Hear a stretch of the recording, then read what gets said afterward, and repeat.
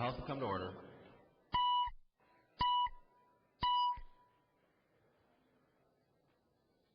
Message from the Senate. Message from the Senate. Mr. Speaker, I hereby announce the passage by the Senate of the following Senate files herewith return. Senate file numbers 1689, 1725, and 2310. Signed, Joanne M. Zoff, Secretary of the Senate. This is the Davnie motion. Mr. Speaker, I hereby announce the passage by the Senate of the following House file herewith returned as amended by the Senate, in which amendment to concurrence of the House is respectfully requested. House File 826, an act relating to education. Davnie moves that the House concur in the Senate amendments to Senate File to House File 826, and that the bill be repassed as amended by the Senate. Representative Davnie. Thank you, Mr. Speaker and members. This is House File 826, the Anti-Bullying Bill, the Safe and Supportive Minnesota Schools Act. You'll recall we had lengthy conversation in committees on this bill last year and lengthy conversation here on the House floor. The Senate almost matched us in terms of length, but of course the House prevailed on that. They did amend the bill in several ways while maintaining the core of the bill that we sent over. A number of their amendments were clarifying. The bill, Safe and Supportive Minnesota Schools Act, provides students, teachers, parents, and administrators a strong set of tools to create their own local school anti-bullying policy and to take on the issue of bullying and creating safe and educational school climates here in Minnesota. If it remains in the bill, if districts choose not to develop their own policy, a state model policy will be developed for them to instead adopt. The Senate amendment clarifies that the policy shall define the roles of students, school personnel, and volunteers, leaving the particulars to the training of volunteers up to the local school district.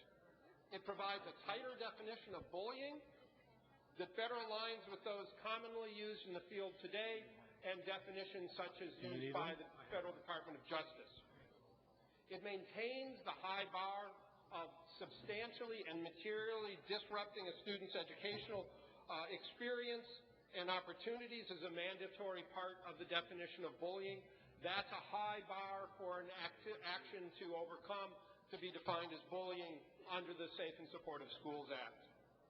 It applies the anti-bullying policy to all students while maintaining the enumerated classes of students that we voted off the floor last year that research, experience, and common sense tell benefit from particular attention in the path to creating safe schools for all.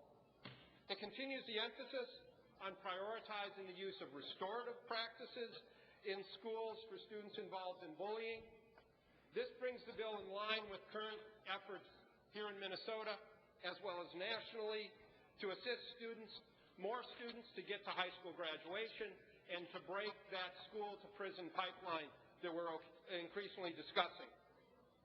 It requires that no disciplinary action be taken against a student without corroboration, and includes knowingly making false reports of bullying in their list of prohibited conduct, and affirmatively states as well that the accused has a right, of course, to present a defense.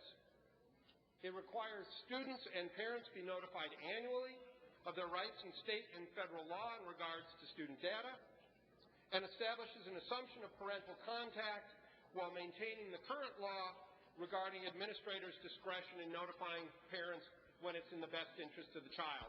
That, in fact, is no change to current law. What's not in is also important. Harassment is no longer inside the definition of bullying, a recognition that harassment is legally a different set of behaviors and not one that we would want to confuse with bullying. The former School Climate Center at the Department of Education has been renamed the School Safety Technical Assistance Center and is sunsetted in 2019. Use of the school report cards as an accountability mechanism has also been removed from the bill, as has the commissioner's authority to withhold school aids in the cases of schools and districts not complying. The amendments to the bill, the ones I've touched on and others, significantly reduce the cost to school districts for the bill. And I'll remind members that last year we passed in the K-12 education bill a $4 per pupil increase in the Safe Schools levy. Districts will be receiving those first monies late next month after the first property tax payment comes through. We passed $485 million in new revenue for our schools, and that schools statewide are sitting on over $1 billion in unrestricted reserves that are available for them. And lastly, with the work of Chair Marquardt, we'll be appropriating more money for our schools again this year. With that, Mr. Chair, I'd certainly like to move concurrence. And I'd like a roll call on the motion, please. Roll call being requested. Seeing 15 hands, there will be a roll call. Discussion to the motion. Representative Runbeck. Well, thank you, Mr. Speaker and members. I rise to take a no vote on concurrence. I would state, first of all, that while the Democrats will probably say the Senate fixed the bill, the Senate did not fix the bill, and I think we should get into the details of that. But here we are after months and months and months of debating the bullying bill, countless hearings, forums across the state, activists, parents getting involved to find out what this is all about. And it remains, at this point, a very, very controversial bill. I think as people read the language and really see what's in it, they are scared, they are shocked, they are amazed that our schools and our school districts would be so transformed in this effort. And I look at the language and I see incredible Byzantine complexity. I see an Orwellian attempt to control how people, our students actually, how they think, how they speak, how they act. This bill is bad for students, it is bad for teachers, it is bad for our communities. And I would urge folks to really consider what they're doing when they take a vote to concur on this language.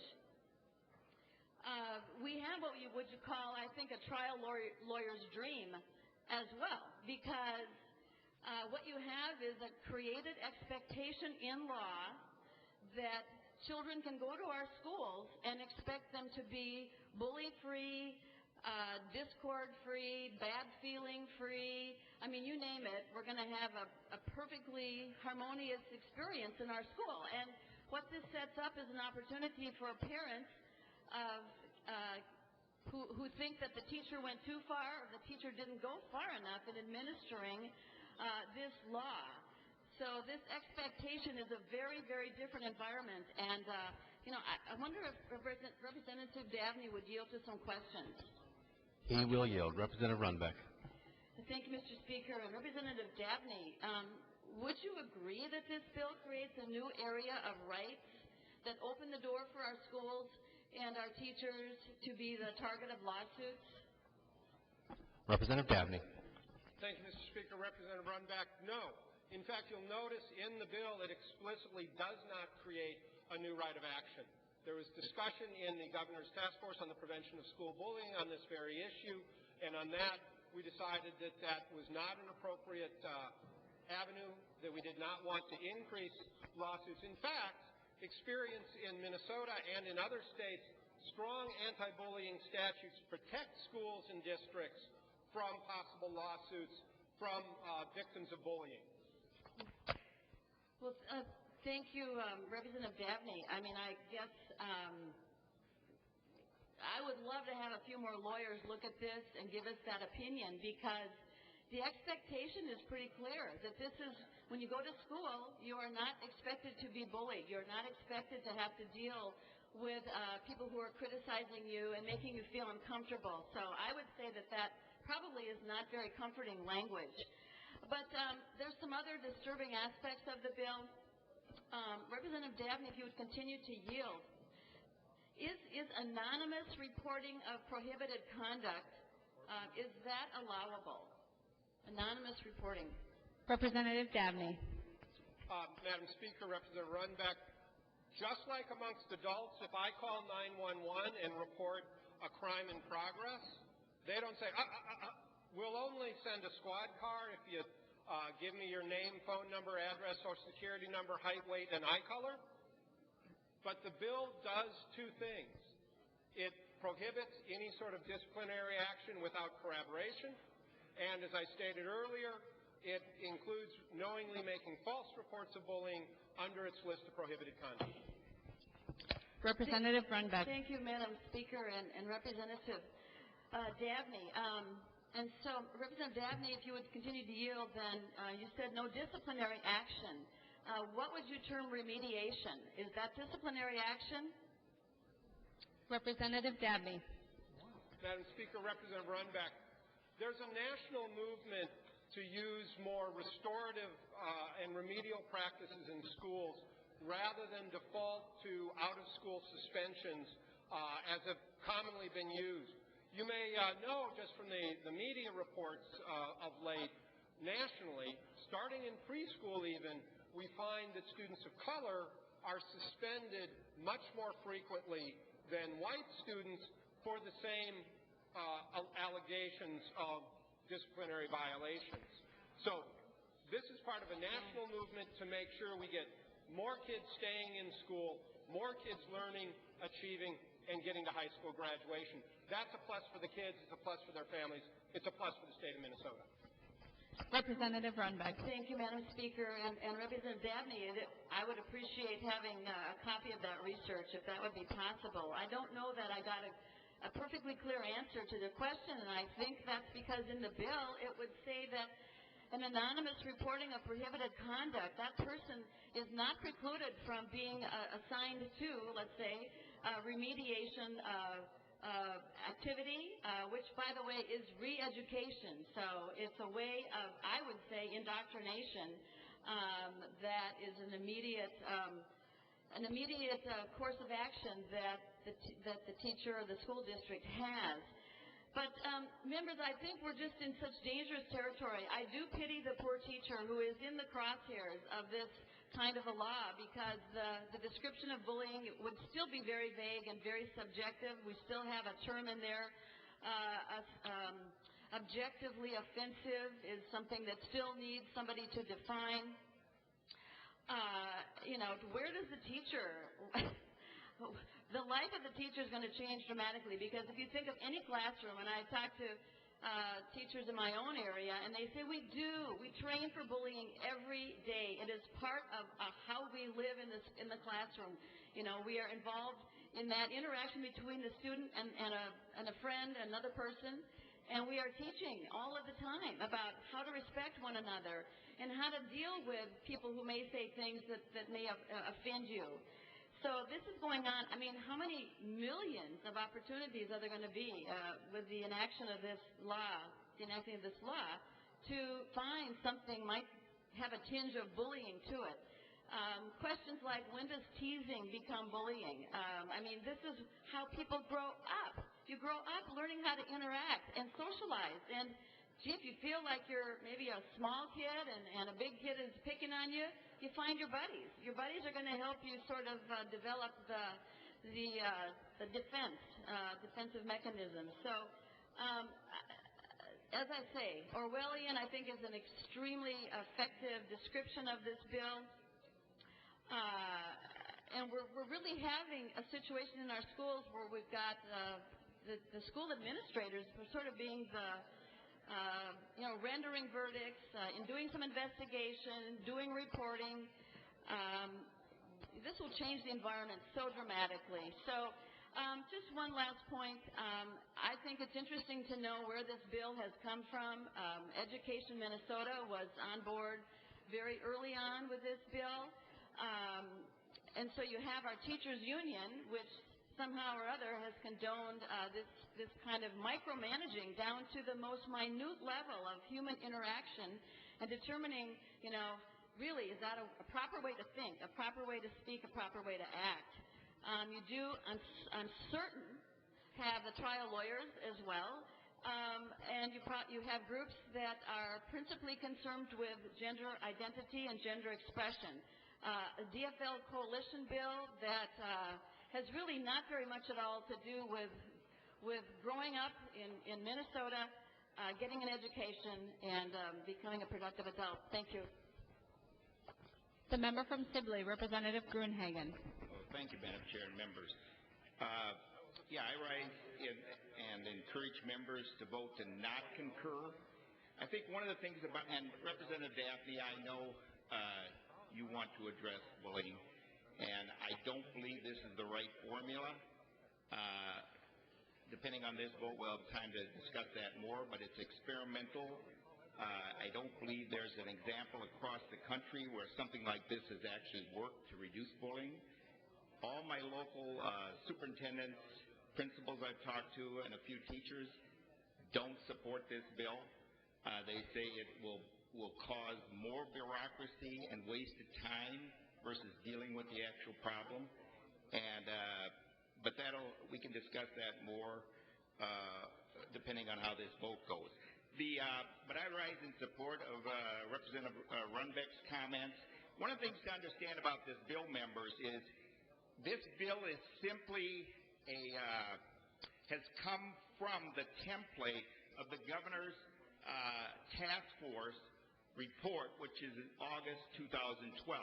So the bill is really has come out of the template of the governor's task force. So if you really want to understand the implications of the bill, you have to look at the task force report. And on page 44, the report says, the center shall be governed, the center meaning the technical center, was the climate center, now it's the technical center, shall be guided by the governor's prevention of school bullying task force recommendations in the development of policy initiatives, okay? So I encourage you to look at the governor's task force report, and you'll see that when you go to page 18, the report says that students need to have instilled certain values, attitudes, and behaviors. Now, I suppose they're state-mandated values, attitudes, and behaviors. But in addition to this, members, now listen closely, on page 18, children will be taught the nature of human sexuality. So the governor's task force says part of addressing bullying is to address the nature of human sexuality. Now, when we look in the actual bill on page 2, lines 2.26 to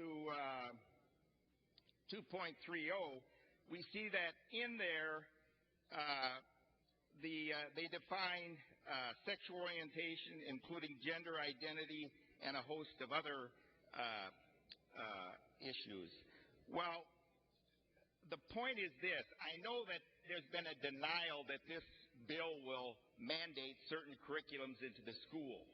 I'm here to tell you that based upon the governor's task force report and the way the bill is written, and I realize that on the last page it says on lines 14.5 and 14.6, the center is voluntary and advisory. The center does not have enforcement, rulemaking, oversight, or regulatory. That's comforting language. But when I look at the beginning of that section 7, it says the commissioner shall establish a school safety technical assistance center. And we know, members, that agencies have a lot of rulemaking authority and a lot of ability to mandate certain things on the school. So what I see in this bill is they put that comfort language in there, but yet they still empower the Commissioner of Education to fully mandate and implement the governor's task force recommendation, which again, from my standpoint, provides a vehicle for putting curriculum like It's Perfectly Normal right into your classroom on a mandated basis. The other thing I'd simply say is the Minnesota Department of Health and the Minnesota Department of Education have embraced CECAS's developmentally appropriate teaching of instruction in human sexuality. Now, I know the word CICUS has come up before. If you remember right, CICUS is the U.S. organization that gets much of its information from the Kinsey Institute. And we covered that some on Friday, so I won't go over that again.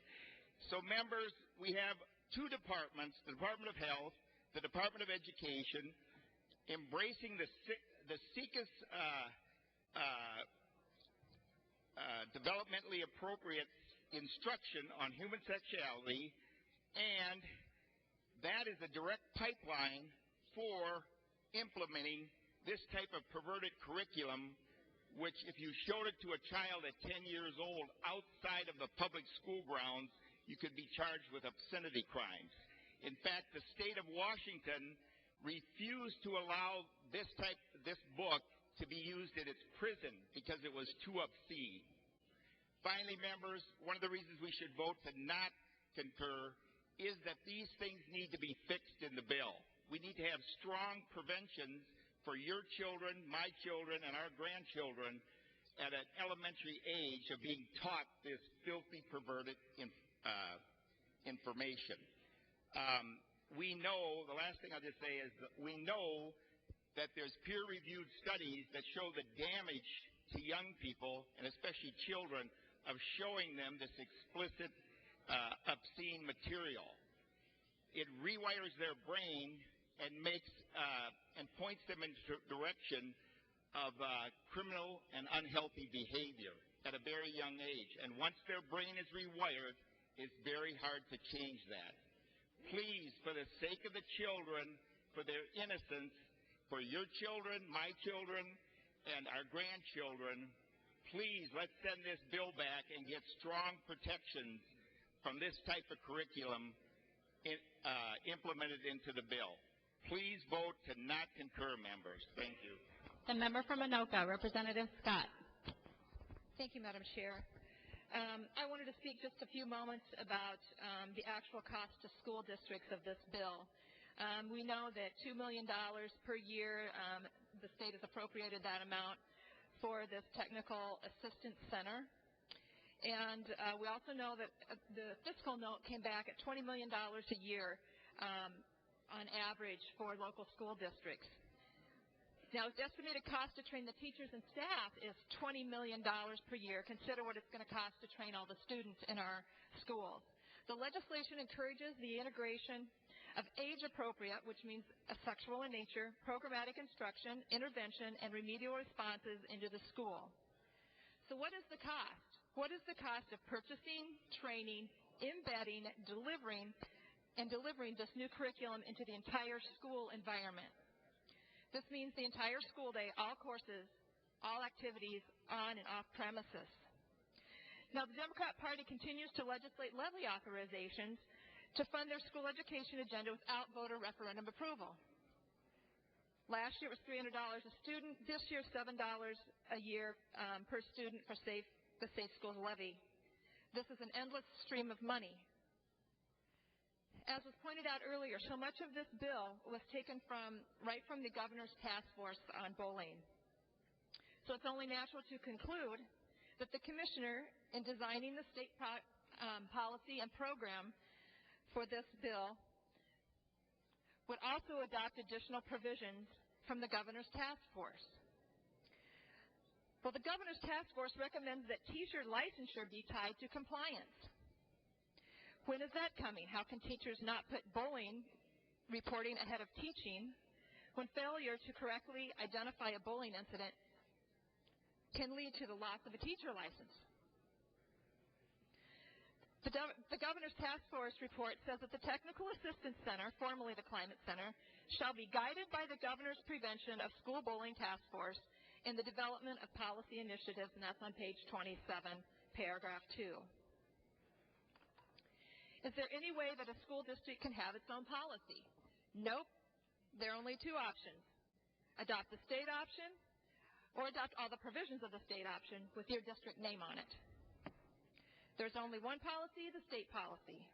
It includes one set of pro-social core values for all, placed throughout the day in all curriculum with a system of surveillance and encouraged reporting, governed and enforced by a top-down state approach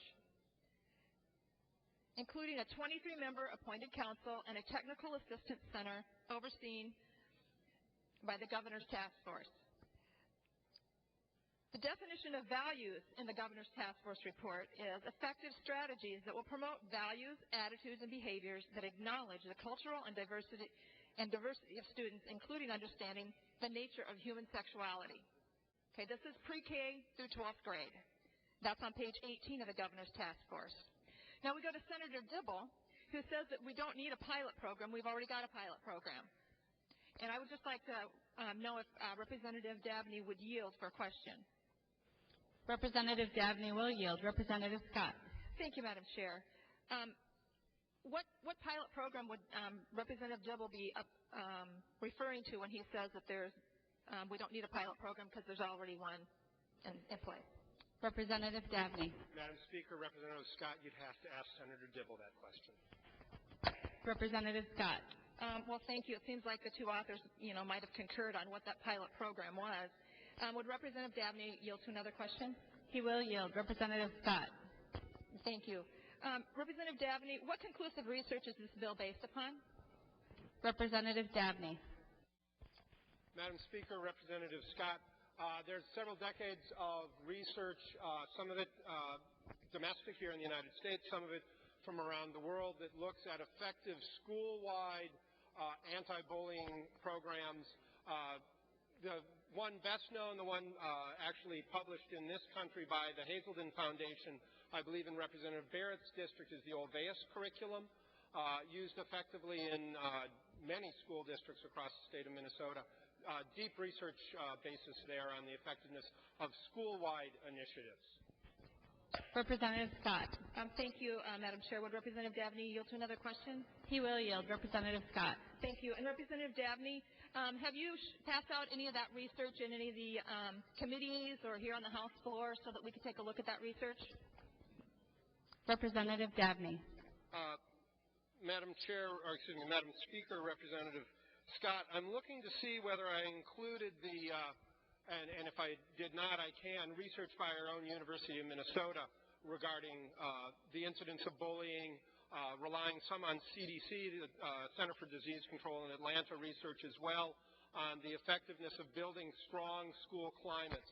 We talk about this bill as being about anti-bullying, and it is, but it's also about positioning Minnesota as a leader in the next generation of education reform, which is looking at not just what is the curriculum, what are the standards, what are the requirements for licensure and the like, but what is the school climate like?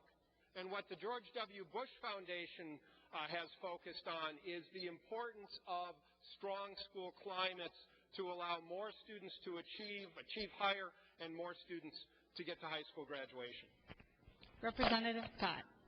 Well, thank you, Madam Chair. So basically, we have not seen any of that research, is what Representative Davnie is saying. As you know, I'm a member of the Anoka-Hennepin School District. It's the largest school district in Minnesota, about 40,000 students. And in 2010, most all of you know that Anoka-Hennepin School District was targeted, and in 2011 was sued by the U.S. Department of Justice, the U.S. Department of Education, the Southern Poverty Lawsuit, and the National Center for Lesbian Rights over its supposed lack of an effective anti-bullying policy. Now, I have here a quote from our superintendent, and of course, at that time there seemed to be an unusually larger amount of suicides in our district, and obviously the school district is going to take that very seriously, do investigations, and on December 30th, 2010, Superintendent of Anoka-Hennepin Schools stated, based on all the information we have been able to gather, none of the suicides were connected to incidences of bullying or harassment. But the facts did not matter. The deception continued. National groups like the Southern Poverty Law Center and the National Center for Lesbian Rights bullied Anoka-Hennepin School District, and with a threat of a lawsuit to repeal its not good enough sexual orientation curriculum policy. Then they pulled out the big guns. They brought in the Federal Department of Justice and the Federal Department of Education's Office of Civil Rights. Now, how's that for local control, folks? If you want some local control, within your school district, if you want the school board that you duly elect because you believe in those people and that they think that they will govern over the school board to the best of their ability and also reflect your values and judgments. But instead, we're telling the school boards that they're insignificant. We have the Federal Department of Justice coming into a local school district. So the federal government is once again imposing its will, and this time on a local school district. Now fearing the cost to defend itself, of course, against 19 other attorneys on the sides of these people that brought the lawsuit. And the cost was going to be over $1 million to the Anoka-Hennepin School District. So they signed a consent decree. Just wanted to let you know what some of the things that they had to agree to were in that.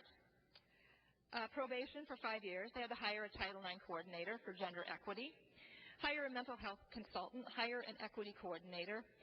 They had oversight by federal agencies, as already mentioned, cameras in hallways and buses, appoint an anti-bullying, anti-harassment task force for the purpose of creating an inclusive and positive climate in all the schools. And the annual cost of the district is about $1 million per year.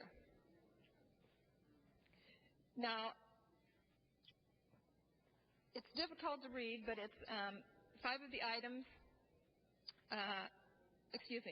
the total is over $4 million in 4 years. But the policies, the probation is for 5 years, so Anoka-Hennepin will end up taking money out of the classroom to put towards defending themselves or to following through with this dissent decree for $1 million that last year. So some of the recommendations out of the Anoka-Hennepin Task Force report, keeping in mind that the Anoka-Hennepin Task Force report is cited as a guiding document for Governor Dayton's Prevention of Bullying Task Force. So what we have now, some of the suggestions out of that were uniforms, hallway monitors, more late starts and early release days for staff training, taking away valuable time out of the classroom for teachers and other personnel, universally accessible gender-neutral bathrooms, increase mental health support for students and staff, expand mental health screening, develop a code of conduct for positive, student-friendly language, provide leadership opportunities for Gay Straight Alliance students. What about other students? Doesn't mention them. Survey every student every year. Comprehensive, inclusive health and human development education for K-12, as we've already talked about, and provide incentives and power for bystanders to speak up. Community and parent orientation programs. So a whole list of recommendations came out of that task force at Anoka-Hennepin, and many of those came directly from the governor's task force. So what we're having here is a top-down approach, squelching the power of the local school districts. And I just wanted to switch gears here for a minute and bring your attention to a couple of handouts that you've received. The first couple look like they're taken directly out of statute. This one cites 127A.42, the reduction of aid for violation of law. And the School Board Association, I know they've signed up on this bill, and you sent that out, Representative Davnie.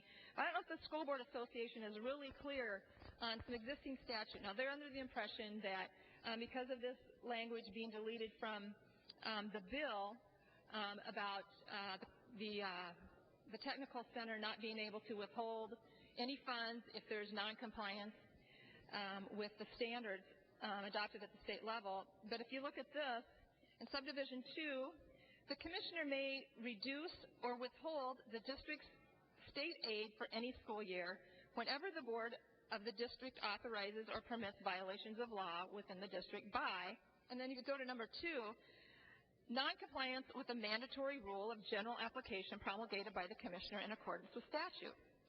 So I know that the word on the street is that the commissioner of education is not going to have rulemaking authority on this, but they will be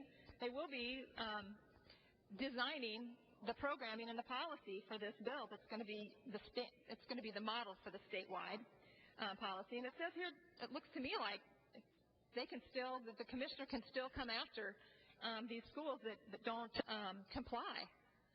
So that's one item. The other item I passed out is a KSTP review, or KSTP report. And the picture of that little boy there is Tom Trostig.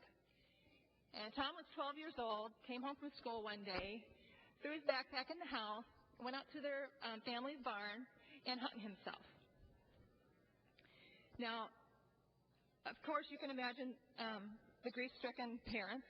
But the next day, the bus came to pick him up, not knowing that he had taken his own life. The mom went out to tell the bus driver that he had taken his own life. And the bus driver's response was, well, didn't you know, basically Tom was being bullied incessantly on the bus, and other kids on the bus were telling him how he could take his own life. Now, this report is an interview with Thomas's mom.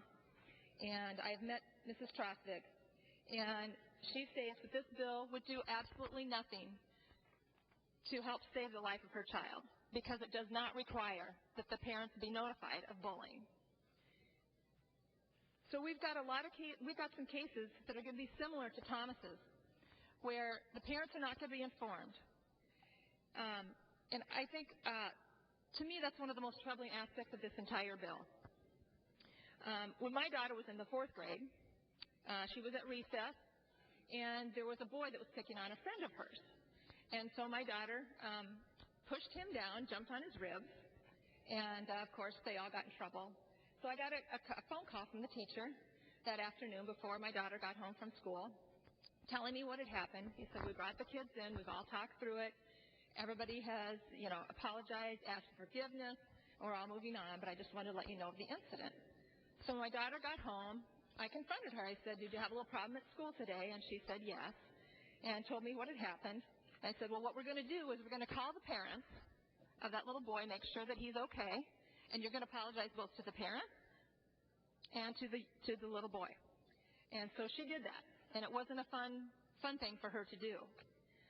But under this bill, this would have been reported to the school's technical center. A teacher would have had to write this report up, send it off to this technical center, and I may not have ever known about the incident.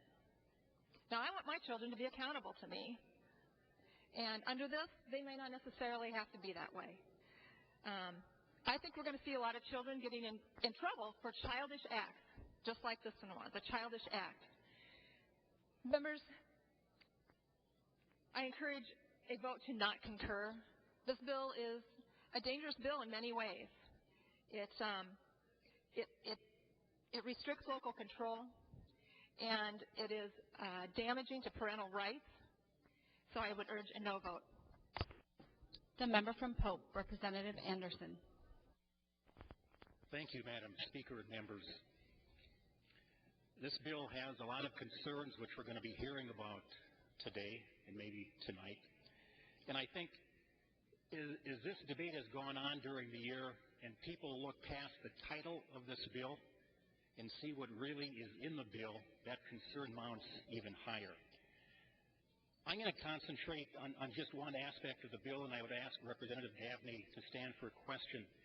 It has to do with the language on page 1, lines 17 through 19, when it talks about this section applying to bullying by the use of electronic technology and communications off the school premises.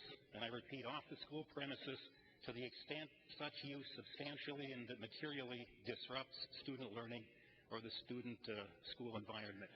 Representative, could you give us some idea of how schools are supposed to handle this new technology and such, especially in regards to off the school premises? Representative Davnie. Thank you, Madam Speaker. Representative Anderson, good question. Thank you for asking, because there's a lot of misinformation out there on this element of the bill. What schools need to do is what many are already doing today. It's a pretty simple rule. You deal with what walks in the door. So, or maybe what sometimes doesn't walk in the door. So if I set up a Facebook page that says, let's beat up Paul Anderson at lunch today, and I get 57 likes on that Facebook page on Friday night, and Monday morning your mother calls the school and says, Paul's refusing to go to school today because he thinks he's going to get beat up. That's a problem the school has to deal with, because that has materially and substantially negatively affected your educational experience and opportunity.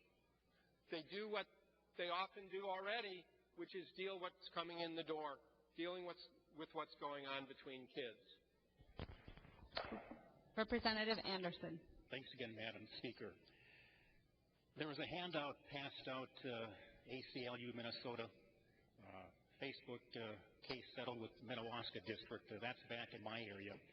And this case dates back to 2012, and a settlement was announced just a couple of weeks back. The district agreed to pay $70,000 to settle this case.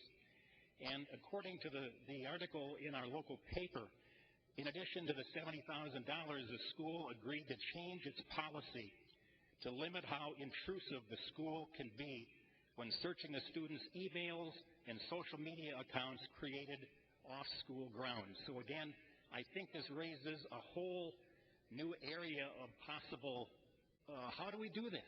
Schools are concerned, especially in light of this lawsuit that has everybody wondering how they're going to do this in terms of going forward with Facebook, Twitter, and things like that. My last comment, people have said this bill is too long, it's too wordy, it's too cumbersome. We're trying to regulate down to the minutia of people's interactions. And we were talking about this at dinner one day, my wife and I, and her comment really struck me when she said, I don't think we can legislate the golden rule. We can't legislate the golden rule. Thanks, Madam Speaker. The member from Sherburne, Representative Newberger. Thank you, Madam Chair, Speaker. Sorry, use the committee here.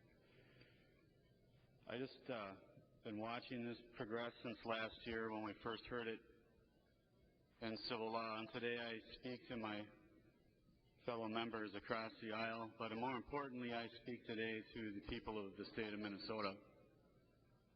For it is quite obvious that most people in this chamber have already made up their minds as to how they are going to vote on this issue. So for the people of the state of Minnesota, let it be known that I'm speaking to you as well. I also want it to be known, Madam Chair, that this is frightening in how it's unfolding. I looked at the clock when we started and we gavelled in, and it was exactly 1 o'clock in the afternoon. In military time, that's 1,300 hours. I was wondering if Representative McNamar would yield to a short question. Representative McNamar will yield. Representative Newberger. Thank you, Madam Chair. Representative McNamar, it's my understanding that you were an educator. Is that correct? Representative McNamar. Madam Chair, Representative, I am a former teacher. Representative Newberger. Thank you, Madam Chair. Representative McNamar, I'm gonna read to you the opening sentence of a very famous book, and I'm going to give you a lifeline here.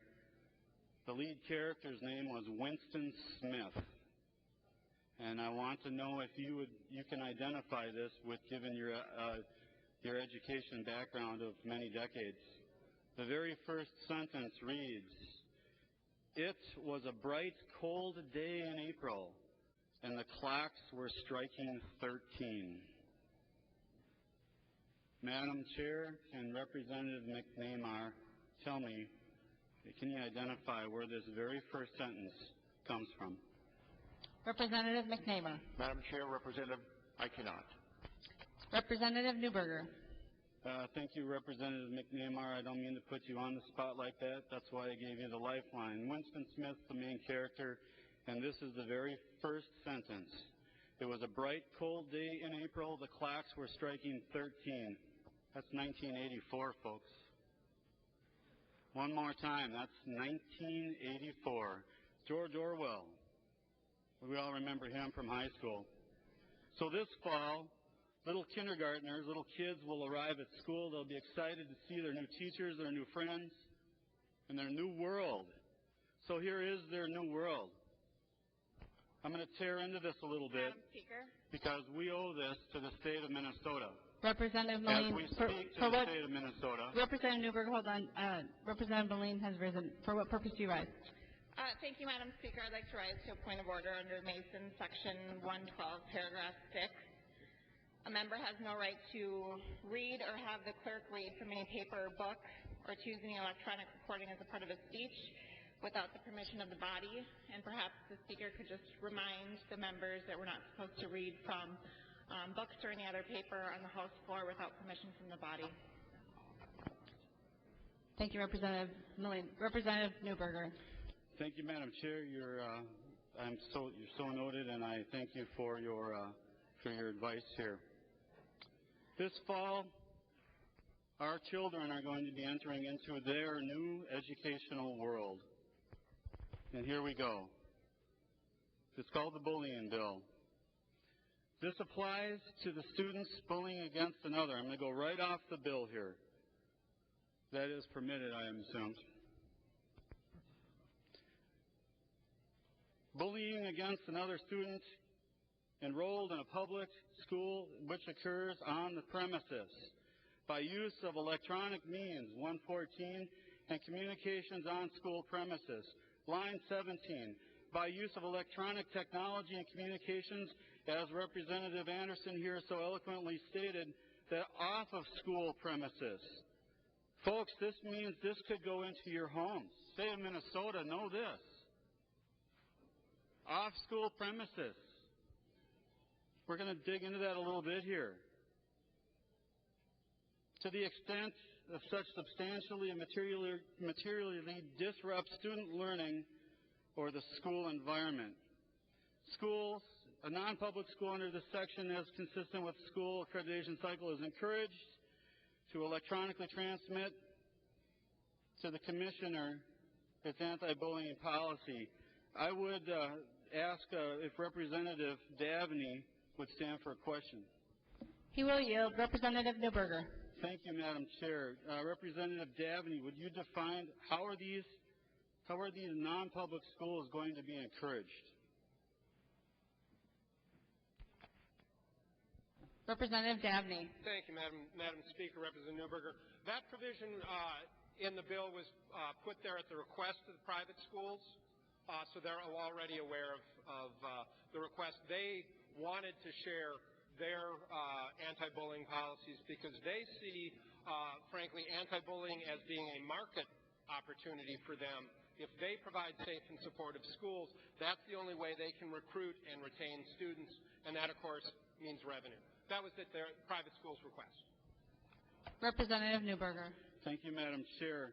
I would beg to differ with your answer, Representative Davnie, but that would take us until after midnight.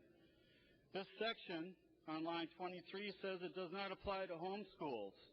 That's not true. It does apply to homeschools, and it will apply to homeschools. A school-age child who voluntarily on the next page participates in a public school activity such as co-curricular or extracurricular activity is subject to the same anti-bullying policy provisions applicable to public school students participating in the activity. Folks, if you homeschool and your kid wants to play on the soccer team, guess what? You are now under this provision. It will extend into your home if we follow the language of this bill. Bullying means, line 210, intimidating, threatening, abusive, or harming conduct that is objectively offensive, and there is an actual, and here's the part where I can't just get my mind around this, or perceived imbalance of power between the students engaged in prohibited conduct and the target of the behavior and the conduct and repeated forms of patterns, or, that's that little two-letter word that always flips things on its head, materially and substantially interferes with the student's educational opportunities or performance or ability to participate in school functions or activities or receive school benefits, services, or privileges. Wow. Why don't you just wipe that out and say, if you have a pulse, this applies to you? Because it does. Cyberbullying, 218. Cyberbullying means using technology or other electronic communications, including, but not limited to, mark my words, listen to this, state of Minnesota, because this is what the Democrats, did I say Democrat? I meant Democrats. I'm sorry, the Democrats. But not limited to the transfer of a signed signal, writing, image, sound, or data, including the post of a social network, internet website, or form transmitted through a computer, cell phone, or other electronic device. So if it has a battery, the Democrats want access into your private life. Madam Chair, if this isn't a mirror image of 1984, I don't know what is. The only difference is that George Orwell was off by 30 years. That's all. And did you think about this, state of Minnesota? I would address this to my friends across the aisle, but currently I think they're a little preoccupied. So the people of the state of Minnesota, do you have children who play games on the internet? Do you have an Xbox or a PS2 in your home? Do they play against other students from their school? Can they text and chat while they're doing so? If they do so while they're machine gunning and shooting and playing all of these games that are science fiction or military in nature, and they start trash talking each other, and that's over the internet, and that's at 11 o'clock on a Sunday night, guess what? That could apply to you. Didn't think about the Xbox issue, did you? But it's there because it's not limited to other electronic devices on line 221. This is 1984. And all this has to do, if we go on to line 223, is it says cause physical harm, reasonable fear, or emotional distress. Members, people of Minnesota, if you're a teenager, you are in emotional distress. Name one who isn't. If I could nail Jell-O to a wall, I'd have more luck than trying to define this. As we move forward and as we work into this bill, Minnesota, mind this, that this is what the Democrats, this is their vision of the future. This is what they want to bring into your home. This is what they want to do. Because basically, if you go on to line 2.32, anything may be defined as bullying. Now, mind you well, members and my fellow Minnesotans, bullying is nothing to be taken for granted. We have to stand up to bullies. We've done so as individuals. We've done so as a nation. What happens when you don't stand up to a bully? They overrun you. If you look at recent history, we're seeing that being played out again. We're not standing up to bullies. If you look at the Second World War, what did the nation of Great Britain do? What did Prime Minister Chamberlain do to Hitler? He kept coming back and coming back and coming back with agreements and promises and treaties, and he kept saying, here it is, I got the treaty, Hitler's not going to do anything, every single time. And then what happened?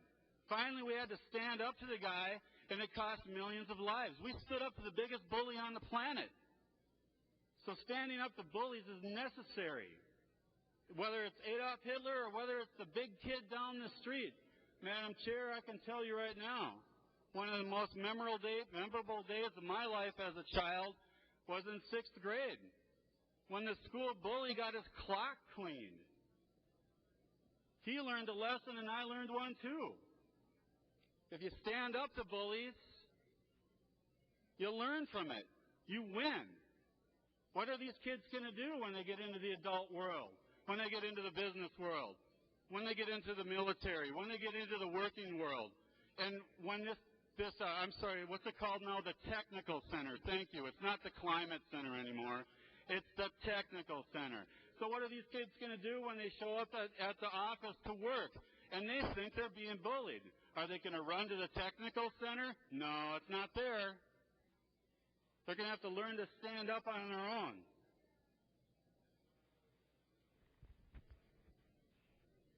Madam Chair, the Democrats are turning our state inside out,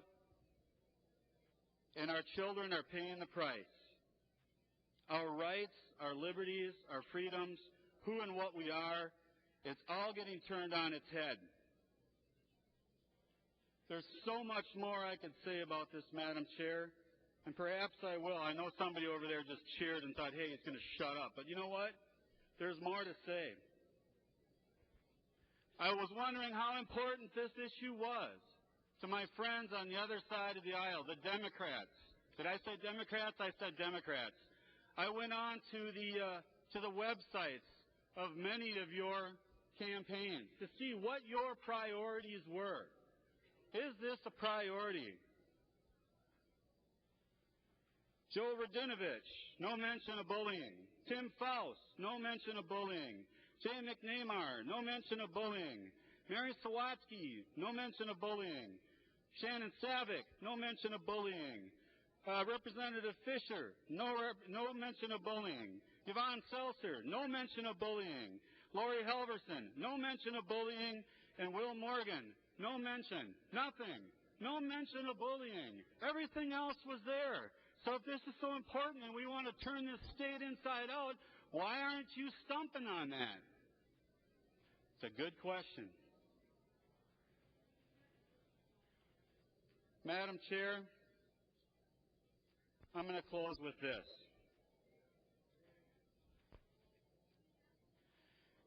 This fall, when we're door knocking, it's going to be really easy. When we're talking to people, we're going to say this. Knock on the door. If you like your health plan, you can keep it, right? But Minnesota Democrats don't want to talk about the failure of MNsure because it's not germane. Number two, knock on the door. Minnesota Democrats want to build a $79 million palace for politicians. $89 million palace for politicians. I wonder how many potholes, bridges, and roads that could fix. Wish we had that on the Transportation Committee.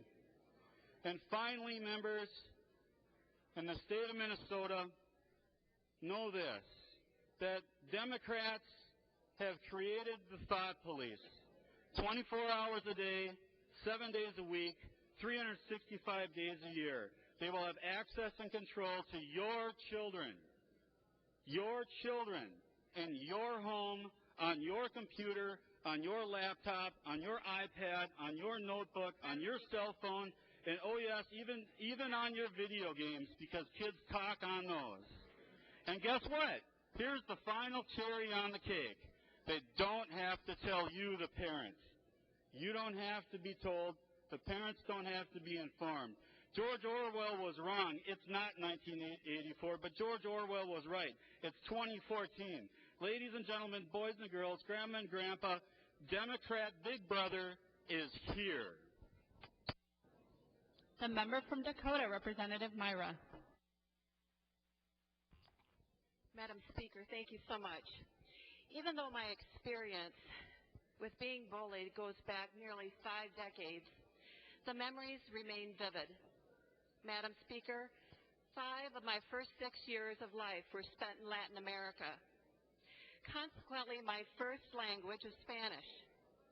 My family returned to the United States when I was 6 years old, and my parents enrolled me in Park Elementary School in Bloomington. I struggled in school. I occasionally said Spanish words. Through the end of 4th grade, I could not read at all. I was poor. I learned to linger at school until all the other children were gone, or to take a long roundabout way, or an alternate way home, to avoid verbal ridicule and physical abuse those 4 years. My first 4 years of grade school were literally a nightmare until my 5th grade teacher taught me to read and put an end to the bullying. No child should be bullied. However, Madam Speaker, this bill, rather than protect all children, all students, sets up special classes of students to be protected. I believe all children should be equally protected. Another deep concern I have with this bill is that it allows for anonymous reporting. As a child, I received an anonymous phone call. I heard some very awful things on the phone. But then I said, I know who this is. I know who you are. My classmate immediately hung up the phone and never, ever again bothered me. As long as she thought she was anonymous, she was brutal. I am very deeply concerned that anonymous reporting will result in an increase, not a decrease, of bullying in our schools. Madam Speaker, in the 2 decades before serving in the legislature, I served as a volunteer, as a director of a girls' club in South Minneapolis, and then in my own House district. I learned from the experience how crucial parental involvement is to reducing bullying.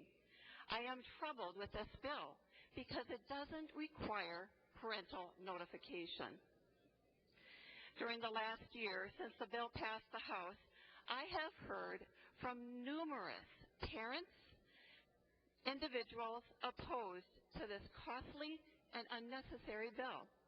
Parents, superintendents, and school board members have told me that the policy they have in place is working. They are very worried about this government overreach and interference. In response to the overwhelming opposition I have heard from my constituents and my personal experience, I will be voting against concurrence. Thank you, Madam Speaker. The member from Anoka, Representative Abler. Thank you, Madam Speaker and members. I have a point of parliamentary inquiry, first of all. State your point of parliamentary inquiry. Is a motion to not concur in order at this time? Yes, it is, Representative Abler. Well, thank you, Madam Speaker. I would move, no? Well, that's nice to know. I guess I'll put that on for later. So now we all know. If you were fully informed, it's all about parliamentary inquiries. Madam Speaker, I've got a lot of communications from a lot of people about this bill. And I would like it to be clear to start with that 134 people in this House plus all the staff are against bullying. There's not one person in this body or in the Senate or that works downstairs in the cafeteria or that works in any of the offices here that has any time to put up with bullying. This is not a vote about if you're for or against bullying. This is about a method by which one group thinks that this is the way to address it. There's a lot of ways to address it, Madam Speaker. 2 years ago, I had Attorney General Lori Swanson, who I have a lot of regard for, had an idea. She had a press conference. She said this is how she would address the bullying problem. 2 pages full of full of tight content about being against bullying. Modeled on North Dakota. I said, that's a great idea. And I picked up on the idea, and I was the author of that bill along with one or more members of this body. Unfortunately, it did not advance. But this is a model that was given to us in a bipartisan manner that would show how to actually address this in a way that was not so burdensome as this method that we're going to be looking at. Madam Speaker, I actually read the bill, and I've read a lot of bills. I've been here 16 years. So I started going through page 1, page 2, and there's, how many pages are there? There's pretty many pages, 13, 14 pages. It is one of the most unintelligible pieces of language I've read in a long time. There's one other bill that I found to be just as unintelligible. That would be the Affordable Care Act, and then there was 2,000 pages that no one knows what's in it. And we were told by a high-ranking official of this country in the House that we have to read it before we can know we have to pass it to find out what's in it. We passed a version of that in the House called MNsure to hopes and excitement about the great benefits it would have for the people of this state. We put $200 million into that to see how great this would be to help out some hundreds of thousands of people who needed coverage, and we were told it was going to work. Upon further review, Madam Speaker, it was not the success we expected. None of the hype that was put forward about that came true at all. In fact, the expenses to the counties and to the businesses and to the individuals was far in excess of what was ever imagined. Ever imagined. And Madam Speaker, if this bill becomes law, and I pray it does not, we are going to have a whole new level of bureaucracy established in our school districts, including ours, which has spent a lot of money and time to already conquer this matter. If this was so non-intrusive, my district would be excited to have it come forward and say, no big deal. They do not support it, Madam Speaker, because they know that it's very prescriptive. They know there's details in here. If the people at home go to House File 826, whatever engrossment this is, the concurrence document, and just try to make sense out of it, as people who we're amongst one of the highest educated states in the country, Madam Speaker, they try to read this and get the plain sense out of it. I would have them read that and then go to the 2012 bill, House File 1953, and read that and tell me which one makes more sense and how a district could implement it better. I will challenge them to think that the bill under our consideration now comes anywhere near. What's going to happen, Madam Speaker, is what happened in the Minsure matter. There was one expert in the state, and she had to resign in disgrace because she wouldn't tell us what was really the truth. Only she was the interpreter of the knowledge given in that 2,000-page federal act. And so she had been out there, we trusted her, and I had a lot of confidence. I said, she is a smart woman. But she never told us the whole story. And there was no way to verify what was going to happen because only she knew the facts. What's going to happen now is there's going to be a person at the school district and in every building who's going to be the arbiter of this. And they're going to tell us that this says we have to do something.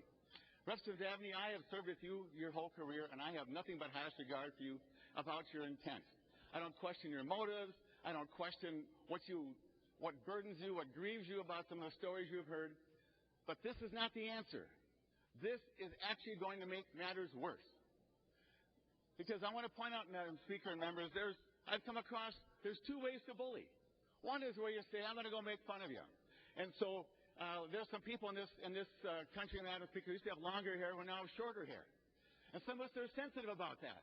And so if someone makes fun of my short hair, and in a purposeful way in an effort to disrupt my educational experience, that would be wrong. But there's some people who think it's funny to make fun of my short hair. They don't know better. They're not trying to disrupt my day. They're ignorant of the effect on my emotional state about my new length of hair. But this bill could take those people who are ignorant, who don't mean any harm, when the new arbiter of this bill at their school building says, oh, no, you can't say that. I don't even, if it's their faith that long hair is what should be, and people who have cut their hair to become short now have violated their faith. The arbiter of the new bullying law at the school district is going to say, no, that's wrong. That is wrong. I'm sorry. You now have to go into a remedial program. And instead of going to math, you have to say you're going to have to go to this class and come on weekends and learn about how we decide that this is going to be. And Representative Davnie, once this bill leaves this floor and gets out to Anoka District and all the other districts that are out there, as how they implement this is out of our control. And that's really a problem. Madam Speaker, Anoka District doesn't need this. Its teachers are committed to making sure that my child, who's a ninth grader there, and all my kids that have gone through, are going to be treated with the highest respect, and they actually care about this. Our administration worked with all these concerns, these suicides, which were tragic, to change what they did. And I don't know of one school district or one administrator or one teacher anywhere in this state who thinks that bullying is all right. They do not need this. And just because we have 37 words now that some people deem to be inadequate, it already says they have to have a policy. They have to be against it, and they have to work on making it not happen. They even include cyberbullying in our little short law, which has worked fine at many districts across the state. And I want to urge members that just thinking that this becomes law, the world is now better. I have some people who contact me. They're convinced when this becomes law, we're going to be good. Bullying will now be stopped. Madam Speaker, I was young once. I'm now 59 years old. And I know that sometimes I looked from a girl you're trying to be nice to or a friend of yours who you make a bad catch in sports. I was never very good at sports. But the looks I got from people when I would drop a ball made me want to crawl on the ground. This will not change that. That person is still going to feel bad about themselves if they're not in the top half of the sports percentile. There's no way to fix that. That's how it is. And so maybe we should have a twice as long of a law. That would be the answer, Madam Speaker. Maybe if I got a 100-page law that said you can't make fun of a person when they drop a ball. Really? Just a look is going to do it. And it's ignorant, and they shouldn't do it. And my kids, I tell them to respect everybody. Even people with short hair, don't make fun of those short hairs because they're people too. So, Madam Speaker, I also want to point out our district, I've been here 16 years trying to help our district get even the average amount of money for our work. But what Anoka has evolved into, getting at best midline money the average across the state, usually below the metro average, has been to have the lowest achievement gap of any district in the state. Any district with lower amounts of money. Because they've focused on educational outcomes. And with this new guy or woman who's going to be in every building, people are going to be worried about, did we violate this? Are we going to have somebody come forward from the state? Are we going to have some parent complain? Is there going to be some confusion? And I hope they don't have to take 1 second away from helping some of those kids who now have a chance to succeed because they're in our district. And if they've been a part of a disparity population who now are going to have a chance to get to college and be all that they are given by God to be. I hope that when we look back, Representative Davnie, when you look back 5 years, that not one person has suffered the loss of a penny taken away from the classroom to serve this well-intended but deficient remedy. Now, Madam Speaker, it says in the Minnesota law that the parent is the primary educator of their children. Is primarily responsible for the education of their children. We've done everything. We've homeschooled, we've charter schooled, we've public schooled. And it's been great to be involved in our kids' education. But it's my responsibility to see that my children are educated properly. It says in the bill that I might not even be informed. On line 4.22, it talks about that there's some discretion. So if my child is bullied, that the administrator, who's a victim of this guy, might decide that they're not going to tell anybody because they're going to handle it internally because that's really in their best view. There's no guarantee, Representative Davnie, that I'm going to be told at all that my child either beat somebody up or harassed them or was insensitive or was cruel or was himself treated wrongly, or insensitively or cruelly. That's a problem. And you know what would have happened under the bill I had? Would have been discussed in Anoka and discussed in Bewabic, discussed in Duluth, and in Rochester, as they dealt with the very matters that they found to be important in their area. Where's the problem? Where are we lacking? Who sees a problem, parents? And the students will be there as well. But no, we're going to tell them this. And this is to become like the profile learning, which was 3/4 of a page, which became hundreds of pages of rules and thousands of pages of packages. That's coming. And there will be a bill next year, 5 years, to fix some of this or to fund it even more. Taking money away from my kids that I care about so much and the kids who want to have a chance to succeed in this great state of Minnesota, the kids that are Latino and Hispanic and African American who are having a harder time to succeed. That Anoka has found a way to get them across the threshold to be all they can be. That's what this bill may prevent, and I'm worried about it. And Representative Davnie, yield for a question, Madam Speaker. He will yield. Representative Abler. Representative Davnie, I asked you this last year, and at least I want to make sure some things are clear. I do know, I love math. I've always thought that healthcare and human services is math. State government is math. And I can count. I can count to 68. And I'll predict whenever we get done talking, this bill will have at least 68 votes, and it's going to go off, and the governor's going to sign it. So when he does, I have a question for you. So let's say that there's a child in my school who is a member of a faith who believes that short hair is a sin, a mortal sin even, a bad one. And so they're going to tell me, or my son who has short hair, that according to my faith, your hair is wrong. You have the wrong kind of hair. And what's going to happen to that kid, Representative Davnie? Is he going to be allowed to have his beliefs about hair? Or is he going to be, is this guy going to go get him and make him do some remediation? Representative Davnie. Madam Speaker, Representative Abler, not only does this bill deal with behavior, not belief, but there's an affirmative statement on respecting students' First Amendment rights in the bill. Representative Abler.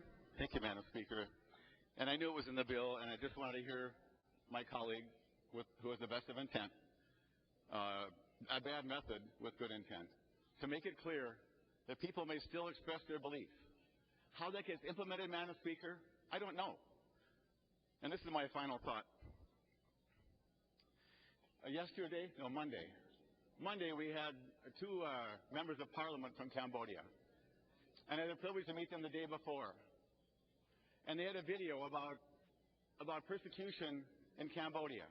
Not for their faith, not for their hair, but because they wanted to be free. Because those people didn't want to be slaves. And because they expressed their opinion, they were beaten by the Cambodian police. Ironically, a communist country which is built on the people. It's gone so far that they've forgotten the people, and now it's about the government. The government being in charge and holding rule at all. And so, in Cambodia, you cannot tell people that you have the wrong length hair, that it's against my faith. If you do, you'll go to jail. And those gentlemen were here working with the Cambodians, trying to find a way to help free Cambodia. And Madam Speaker, I hope that as we continue to serve here in various places in our private lives and everywhere, that we never get to the point that a person cannot say what they believe in a school. Be it anything. We are blessed to have liberty in this country, religious liberty, liberty to speak, and or freedom to have no religion or say nothing. That is one of the highest values, and those gentlemen here crave that deeply. And so, Representative Davnie and to others who are going to support this, please be sure, whatever happens, that we have not taken some young person's freedom from them in this bill. That would be the most grave. We can find more money. We can find more policies. We can find ways around some of the misinterpretations that are sure to happen here. But if we lose our freedom of our speech and our freedom of our expression to express our faith, we have lost more than anybody will have known. Madam Speaker, I urge members to vote no and find a better way. Thank you. The member from Washington, Representative Lomer. Thank you, Madam Speaker. And members, it's probably no surprise that I would ask you to vote not to concur on this bill. I've been here only a few short 4 years, but I've heard from more senior members than myself that this is by far and away the most egregious bill that has ever been brought forward by this body. Now, I know that you've been hearing from lots of folks about this bill, lots of constituents. I know I have. But I'll tell you what, there's only one constituent that's contacted me that supported this legislation. And we did a back and forth email, and I expressed the reasons that I had concerns about this bill. And I have not heard back from her since the last time. So I would just suspect that she's probably in agreement that there are some very problematic things in this bill. So lots of things have already been stated. Lots more will continue to be stated throughout the afternoon and evening and no matter how long we go. But I want to just address the parental notification. When I've been speaking with constituents over the past year, and I tell them that in this bill there could be an incident with their child that could be reported to the, not Climate Center, now it's called the Technical Center, and they may never be aware of it. In fact, the first time a person may be aware that something is in their record is maybe when they're applying for a scholarship 10 years later, and they see that this is in their permanent file. Members, this is absolutely wrong. As one of my colleagues said the other day, instead of a parent being the first person to know when there's a problem, they may be the last person to know. Is this what we want, members? Parents taken totally out of the equation? I'm not sure how many of you read Representative Scott put out the article about Tom Trovsvik, There's actually a video that his mother does. It's just heartbreaking. He committed suicide, as she said, after being bullied on the bus, repeatedly bullied on the bus. You know, members, this bill does not fix that. There's no requirement for anybody, from staff, bus drivers, anyone, to notify a parent if bullying is going on. This young man was bullied over and over again, and yet his mother had no idea until after he committed suicide. Then the bus driver told her that the bullying was going on in the bus. I just think it's totally wrong that this bill does not address that. Do we think that parents should not be made aware of these things? And, you know, whether your child is the one being bullied or bullying, I think the parents should be the first to know, not the last. Now, I represent the Stillwater School District, and I can tell you they have an excellent bullying policy, and it's working very, very well. But now you want to burden the school districts across this state to between the tune of $40 and $50 million because you all, the Democrats, all think that you're better equipped to deal with these issues. You're better equipped to tell school districts what to do. You know, yesterday we heard a bill about PEEP and the insurance companies and the state getting involved with the school board's decisions on that. And now today this. I would just like someone on your side of the aisle to tell me what exactly do you think the school boards are supposed to be responsible for moving forward? You're taking everything away from them. I mean, is there even going to be a need for a school board? Should we just have a state-run school board? I am a strong proponent of local control, and this bill is taking away the ability for parents, teachers, principals, and superintendents to handle situations that come forward in their districts. This is extremely troubling to me. The second thing I want to talk about today concerns the brain research piece. Now, I know there's no recommended curriculum for this bill, but on line 5.28, it talks about the developmentally appropriate programming, which we have learned that this book, It's Perfectly Normal, is one of the recommended curriculum that could be used. Now, I've shown this book. I was at my endorsing convention, and we talked about this issue there, and I've shown it around here at the Capitol, and I've shown it to friends. And you know what usually happens is people open it up and they slam it shut and they say, I don't want to look at this. This is disgusting. But yet we want 10-year-olds to have this as their curriculum. How can this be? How can we be doing something like this? I'm so confused. I have 4 sons, or so concerned, I'm sorry. I have 4 sons and I have 2 grandkids now. And I've known personally for a long time that putting explicit sexual material in front of young children is very harmful. I don't know if you all know that. In fact, when my second son was a sophomore in high school, he was expected to read a book in his honors English class. Unfortunately, I think, it was Black History Studies Month. The book was called Women of Brewster Place.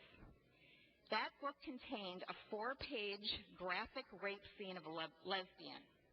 I was alerted about that book from a friend of mine whose son was in that class the year before, and I asked the teacher if my son could be given a different book to read, and he was. But I'm just wondering, with this kind of legislation, will parents even have any opportunity to do that anymore? Will we be able to go into schools and look at the reading lists and say, you know what, we just don't think this is appropriate for our kids? And I just think that parents, as Representative Abler said, parents are the responsible people for their children's education, not the state. So, maybe you all think that's kind of strange that I would be paying that much attention and I should be trusting the teachers and whatever. But there's a lot of research that's been done on this issue, brain research you might call it. And I just want to, with your permission, read a couple of things here from a few quotes. Dr. Victor Klein is considered to be the world's foremost expert on sex education. And he says that sexually graphic images viewed by a child will be imprinted on their hard drive, leaving a child confused, changed, and damaged. The result is sexual acting out and sexual harassment due to the modeling effect or imitative learning effect. And another quote from Victor Klein, there is a very high rate of acting out when young people are exposed to pornography. Pornography further damages children and teens who view it because it does away with a value system such as trust, family loyalty, commitment, respect for women, love and marriage.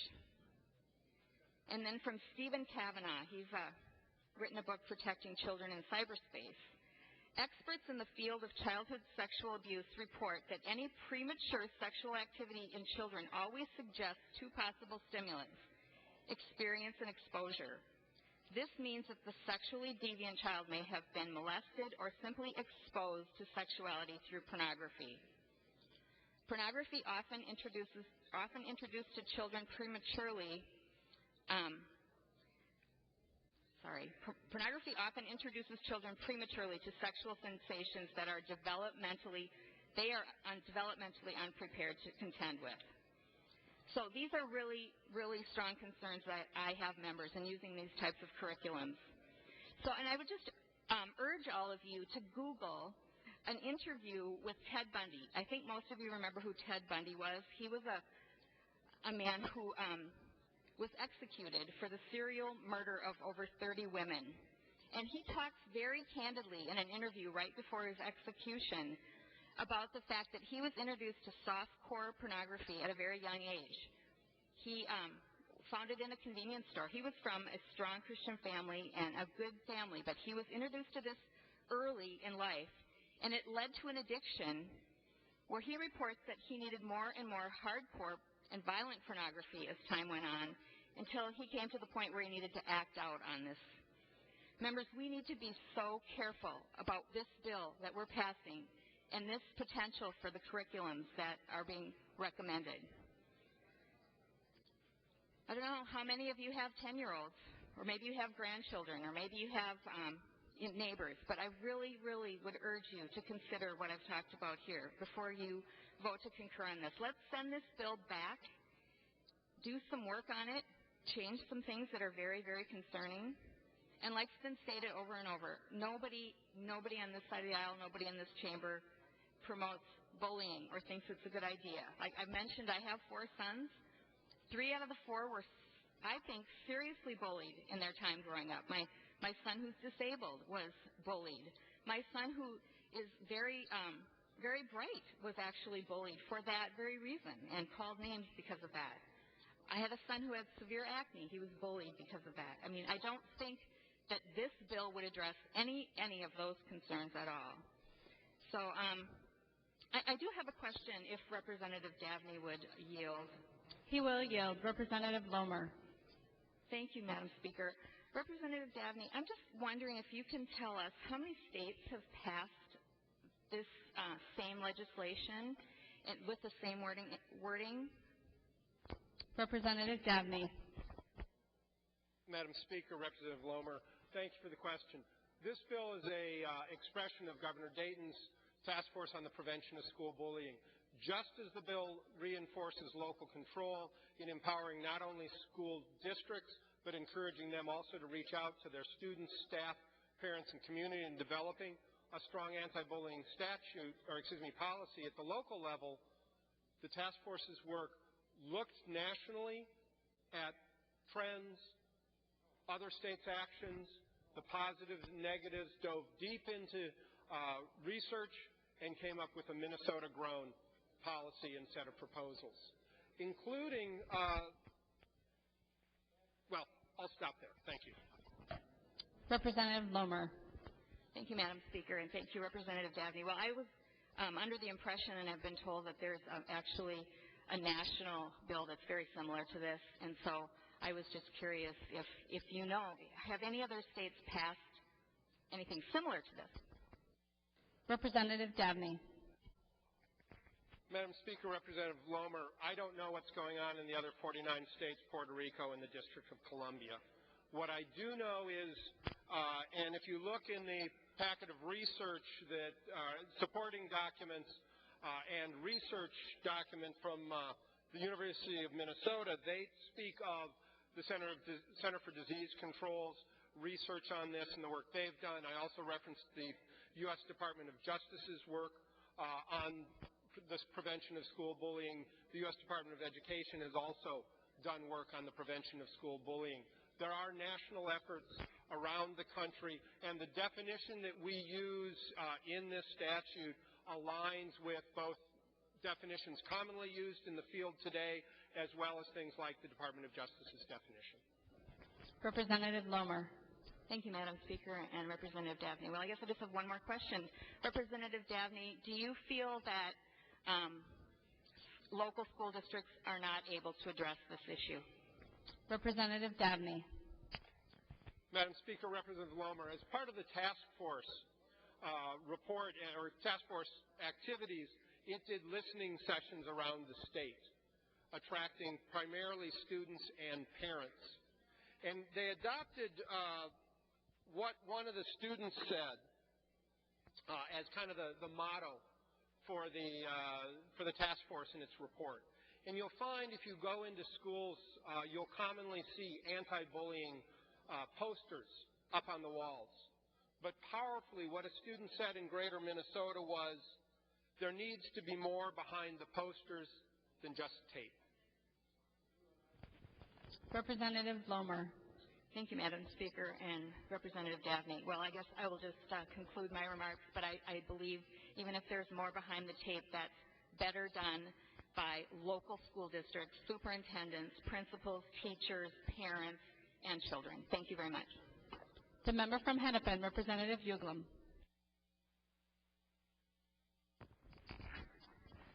Thank you, Madam Chair. You know, I think it's important that everybody understand that we all support safe and supportive schools. Everybody on this side of the aisle does not condone bullying, and I certainly do not either. But I have to tell you a little story.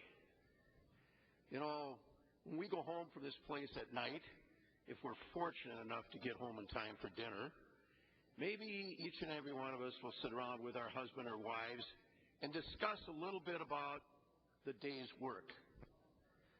And I had the maybe unfortunate or possibly fortunate opportunity to discuss this bill with my wife.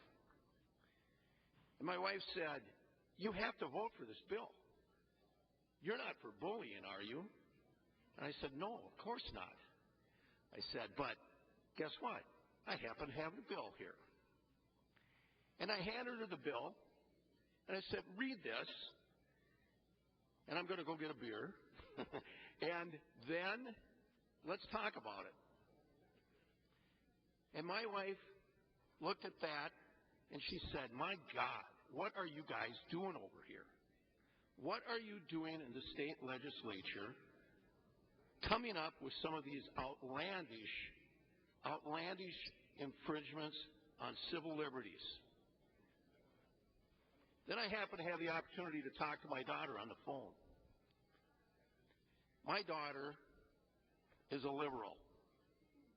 My daughter is a 30-year-old, very emancipated woman. And she said, "Dad, you can't do this. You can't vote for this." I went to Anoka High School. Well, she went to Champlin Park High School in the Anoka district. And she said, "We had a policy about this. We took care of things. Why do we need this?" You know, this bill goes way too far. It's done a remarkable thing going through the committee process. There's been a lot of good changes to this bill, but it's still not there. And it does infringe on personal liberties, religious beliefs, and it hurts our kids, and it hurts our school districts all over the state. What about the unfunded mandate here? $20 to $30 to $40 million?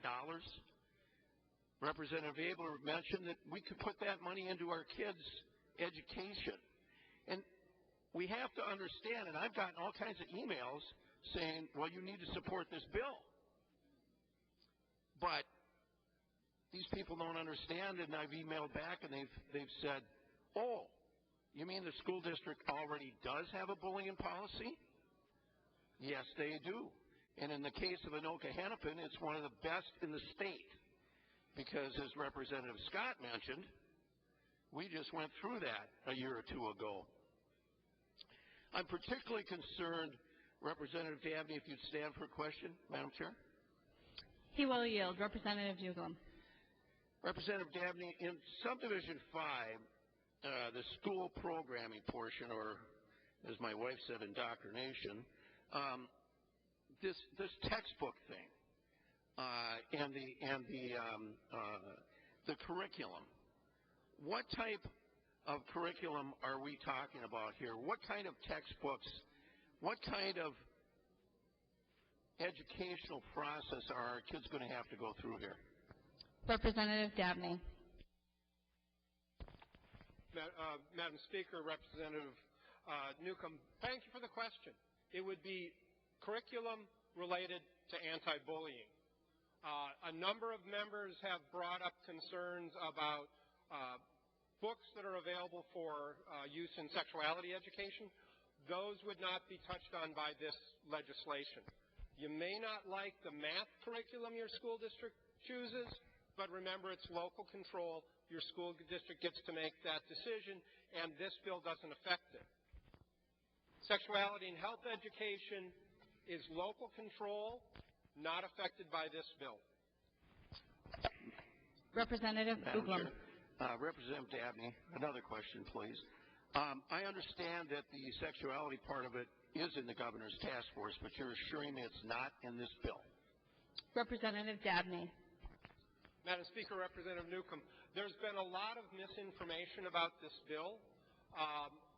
The fact that the misperception and misinformation that it deals with sexuality education curriculum is not correct. Representative Uglum. Thank you, Madam Chair. Well, I would just like to close because it is going to be a long day, but this bill has many, many problems in it.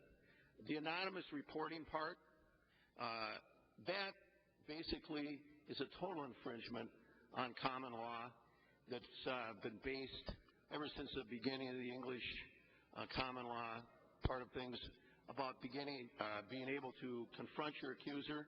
But no, we have anonymous reporting here in this bill. And I would shudder to be the school janitor who's going to have to be trained.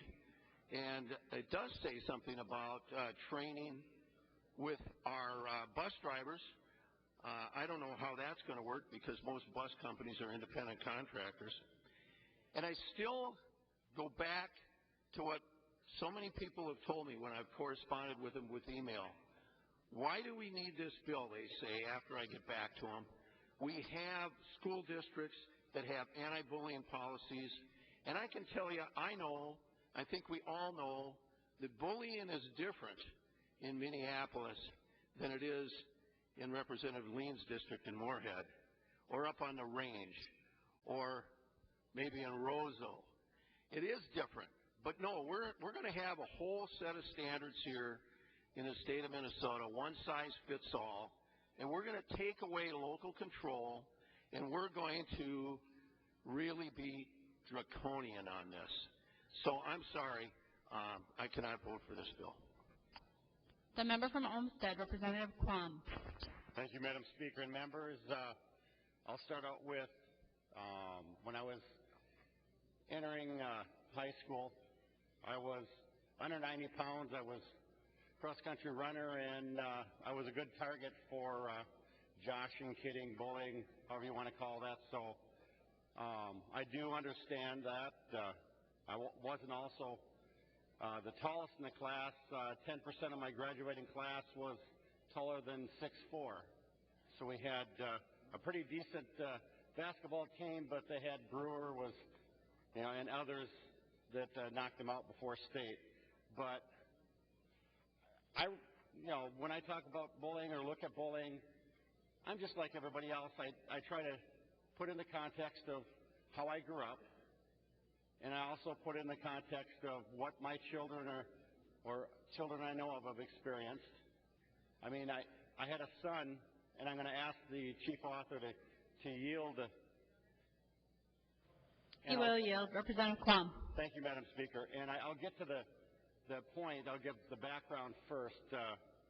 He was in middle school, and in his class was a child that was Well, he had a disease, a condition that actually had very short life expectancy, and he was disabled, but he's part of the class. And one day on the school grounds, a couple dozen children from the grade lower started to pick on us. So my son and one of his friends went to the aid, and there was some pushing and shoving and, a scuffle. I learned when I was informed my son was being disciplined, suspended, in-school suspension for it. And when I talked to him, he said, I knew that would happen. I knew that there'd be punishment, but I couldn't stand by and let that happen. And in this bill, I know there's a perceived power, and him being the grade older, you could say there was a perceived he had more power. Or you could say that the dozen or so kids that were on the opposite side had perceived power by numbers. But would he, and this is the question, would he be then tracked for his career in school for being a bully for standing up in this situation? Representative Davnie. Madam Speaker, Representative Quam, the questions about record retention in schools are a matter of local control. The bill is silent on that. Representative Quam. Thank you, Madam Chair. And I do have another question about clarification about what happens if the chief author would yield again. He will yield. Representative Quam. Thank you, Madam Chair. I was on the school board not as long as some. I also, for a period, chaired the Zumber Education District, a cooperative of 7 small schools, and did the special ed, did gifted and talented and other activities. I'm aware of a situation of a teacher that would make a derogatory comment when one of the students left to go to, I believe it was speech therapy. And would that be considered bullying in your bill?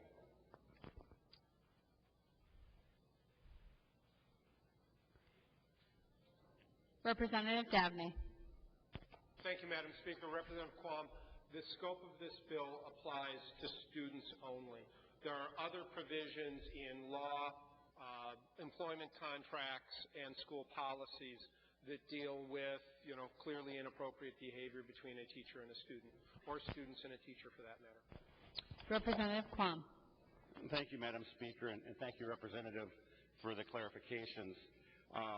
It being about a year since we passed the House version off the floor, I went and had nonpartisan staff get me a comparison side by side so I could understand what were the changes that were made, because I understand the several associations, principals, school districts, etc., were involved in negotiations, and they have some letters I think you shared with us on the floor of where they're happy with some of the changes.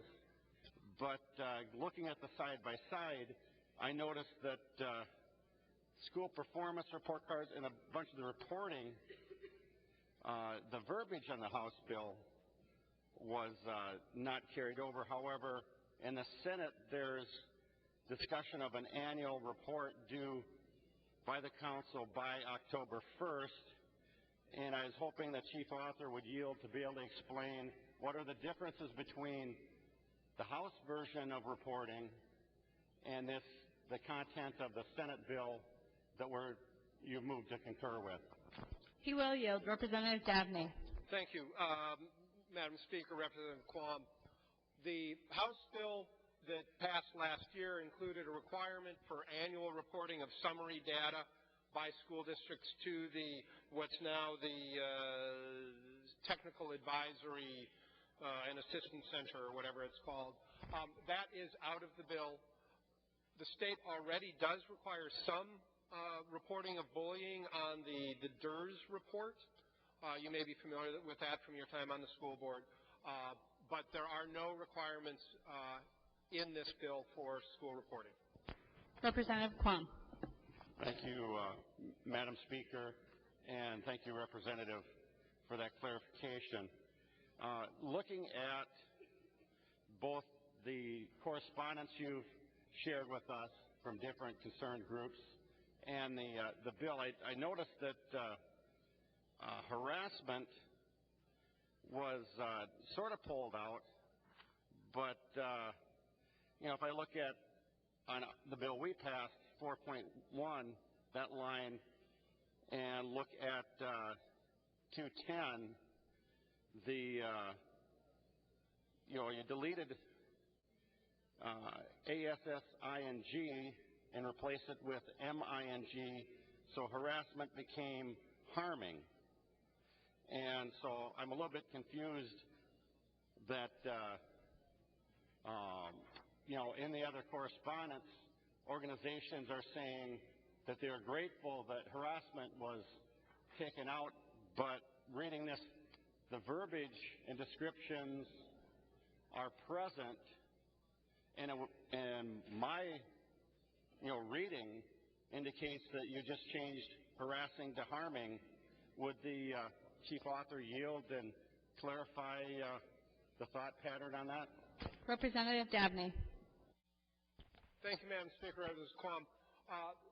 Concerned people with expertise came forward and explained that harassment is a distinct set of behaviors, with a distinct legal history. I'm not a lawyer. I don't think you are either, but made a good argument that harassment was a different set of behaviors and shouldn't get involved with relations on bullying. Much like with your last question about teacher on student misbehavior, that's not covered on the scope of this bill. Harassment is not covered under the scope of this bill either. Representative Quam. Thank you, Madam Speaker. And I guess even though I haven't stayed at a Holiday Inn or turned to the dark side and become, we won't go there. I do think that if you use the description and the verbiage and the House language to clarify the interpretation of harassment, then you change some of the letters and now you have a different name and you're using the same verbiage and description. I think the intent was to use that verbiage and description in the bill for whatever reason. I'm not trying to say that you had an intent. Maybe it was for clarification because harassment as defined didn't meet some legal definition. Moving on into the bill, we had on 415, 16, and 17 a prohibition. And I'll read 15 as though a computer or through a computer, cell phone, or other electronic device, and here's what I'm not seeing carried on the Senate version that we're going to be possibly concurring with. Speech that contains obscene words or images, advocates illegal conduct, or otherwise material and substantially disrupts the student's learning environment. Would the chief author yield to explain to me why we no longer care about the dissemination of obscenity in word or image or advocating for illegal conduct? Representative Davnie. Madam Speaker, Representative Quam, first to your concern about harassment and harming, two things. One, I made it clear we've removed harassment from the bill. That statute continues, and I think the challenge is there's only 26 letters in the English alphabet, and we use a bunch of them over and over. And so I think that might be the other answer to your question there. Again, on the changes, those were cleanup to allow the greatest amount of local control and to not mire this in existing statute and court findings similar to the harassment language, which is a distinct and different set of behaviors. Representative Quam. Thank you, Madam Speaker. And I believe when you talk local control, I thought that, the Supreme Court and other courts have generally ruled that local definition of obscenity is what, carries, and therefore, having a restriction of obscenity in words and images would be controlled by the local definition. But, we can go on because I tried to boil it down to 5 hours and hopefully can get done in less time than that. I want to get to another point in which different groups said, we're glad that you have something in there about false reporting. But scanning through, all I could find was on line 2.36, under the definition of prohibited conduct,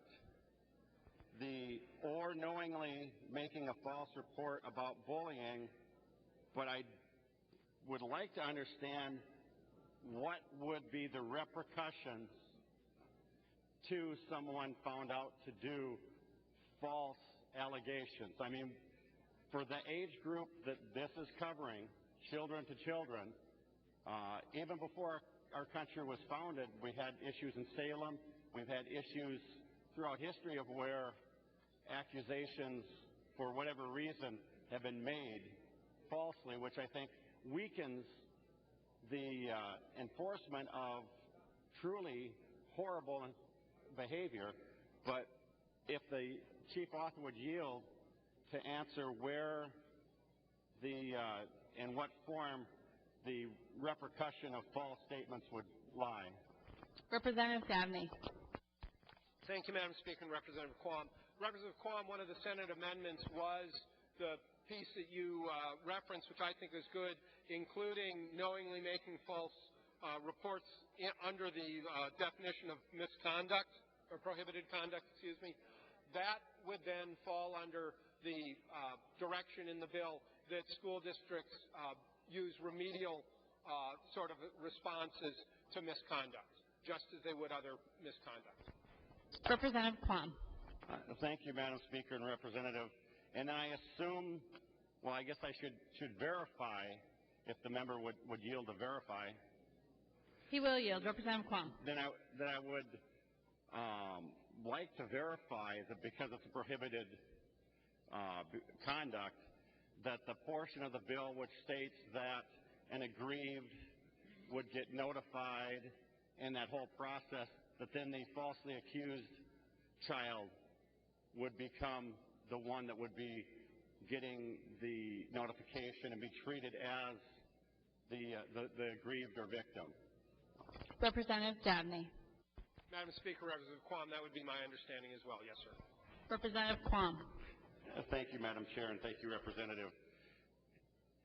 Moving along in the comparison between the two bills that we're voting to concur on, there is in the Senate form some language on 513 in that section of allowing the alleged actor in an investigation of prohibited conduct to present a defense. Now, I would like to understand to what degree the accused could defend themselves, and also I was under the assumption that there's a limited amount of questioning or interrogation that could go about with a minor without the informing and the presence or option of presence by the parents. And so if the author would yield to clarify, and he yields, clarify, at what point are the parents informed and allowed to be present at the defense or retain counsel to mount the defense? And in this bill, would there ever be a situation, or explain what situations, if there are, to where a child could be interrogated without their parents being informed or allowed to be present during that said interrogation? Representative Davnie. Thank you, Madam Speaker. Representative Quam, the questions that you're asking now are outside the scope of the bill. Those policies, practices, and statutes, the statutes are in other areas and not affected by this bill. Local policies would also govern, as well as I would imagine there are court decisions that influence the understanding, interpretation, and content of those policies. So the questions you raise are legitimate, but they're outside the scope of this bill. Representative Quam. Thank you, Madam Chair, and thank you, Representative. I just had hoped for a little of, ease my queasiness on that point, and hopefully in the future we can include some of that comfort language in a bill that we are doing such a great deal with. Moving along, on the bill that the House passed, line 16.3 and 16.4 has all school sites having computers with internet access must adopt and implement a policy of prohibiting cyberbullying consistent with section 121A.031, and I don't see that carried over, and it goes again to the issue, am I ill at ease, where we got rid of preventing the obscene words, images, and other content via electronic media into the school. Would the chief author yield for clarification question? He will yield. Representative Quam. Thank you, Madam Speaker. What was the justification in removing this from the bill? And if you weren't informed, why are we concurring instead of standing up for some provisions that the House voted to have in the bill? I assume they were important because they were there to begin with. Representative Davnie. Madam Speaker, Representative Quam, transmitting obscene material is already illegal, whether we state it again in this bill or not. Representative Quam. Thank you, Madam Speaker. And frankly, bullying is against statute. And bullying, everything that I've looked at, having been part of the school board and reviewing the policies and talking to people, I haven't had anyone come up and say that the standard policy that the school board promotes, then that is adopted by a large portion of the schools, and then locally improved whenever there's a situation, such as a new app coming out and an exposure to another technique or possible issue of bullying, where you can quickly bring the community together instead of waiting for approval from the state. So this whole bill is off the premise that even though we already have it in statute, we need to go beyond current statute. And so I have no problem with, and apparently originally the author and the members of this chamber had no problem with including this reassurance and comfort that there would be a policy locally. And I'm just disappointed that we're concurring with dropping some of these things that we had in our bill that we passed off the floor about a year ago. And moving on to something that was touched upon to some degree was the also stated in the correspondence that you shared, or that chief author shared with us, about the center not having enforcement, rulemaking, oversight, or regulatory authority, 14.5, 14.6 in the Senate version.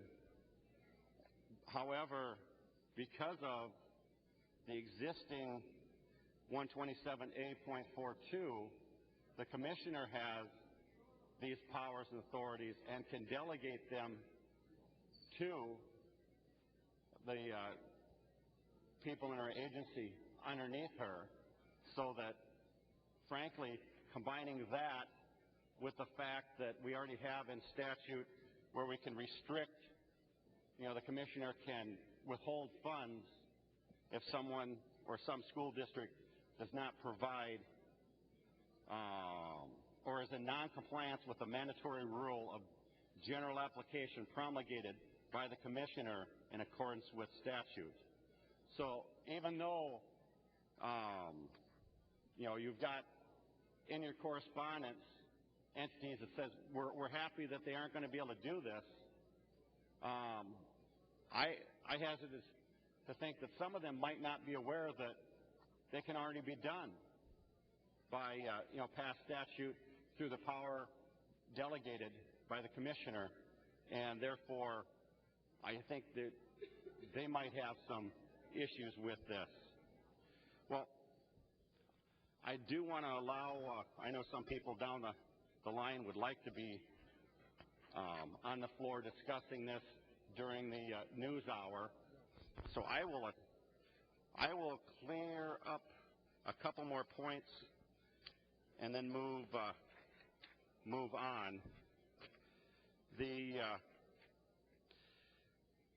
lack of a updated fiscal note about the impact concerns me.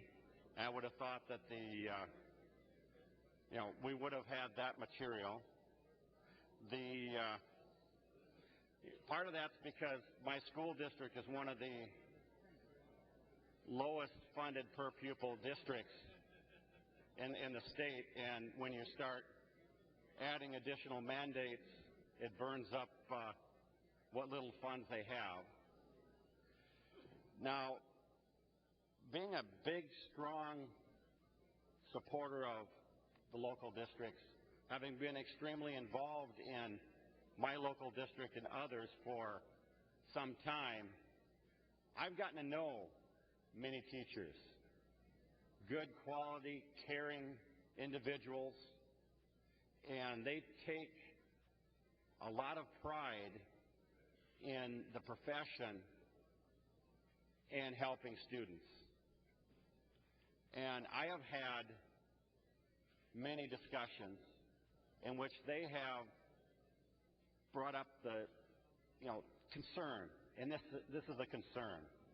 When you are designating a focal person for anything, you're diluting the responsibility when it was every teacher, every employee's responsibility to make sure that they look out for the welfare of the student, every student, that they were obligated, just like the shall notify the positions that we've got across the state, that they personally are responsible and are obligated to take forward and make sure that it's resolved. And they said, we've got a lot of time being burned up in our day with many different things. And if you assign someone to take over coordinating a task, it's too easy to allow them to do the follow-up, allow them to cover that area. And they were concerned that you would take the focus off the individuals, the individual teachers, the individual staff, to make sure that not only was it transmitted, that it was taken care of. And so I'm a little bit concerned about moving it up the line of bureaucracy, creating new bureaucracy, creating new expenses and mandates on our local schools, because frankly, I have not heard from anyone that said that their individual school was lacking a policy on bullying, or that their individual school didn't allow the community to work together to improve it. I've heard exactly the opposite. So I understand the intent, but I do have issues with the content of this bill that we are asked to concur with. I would have preferred if we had had a conference committee that could have tried to get the best of both sides and have a better bill before us than what we see. But I would just end with, it's the local school and the community and people in that area working together that makes for success and a great environment for the students. It's not a mandate from the state. It is the dedication of those employees and those elected to the school board and the neighbor down the street that make a difference in the lives of the students.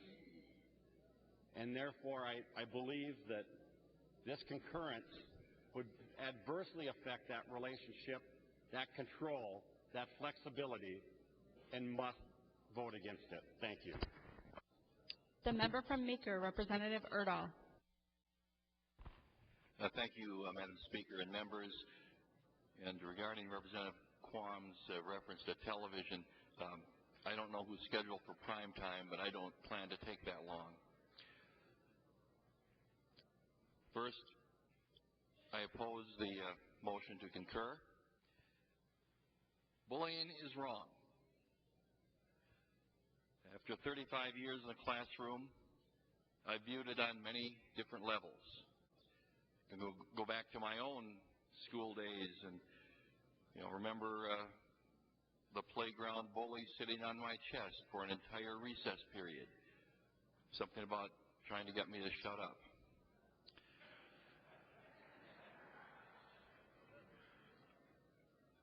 But bullying is wrong. As a teacher, well, shortly after I left, actually, in my school, in those first couple of years, there were 3 suicides, 2 in 1 week. And I could go into a story about the very tragic suicide of a young lady. I'm not going to get into any details. But for each of these, I called back to my school and I asked the administration, could anything have been done? What was this bullying? What could have been done? And the answer was, there was nothing that the school could have done to help the situation. But we do need to address it. And Minnesota has a Human Rights Act and several other places in statute that prohibit discrimination for any reason. Our current anti-bullying law is criticized for being only, I think it's 37 words. But those words direct all of our school districts to have a policy. And 93% have adopted the state school board policy. This is it right here, 6 pages, far more than 37 words. And if I might beg your indulgence, I am going to read a few lines from it.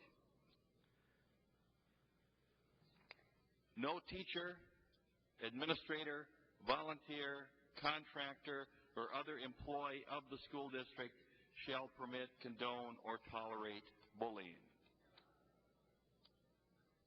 Retaliation against a victim, good faith reporter, or a witness of bullying is prohibited. The school district will act to investigate all complaints of bullying and will discipline or take appropriate action against any student, teacher, administrator, volunteer, contractor, or other employee of the school district who is found to have violated this policy. My point is that it's not about how good or how bad this law is. The point is, how many times and in how many ways do we have to put it in statute that something is wrong? We already have it in statute and in policy that bullying is wrong and shall not be tolerated in the state of Minnesota. The schools have the obligation and the means to deal with bullying, and they must do so. The member from Hennepin, Representative Davnie. Thank you, Madam Speaker. I just didn't see that coming. My apologies. Members, thanks for the debate, but I do need to clarify a few things. First of all, I need to clarify that it's Representative Newberger, not Newcomb, and I apologize for that. I don't know where that came from, but let's start there. Representative Scott, you are incorrect on the fiscal note on this bill. It's not $2 million a year for the Assistance Center. It's $500,000 a year. So I wanted to clarify that. You are concerned about a research basis for the bill. As I stated at the time, and I just wanted to remind you, there is in the packet, one of the packets that went out of support and supporting materials, research from our own University of Minnesota, where they also bolster that research with references to the Centers for Disease Control Research. Also, you'd asked about, did I provide any research when the bill was going through the committee process. In fact, I provided a 20-page document on the Olveus curriculum, specifically one curriculum that's out there, in the Education Policy Committee. So members did have access to curriculum, and of course, there's always Google. It does amazing things. Representative Abler, you referenced concern about parental...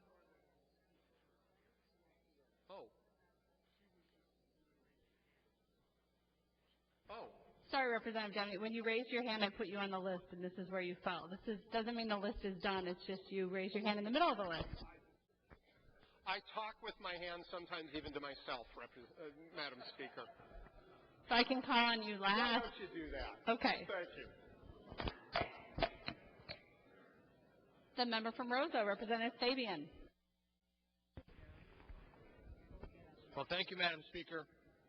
And I talk with my hands, too, so, and I do listen to myself.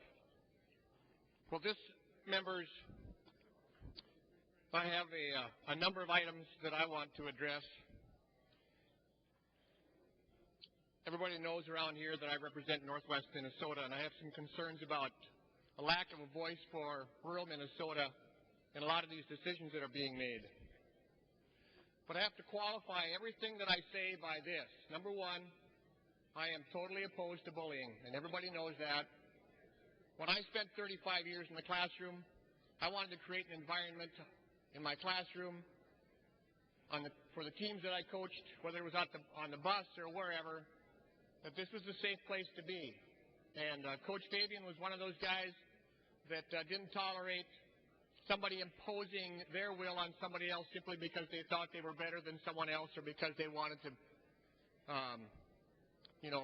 gain an advantage. I was also very fortunate as a father to raise 3 boys, and all of them were fortunate enough to become collegiate athletes. And I didn't impose myself very much in their decision-making process in the discussions that I had with their coaches or coaches-to-be. But I can tell you this, there was one thing that I talked with every single coach that my sons were going to possibly be training under, and the message that I gave to them loud and clear was that I do not tolerate any type of hazing or bullying or teasing and stuff like that outside of the norm, you might say. And should my sons be exposed to that under your leadership with your team, I'm going to take actions to correct that. That being said, members, I'm concerned about the makeup of the task force. And Representative Davnie, I see that you were a member of the task force. Madam Speaker, if Representative Davnie would yield to a few questions, I'd appreciate that, please. He will yield. Representative Fabian. Thank you, Madam Speaker. Representative Davnie, can you tell me, as I look at the members of the task force, who the people were on the task force of the 15 that, or 13 that represented northern Minnesota? Representative Davnie. Madam Speaker, Representative Fabian, I don't have people memorized by geography. I do know that, I want to say it was Ms. Freeman was from northern Minnesota, and beyond that, I can't be certain. I know that the governor worked to make sure that geographic distribution was honored. In addition, representatives from the School Boards Association, the superintendents, and the principals associations, which are, of course, statewide associations, were part of the governor's task force as well. Representative Fabian. Well, thank you, Madam Speaker. And I appreciate that, Representative Davnie, but the fact of the matter is that when I look through the list, you can talk about associations that were represented and they represented northern interests, but quite frankly, I don't see anybody on the list that represented northern Minnesota. If Representative Davnie would yield to a few more questions, Madam Speaker, I'd appreciate that. He will yield. Representative Fabian. Representative Davnie, I see that you had some meetings around the state. Can you tell me, did you spend any nights? Did you go out and visit any of the small rural schools in northern Minnesota to get a feel for their anti-bullying programs? Representative Davnie. Madam Speaker, Representative Fabian, first of all, let me correct. It's Friedman, the task force member from Duluth. I misspoke earlier. Actually, if you look at Appendix C for the listening sessions, you will see references to St. Cloud, to Bemidji, to places around the state, Rochester, and elsewhere. We did also have an online presence so that people could submit comments online from around the state as well. Representative Fabian. Thank you, Madam Speaker. Well, thank you, Representative Davnie. Members, I was a fitness and health teacher. A little geography lesson. For those of us that truly do live in northern Minnesota, Duluth is not northern Minnesota. Okay? Right? Okay. That's okay, Representative Murphy, you're okay. We'll be all right. We'll talk about that later, okay? If you take a look at the map of Minnesota, you will see distinctly that Duluth is in central Minnesota, by my perspective anyway, okay? We have some animation here. And you've heard me say this before, Representative Purcell lives in central Minnesota. So, from St. Paul to Brainerd, it's about 130 miles. From Bemidji to Warroad, it's about 130 miles. So, I'll let that go, but members, seriously, I can count to 68. I got a pretty good feel for what's going to happen here. I expressed my concerns last night with Majority Leader Murphy on the PEEP bill about how the superintendents had come to my office, and I've had contacts from principals and so forth about why don't you folks trust us? Why don't you trust us to do what we think is best for our constituents, for our students, for our staff?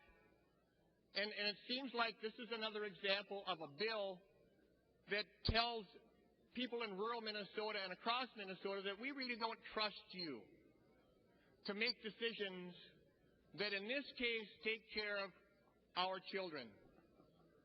I had 16 town halls earlier across my district in little towns like Carlstead and Lake Brunson and Lancaster and Hallock, and I know Representative Dean likes hearing me say Grigala.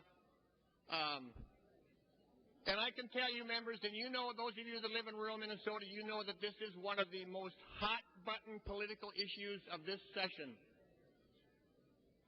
And there is a groundswell of people that do not appreciate the fact that the level of distrust for local officials is so organic in some people that they cannot allow themselves to allow local people to make decisions that they think is best for their kids.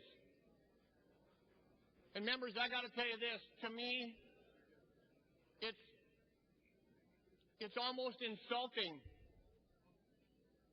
to think that a group of people sitting down here in St. Paul and going out around the state and I didn't mean to say that, but bringing in witnesses from New Jersey and Wisconsin to be expert panel testifiers, to think that somehow that these bureaucrats and politicians and advocates convey a message to us that they care more about our kids than we do.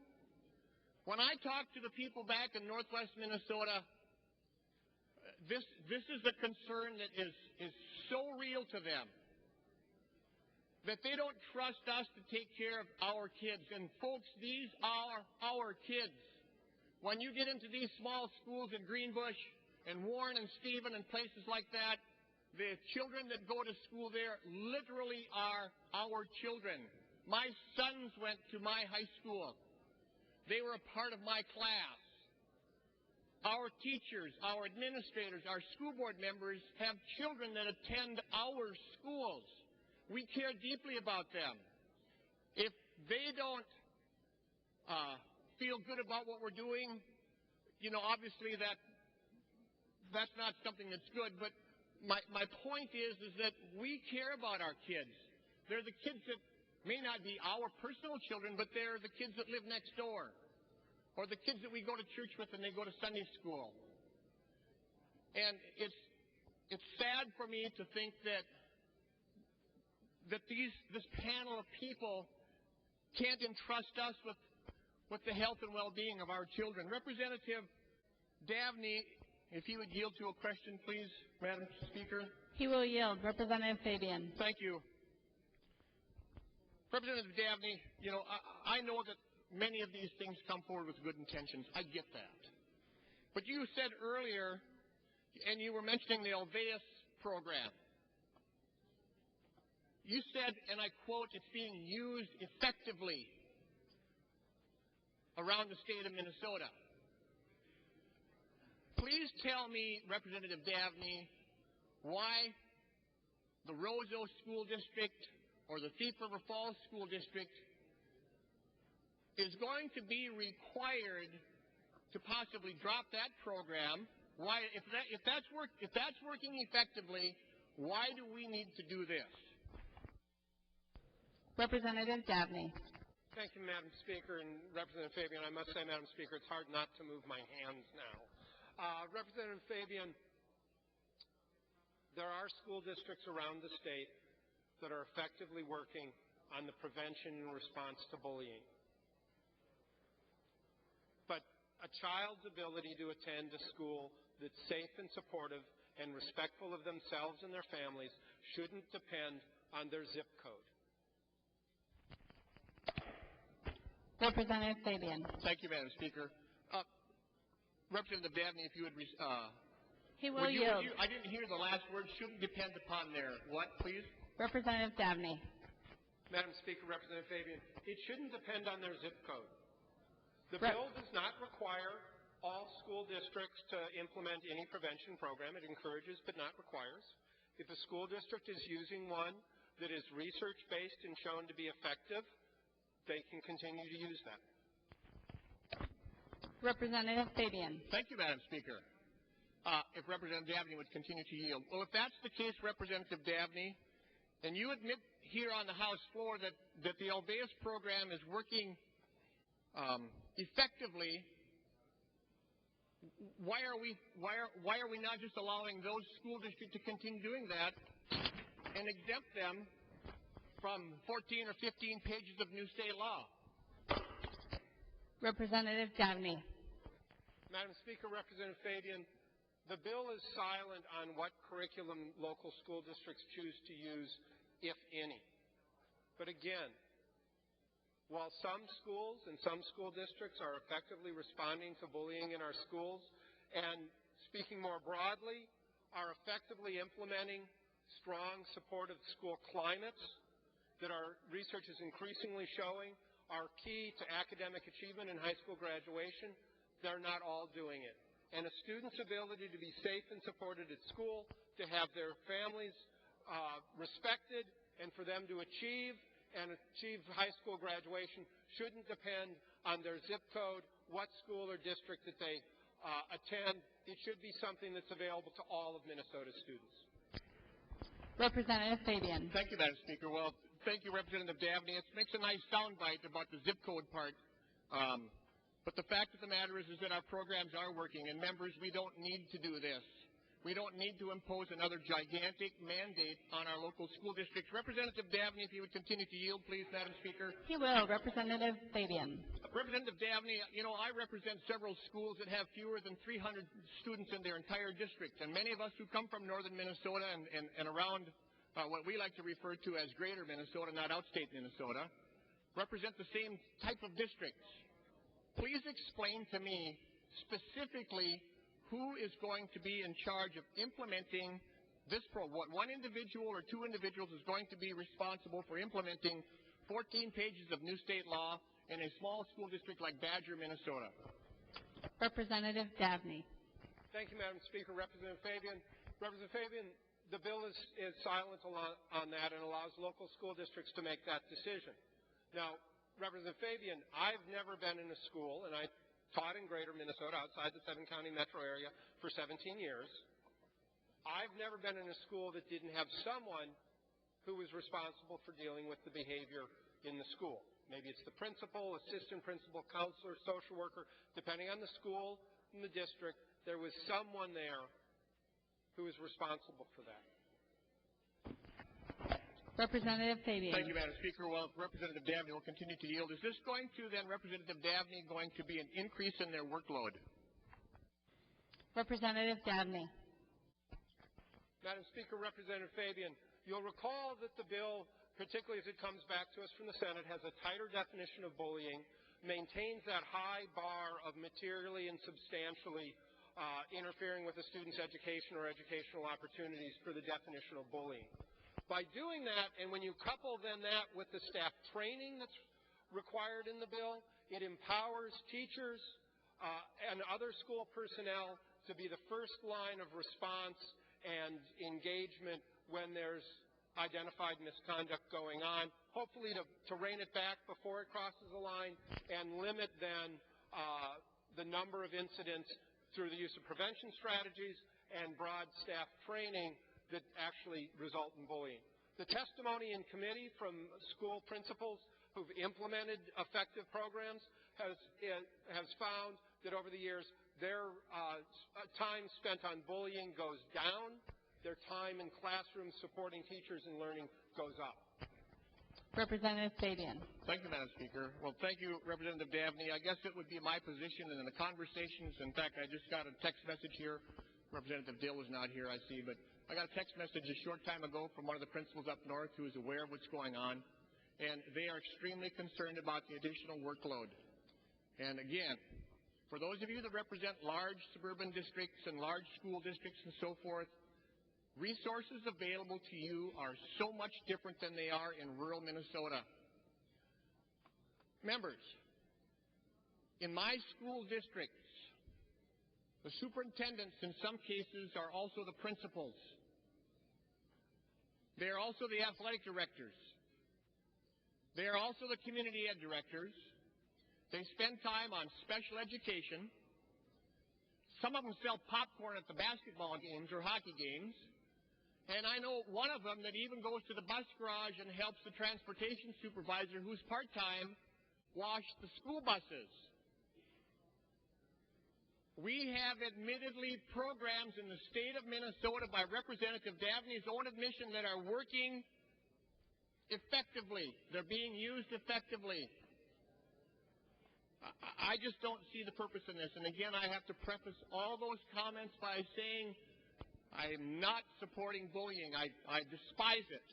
And we need to go and take steps to do it. But we're already doing it, members.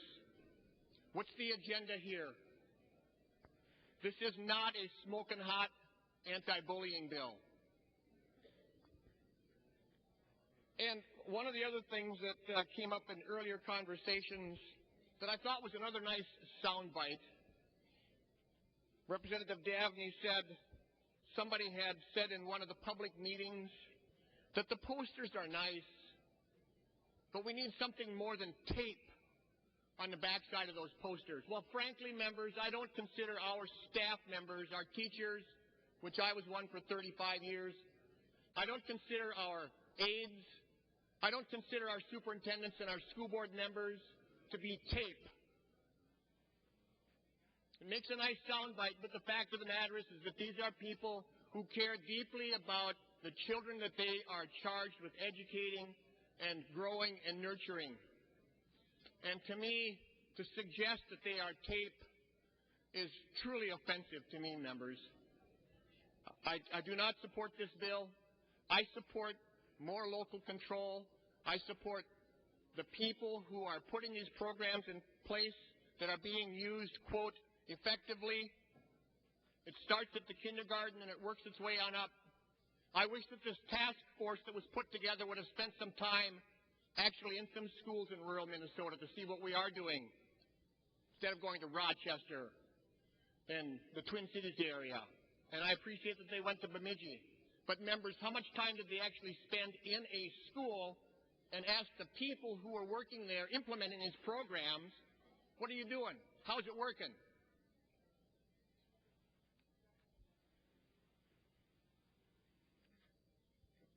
I don't believe that this is going to work.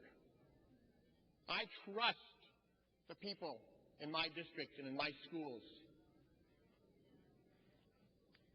Members, I hope that we do not vote to concur. We all are opposed to bullying, but this is not the solution. Thank you, Madam Speaker. The member from Washington, Representative Detmer. Representative Doubt, for what purpose do you rise? Thank you, Madam Speaker. Based on the comments, I would make a motion to table this bill, hoping we could work on it a little bit and then bring it back. Representative Doubt moves to table the bill. A motion to table is not debatable. All those in... Madam Speaker. Representative Anderson. May I request a roll call on that? Representative Anderson requests a roll call. I withdraw my request, Madam Speaker. She has withdrawn the request. All those in favor of the motion to table, please say aye. Those opposed, please say nay. The motion does not prevail. Representative Doubt. Thank you, Madam Speaker. I'd request a division. Division having been requested, all those in favor of the motion, please stand.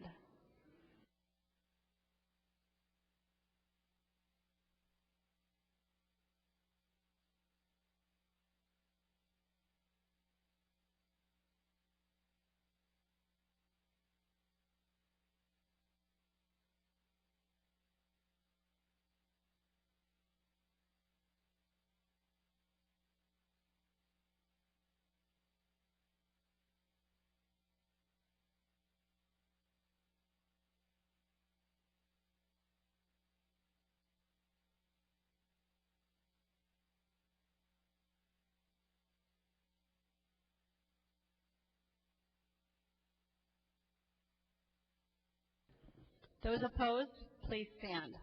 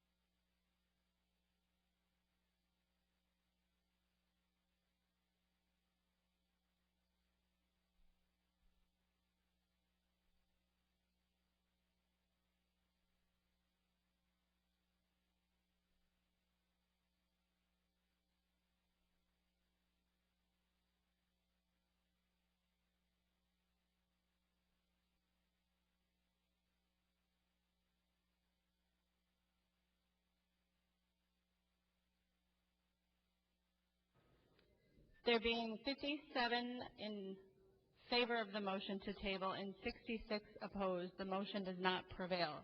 We are on the motion to concur. The member from Washington, Representative Detmer.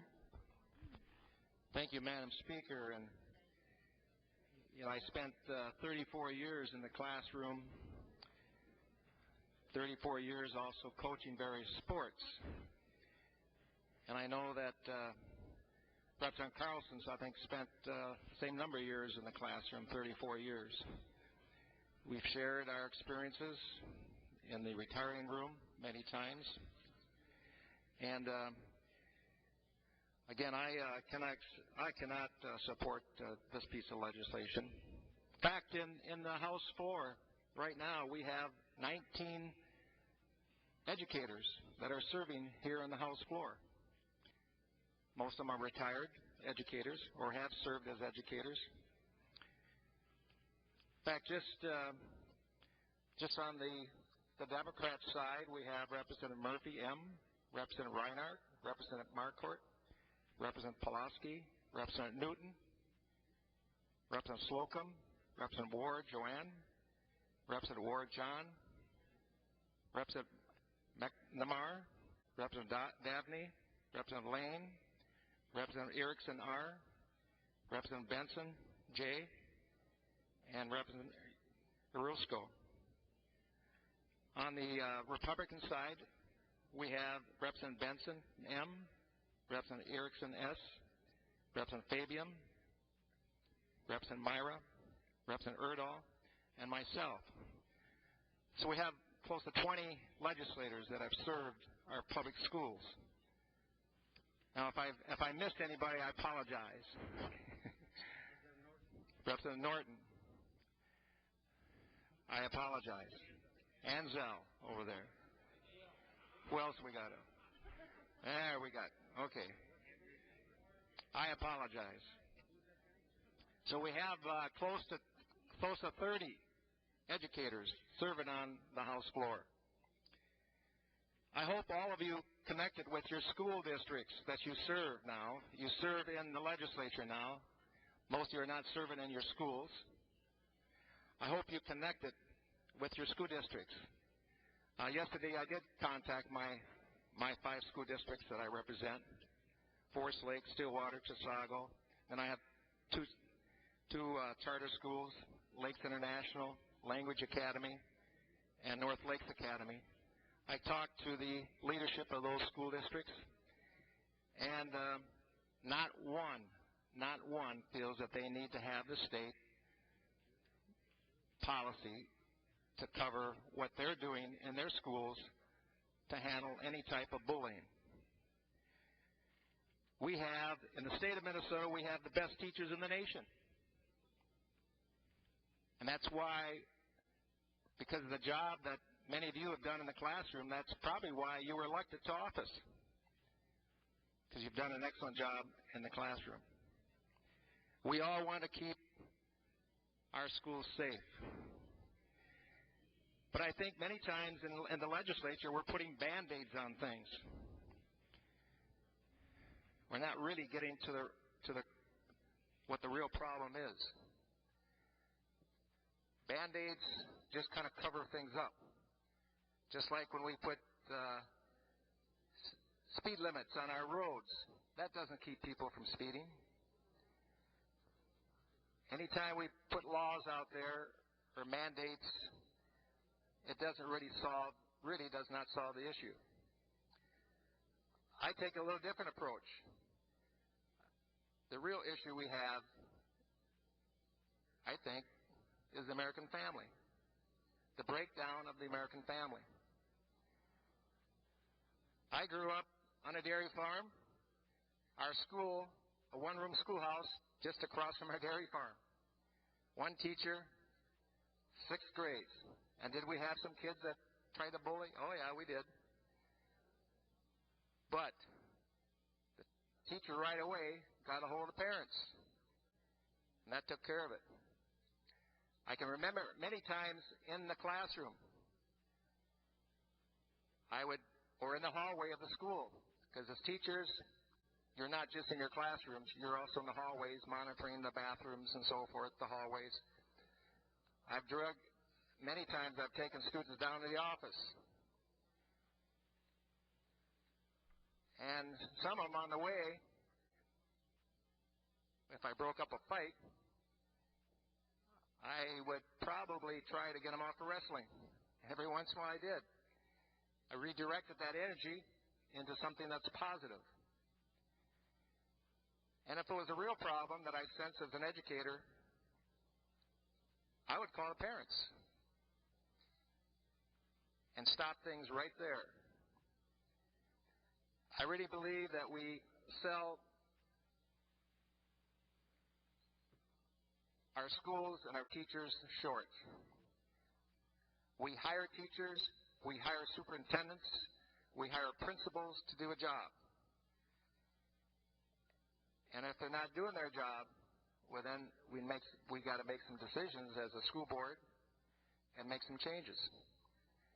I don't think that this piece of legislation is going to do anything to stop bullying.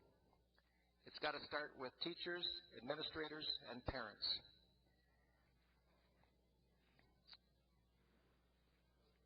We support the privacy of our children and the rights of parents. I guess if you would remember one thing, and I'll sit down, is that nobody likes bullying. It's important to make sure that all children feel safe in our schools. And I feel that we, I know on our side of the aisle, support anti-bullying policies that are developed and implemented at the local level. We trust principals, teachers, and parents to keep our kids safe. Thank you. The member from Scott, Representative Beard.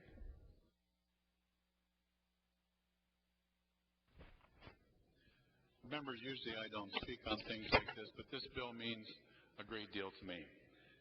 I've got 13 grandkids in the school districts in this state. Some of them have graduated already.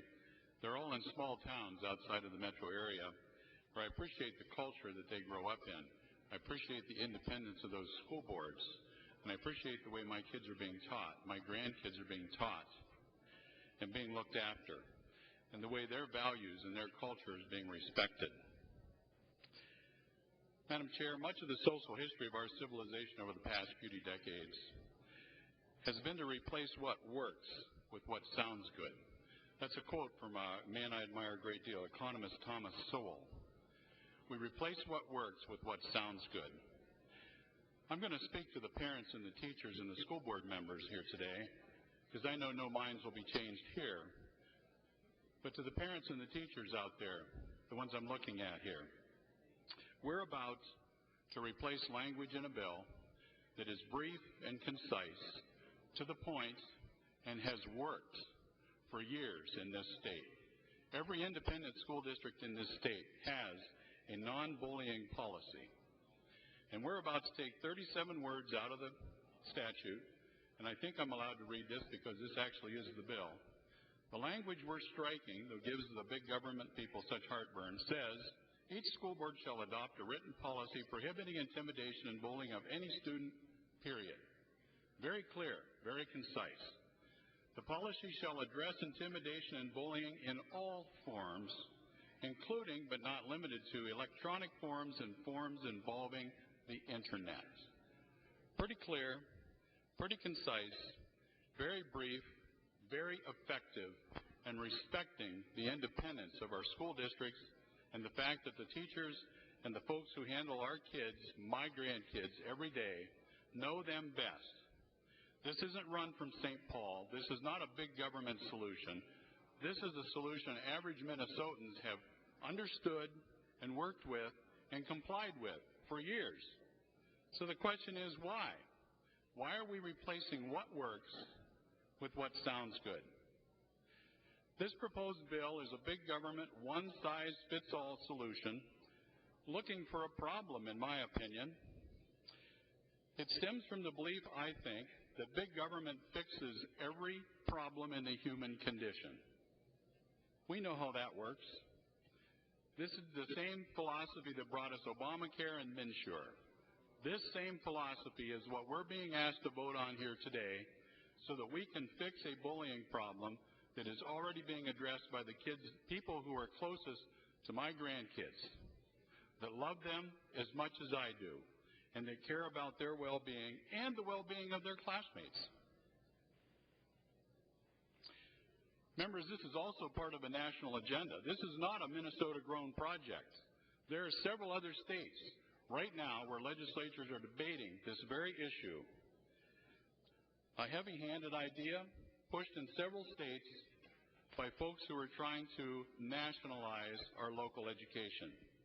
The ideological forces that are pushing this anti-bullying bill, ironically enough, are engaging in massive amounts of bullying themselves. How about that? All across the country, using intimidation, browbeating, they're chilling free speech and suppressing debate.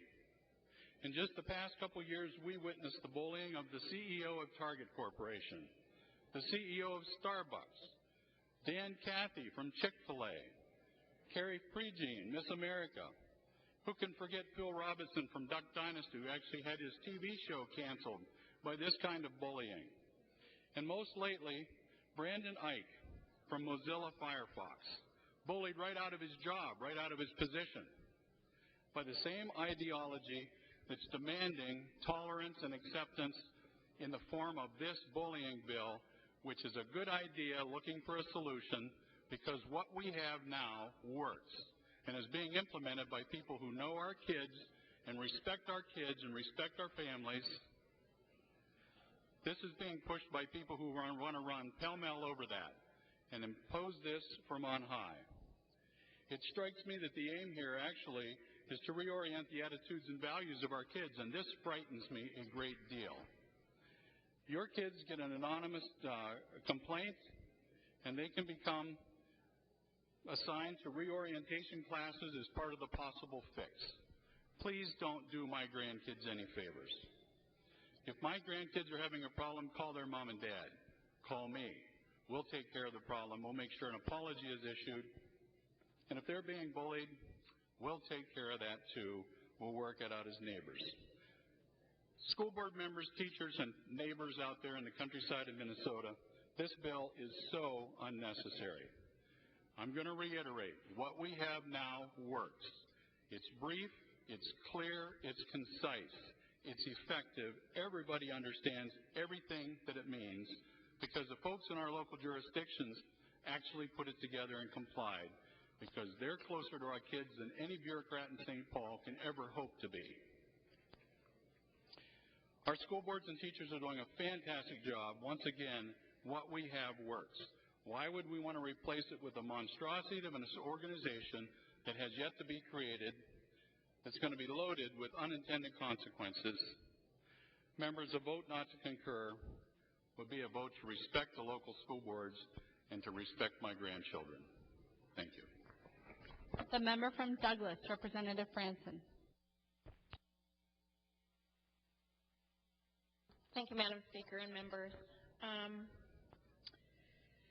got a lot of notes here, so bear with me. First, I'm going to just start off by saying fascism, a way of organizing a society in which a government ruled by a dictator controls the lives of the people and in which people are not allowed to disagree with the government.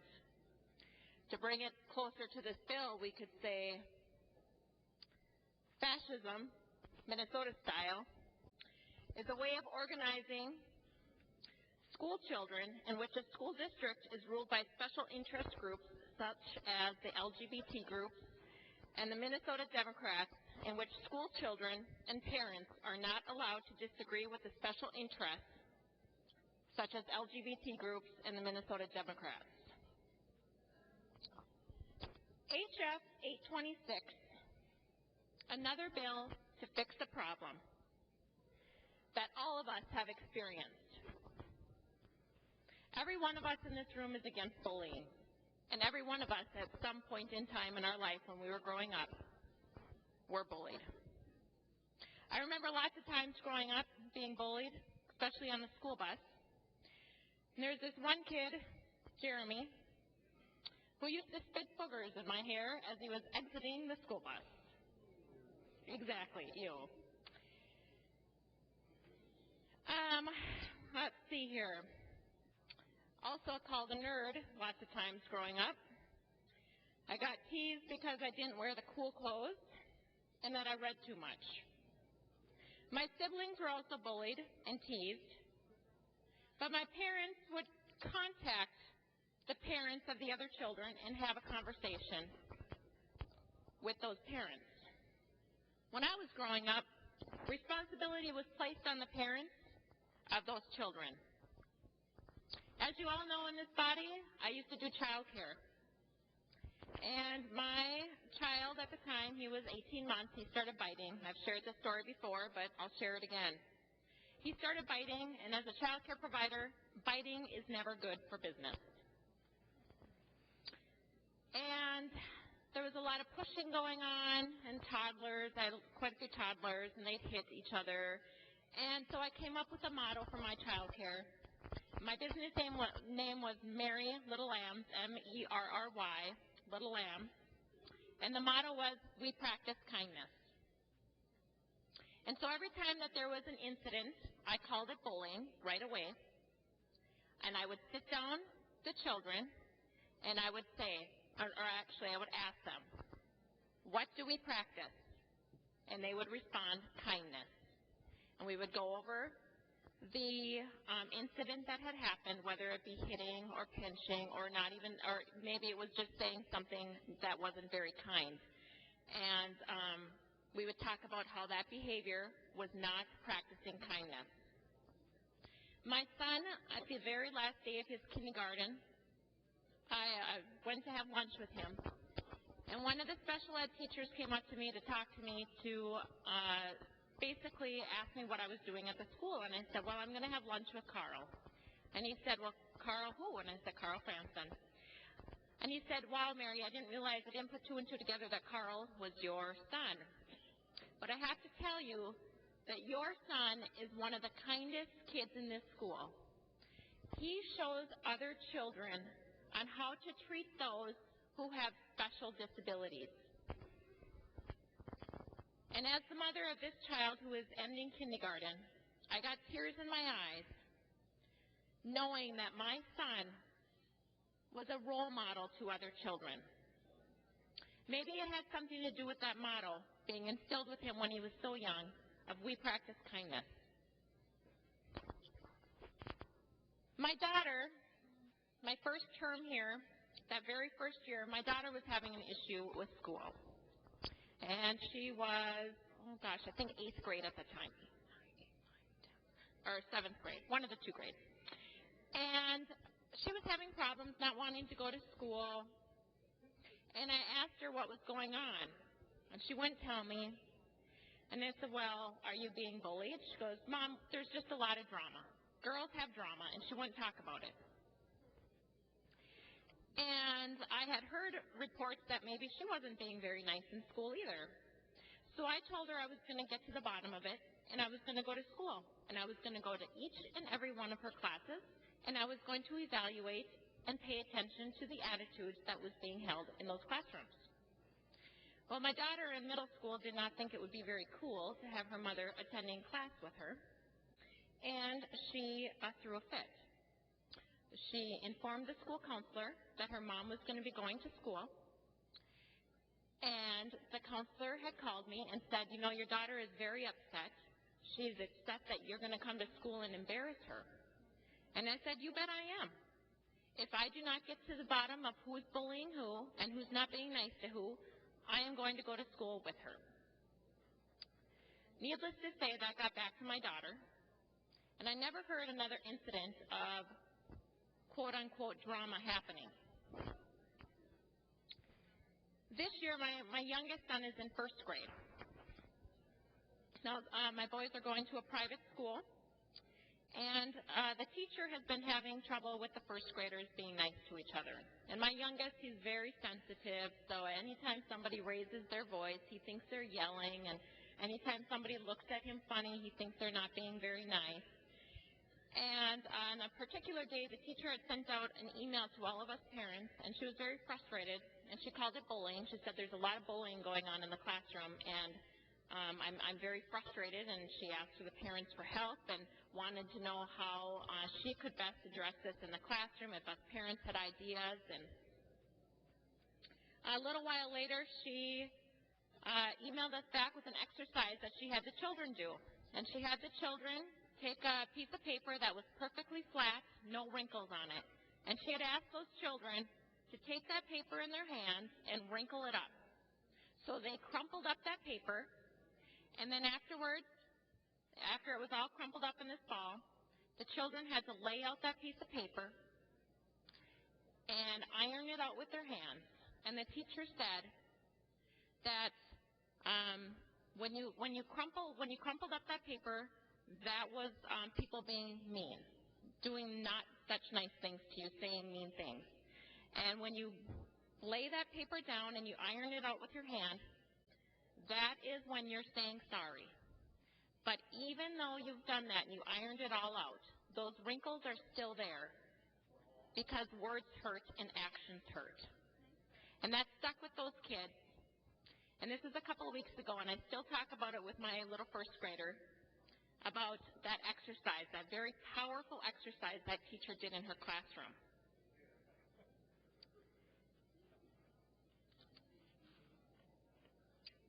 When I ran for office, I made a promise that I would never vote for a bill that would negatively affect my children or my grandma Donna or my grandma Grace.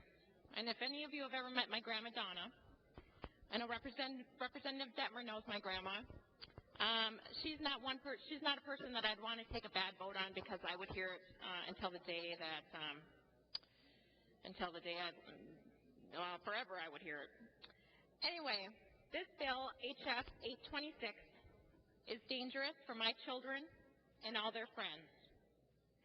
And for you at home watching, this bill is dangerous for your children or your grandchildren, your nieces or your nephews, and all their friends. From this mom to the moms at home, if you don't stand for something, you will fall for anything. And that's why I'm standing up here speaking out against this bill. Representative Beard mentioned those that had spoken up against issues that were harassed. The Chick-fil-A Chief Operating Officer, Dan Cathy, made a public comment in June 2012 opposing same-sex marriage. And bam, the LGBT rights activists went crazy and called for protests and boycotts of the chain. Duck Dynasty, Phil, he made a comment about marriage, and he was harassed, and he was temporarily suspended from the television show Duck Dynasty. In February 2014, a coach in Ohio was rejected from being a coach because he was a poor role model for young people because of his vocal opposition to same-sex marriage. Outside organizations such as Change.org and Equality Ohio pushed hard to bully the school board in rejecting the administration's request for him to be a coach. In 2008, Brandon Ike donated $1,000 to Proposition 8, and somehow recently that donation became public. As a result, the LGBT lobby went crazy, and bam, Mr. Ike was forced out of his job as CEO of Mozilla Firefox, a company that he co-founded. Why am I bringing these situations up? What could these stories have anything to do with HF 826? Well, parents, it is my opinion that if your children do not conform to the society's beliefs and to the LGBT community, that your child may not be able to participate in after-school activities. They may end up being benched, unable to play sports, possibly not get into college because of the beliefs that your children and you hold as a family. HF 826 is simply another attack on the Bible and conservative Christians.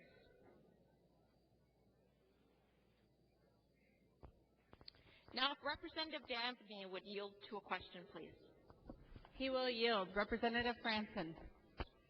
Representative Davnie, you've heard my comments. And another concern that I have with this bill is that we are creating a bubble wrap society for our children, meaning we don't want our children to experience anything negative. We don't want them to experience any mean words. We don't want them to experiencing anything that they may feel that is harmful to them. Representative Davnie, my question to you is, what will the kids do under HF 826 when real life happens? Representative Davnie. Madam Speaker, Representative Franzen, there's a whole lot of real life out there.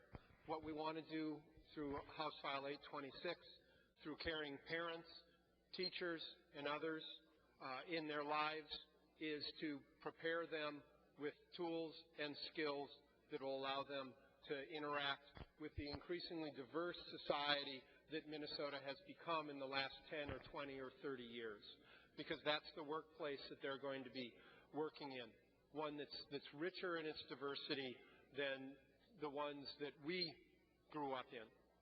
We're providing them tools for real life. Representative Franson. Thank you, Madam Speaker. And Representative Davnie, thank you for that answer. So HF 826 is a bill to indoctrinate our children so that they may experience real life with however it is that Minnesota Democrats think it will be and how the LGBT community wants it to be. Thank you. The member from Blue Earth, Representative Cornish. Madam Speaker and members, I haven't got up very much this year to talk, as you know. Probably some of you like that, but I'm going to make mine fairly brief and to the point. I'm not one for the long speeches, and just wanted to make several points. First of all, a couple of corrections here. Representative Davnie, it's my feeling that policies don't protect. I mentioned you had said that, and something about in other states the policies were protecting students. I think it's the teachers that protect the students, and I'll get into that later. And then math and sex are two different subjects. You brought something up about math being local control, and this is a totally different subject. Sex hasn't changed a lot in 100 years, unlike math, it has. I think sex is still pretty much the same, even though some liberals try to change the definition and the actions. At any rate, I want to tell you a story first about me and a DFL representative here on the floor. And if this DFL representative wants to correct me on anything, I'm going to try to give an exact description of what happened at a meeting here. And it isn't slamming the DFL rep at all. It's just telling you a true story of what happened. I and a DFL representative met at the Happy Chef in North Mankato with 5 school districts and for input. And I think it was a South Central where the cooperatives place set it up. And we were sitting there at the Happy Chef, and I and the DFL rep was sitting next to me. And the reason I didn't mention the name, because I didn't know if he's on the floor, I thought it'd be rude to mention somebody if they weren't out here. So, now that you know who it is. And so we're sitting there getting input from the school, and one by one, the 5 districts that were there told us that please don't give us the bullying bill. We don't want the bullying bill. We have bullying policies in place. Well, somebody then this person said, yeah, but what about this? And this representative told of one of the horror stories where somebody didn't follow up here in Minnesota and what happened. And then the school person, or the administrator, said, yes, but a policy wouldn't have stopped that. They had a policy in effect. It's just nobody was enforcing it. And you're not going to make it better by adding policies on policies. One by one, they went through all 5 districts, asked us not to pass the bullying bill.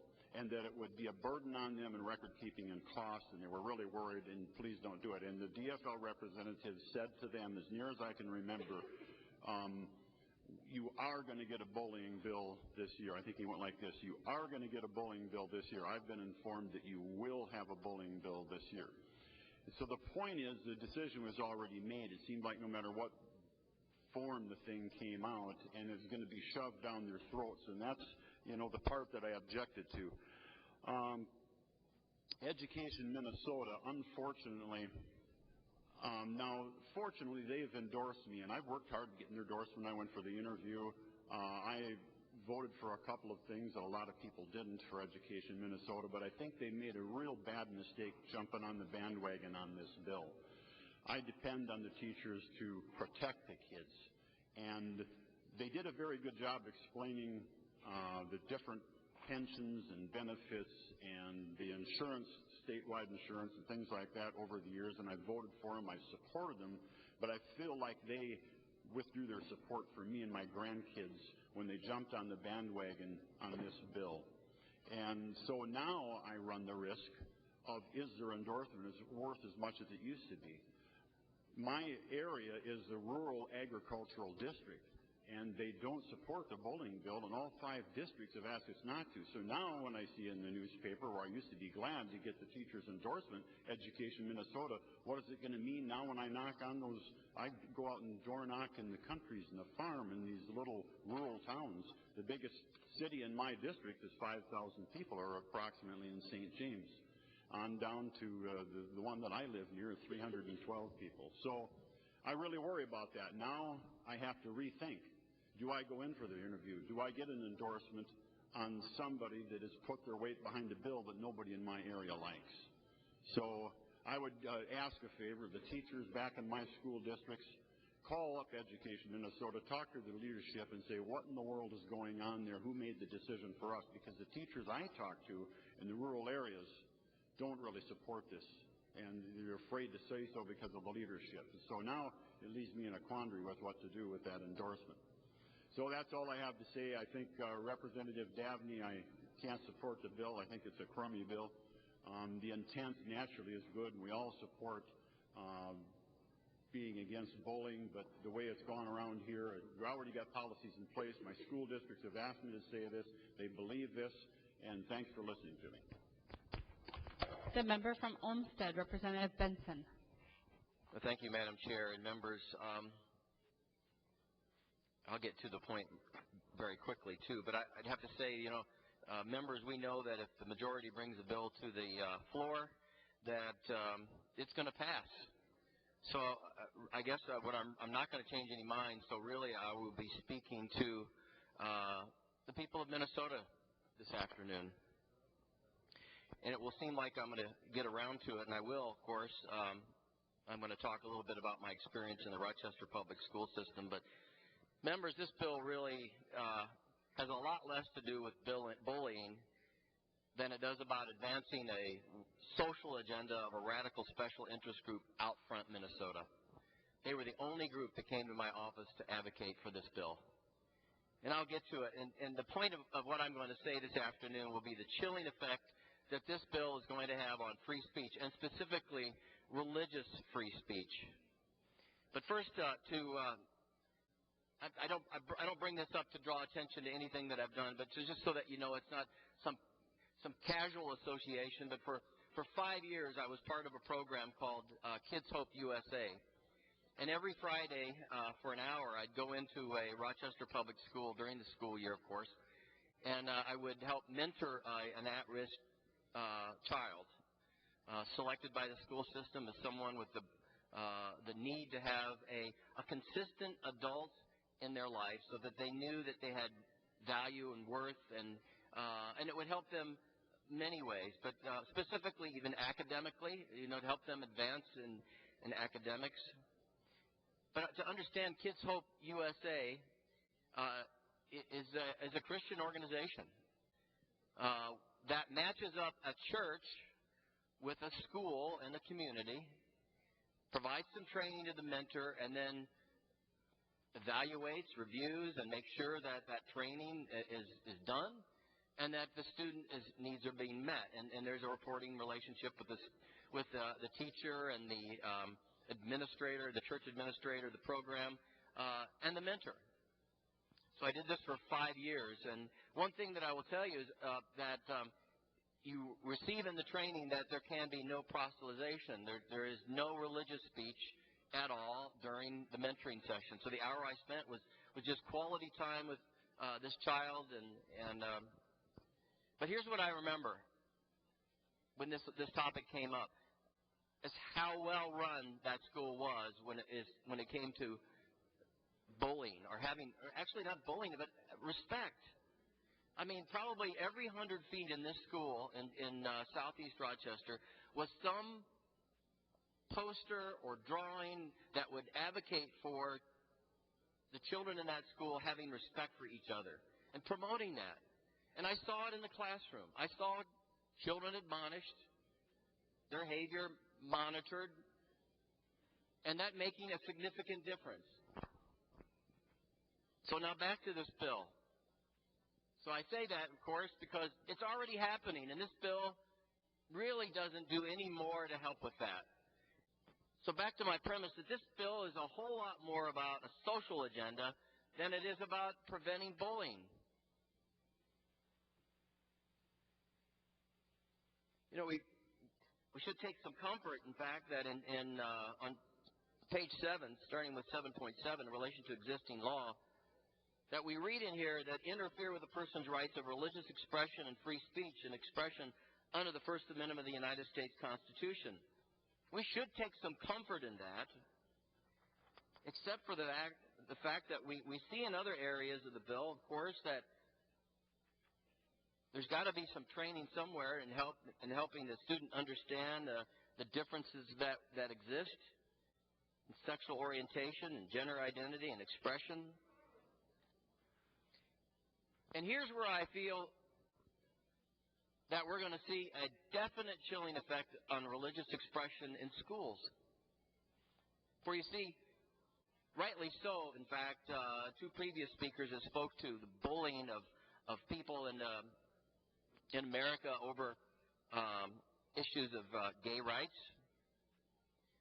But it's completely different in the school system, folks. It's completely different. Why? Because the courts, in fact, have given school districts far more broader powers to regulate speech. So, Representative Davnie, will you yield for a question? He will yield. Representative Benson. Thank you, Madam Speaker. Representative Davnie, are you aware of the Morgan Hills Unified School District case? Representative Davnie. Madam Speaker, Representative Benson, no, I'm not. Representative Benson. Well, it's a case that, in fact, was just adjudicated in the 9th District Court. Most of you will probably remember it as soon as I say that what happened was, in fact, that on a Cinco de Mayo day, a group of students decided to show their patriotism and wear their American flag T-shirts. What happened? The students were told they either had to turn the T-shirts inside out or go home. Well, the students didn't much care for that, and they filed suit. They filed suit, and on February 28th of this year, what happened? The district court decided in the favor of the school district. They had the right to regulate that speech in order to protect the other students, create an atmosphere of learning. The people of Minnesota, your school district can regulate your speech as a child. We're going to have a chilling effect on the religious freedoms and speech in schools because an advancement of a social agenda that may go against your traditional religious values.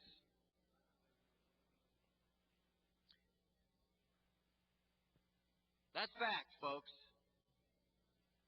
School districts can regulate the speech of your children. Now, I want to point out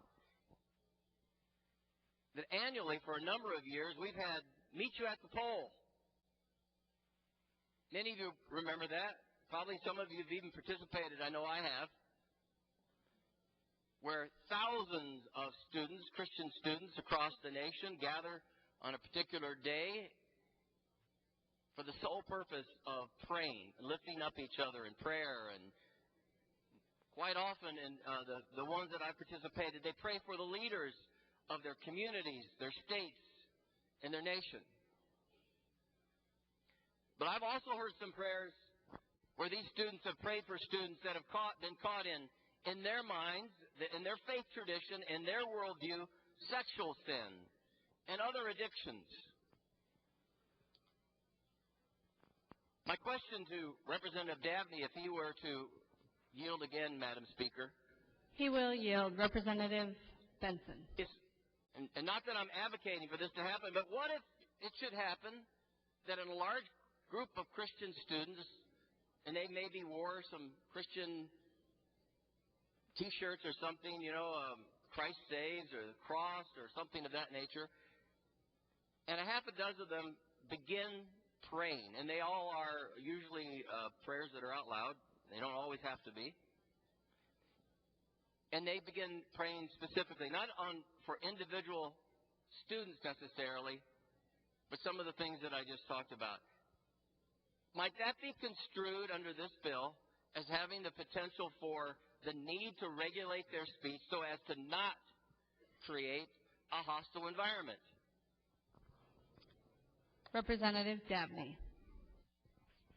Thank you, Madam Speaker. Thank you, Representative Benson, for your question. Let's come back to the bill. The bill deals with behavior, not belief. Again, let me say that again. It deals with behavior, not belief. And it deals with, if you look on page 2, line 22, behavior that is intimidating, threatening, abusive, or harming.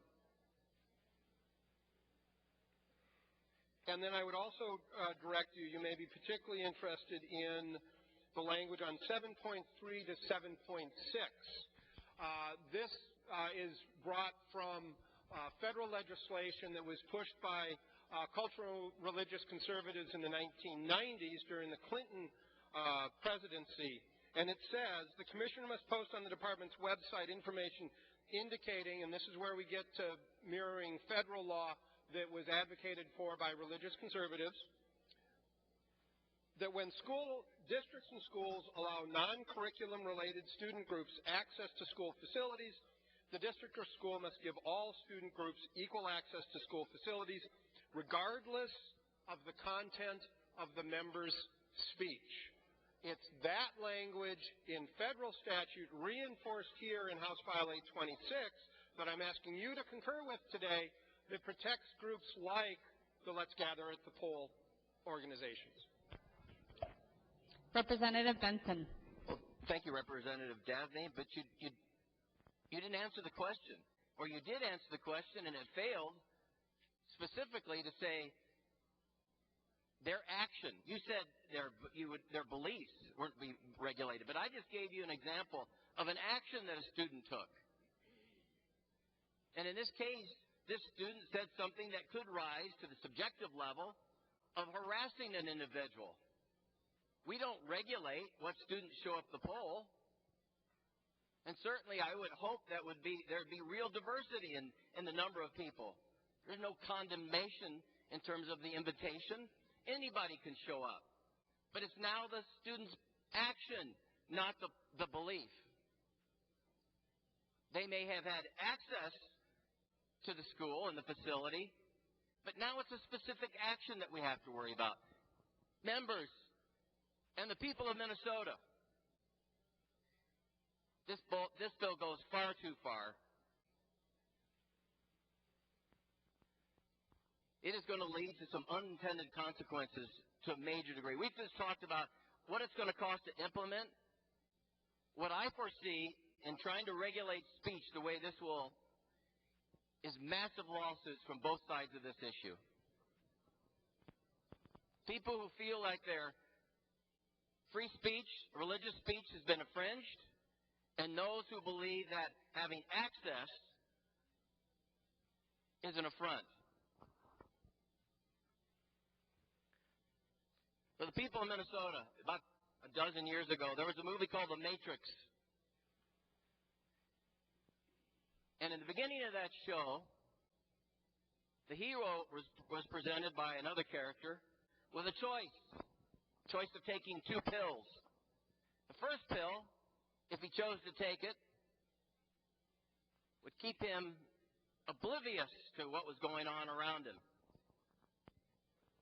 The second pill would wake him up, so he'd become aware. And of course, as becoming aware, then forced to take action. Got a couple of different pills that you need to take. You're going to either stay oblivious or you're going to take the pill that sees what most of us, or at least a lot of us here, see, and that there's a lot more to this bill than just simply bullying. Thank you, members. The member from Hennepin, Representative Anderson. Thank you, Madam Speaker. My son is in kindergarten, and throughout his days at his child care center, every day I got a report on what happened in his classroom. I got a report on what they learned about for the different subject areas. I got a report on even what he ate. So if he only ate half of his lunch, I got a report what portions of his lunch, if he ate his vegetables versus his meat, all of those kind of details. I got a full report every single day of what was happening in his classroom. Now that he's in kindergarten, I get the same kind of reporting from his teacher. I get to find about what they're learning about every single day.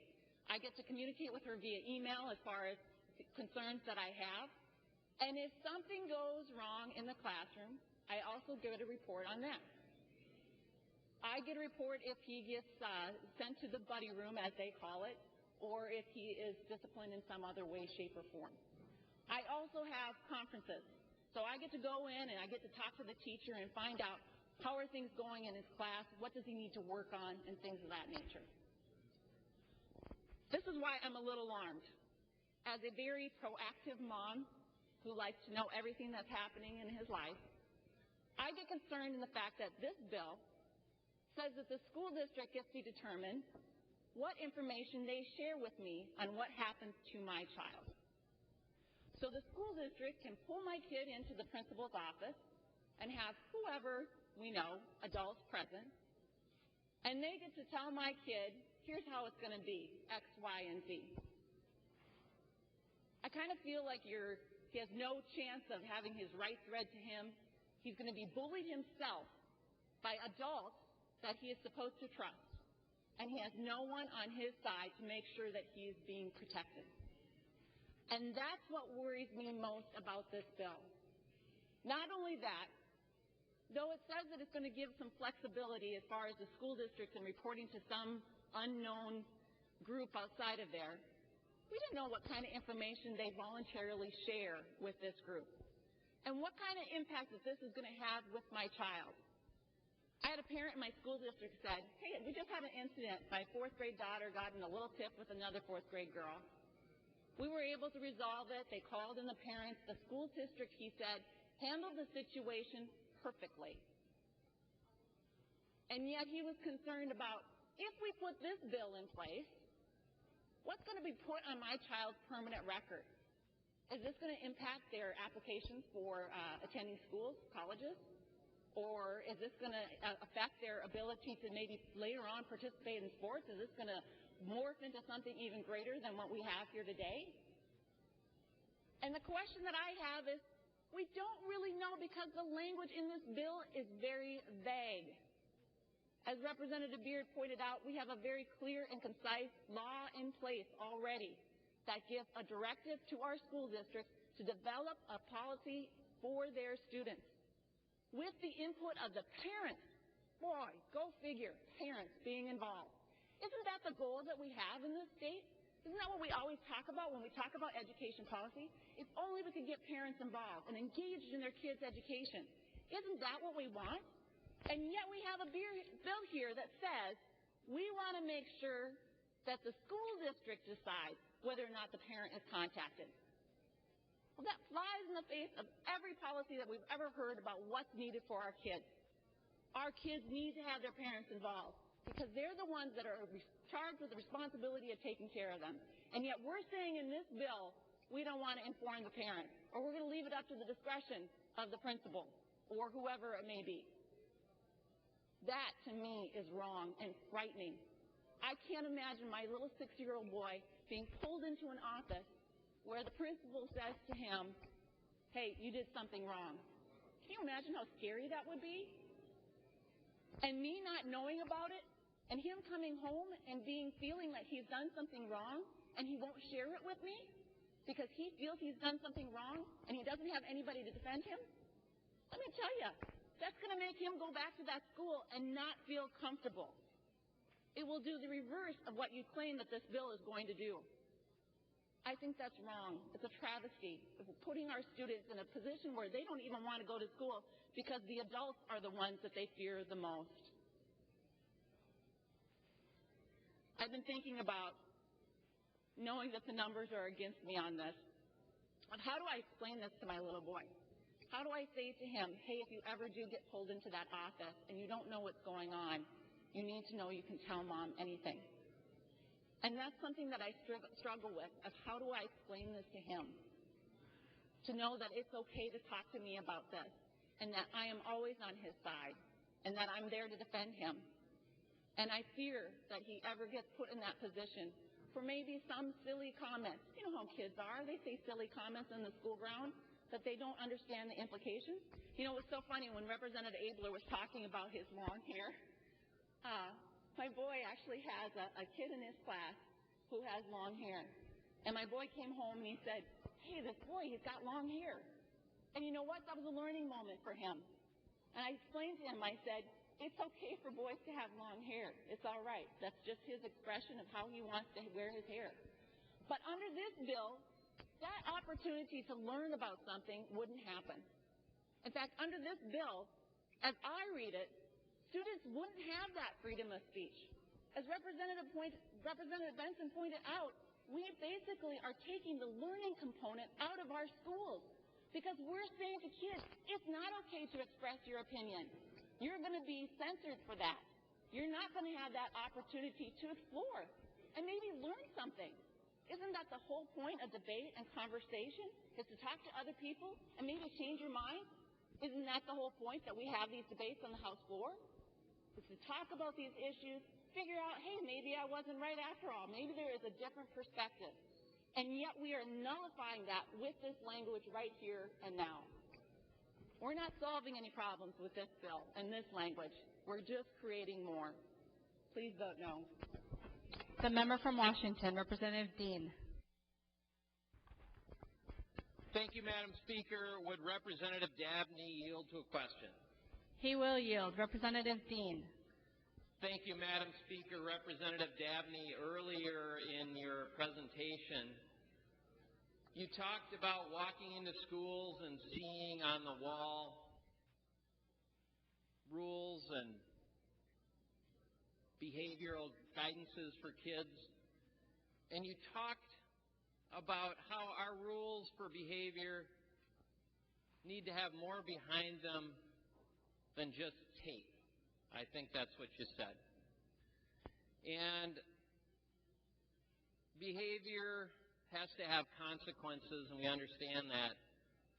And I have to admit that I didn't know a whole lot about your bill as much as I should have when it first kind of came through. And really the first time I started looking at it was at caucuses. When I went, you talk to the big group in the gym, and then you kind of go to the precincts in the suburban areas. That's kind of the way it is. And people have questions, and it was on the tops of minds from lots and lots of rooms. And it actually, usually I don't get surprised by things like that because your email, you kind of get tipped off at what's really top of mind for folks. But this really popped up, and I said, hey, I really need to learn more about this. And a lot of the concerns that people had, many of the moms from the school districts in my area, have been some of the concerns that you've heard from today. And when you said what's behind them, what's behind those rules, and what is there other than tape. That's kind of the thing that stuck out at me when I was reading your bill, of what is really behind the consequences of bad behavior, because that's really what we're talking about here, Representative Davnie, is kids are mean to other kids, and there's got to be repercussions for that. There's got to be accountability, hopefully correction, and the highest thing we could do is prevention of that kind of behavior that's hurtful from one kid to another that we're talking about in our schools. So if you could, Representative Davnie, if you could just talk really basically about one kid bullies another kid, and we've heard about the definition of bullying and about some of the problems around there. But let's say that it does meet the standard of bullying. Let's say the two kids are in pick a school district in the state of Minnesota. One kid bullies another kid. It's reported. What actually happens to that kid who was bullied, and what happens to the kid who bullied the other kid? Let's call it John and Mary. John bullies Mary. What happens? Just walk me through the consequences for what would happen under your bill. Representative Davnie. Thank you, Madam Speaker and Representative Dean. I can't walk you through the consequences of what would happen to John because that's left to local control under the bill. Representative Dean. Thank you, Madam Speaker, and if Representative Davnie would yield to another question. He will yield. Representative Dean. Thank you, Madam Speaker. Representative Davnie.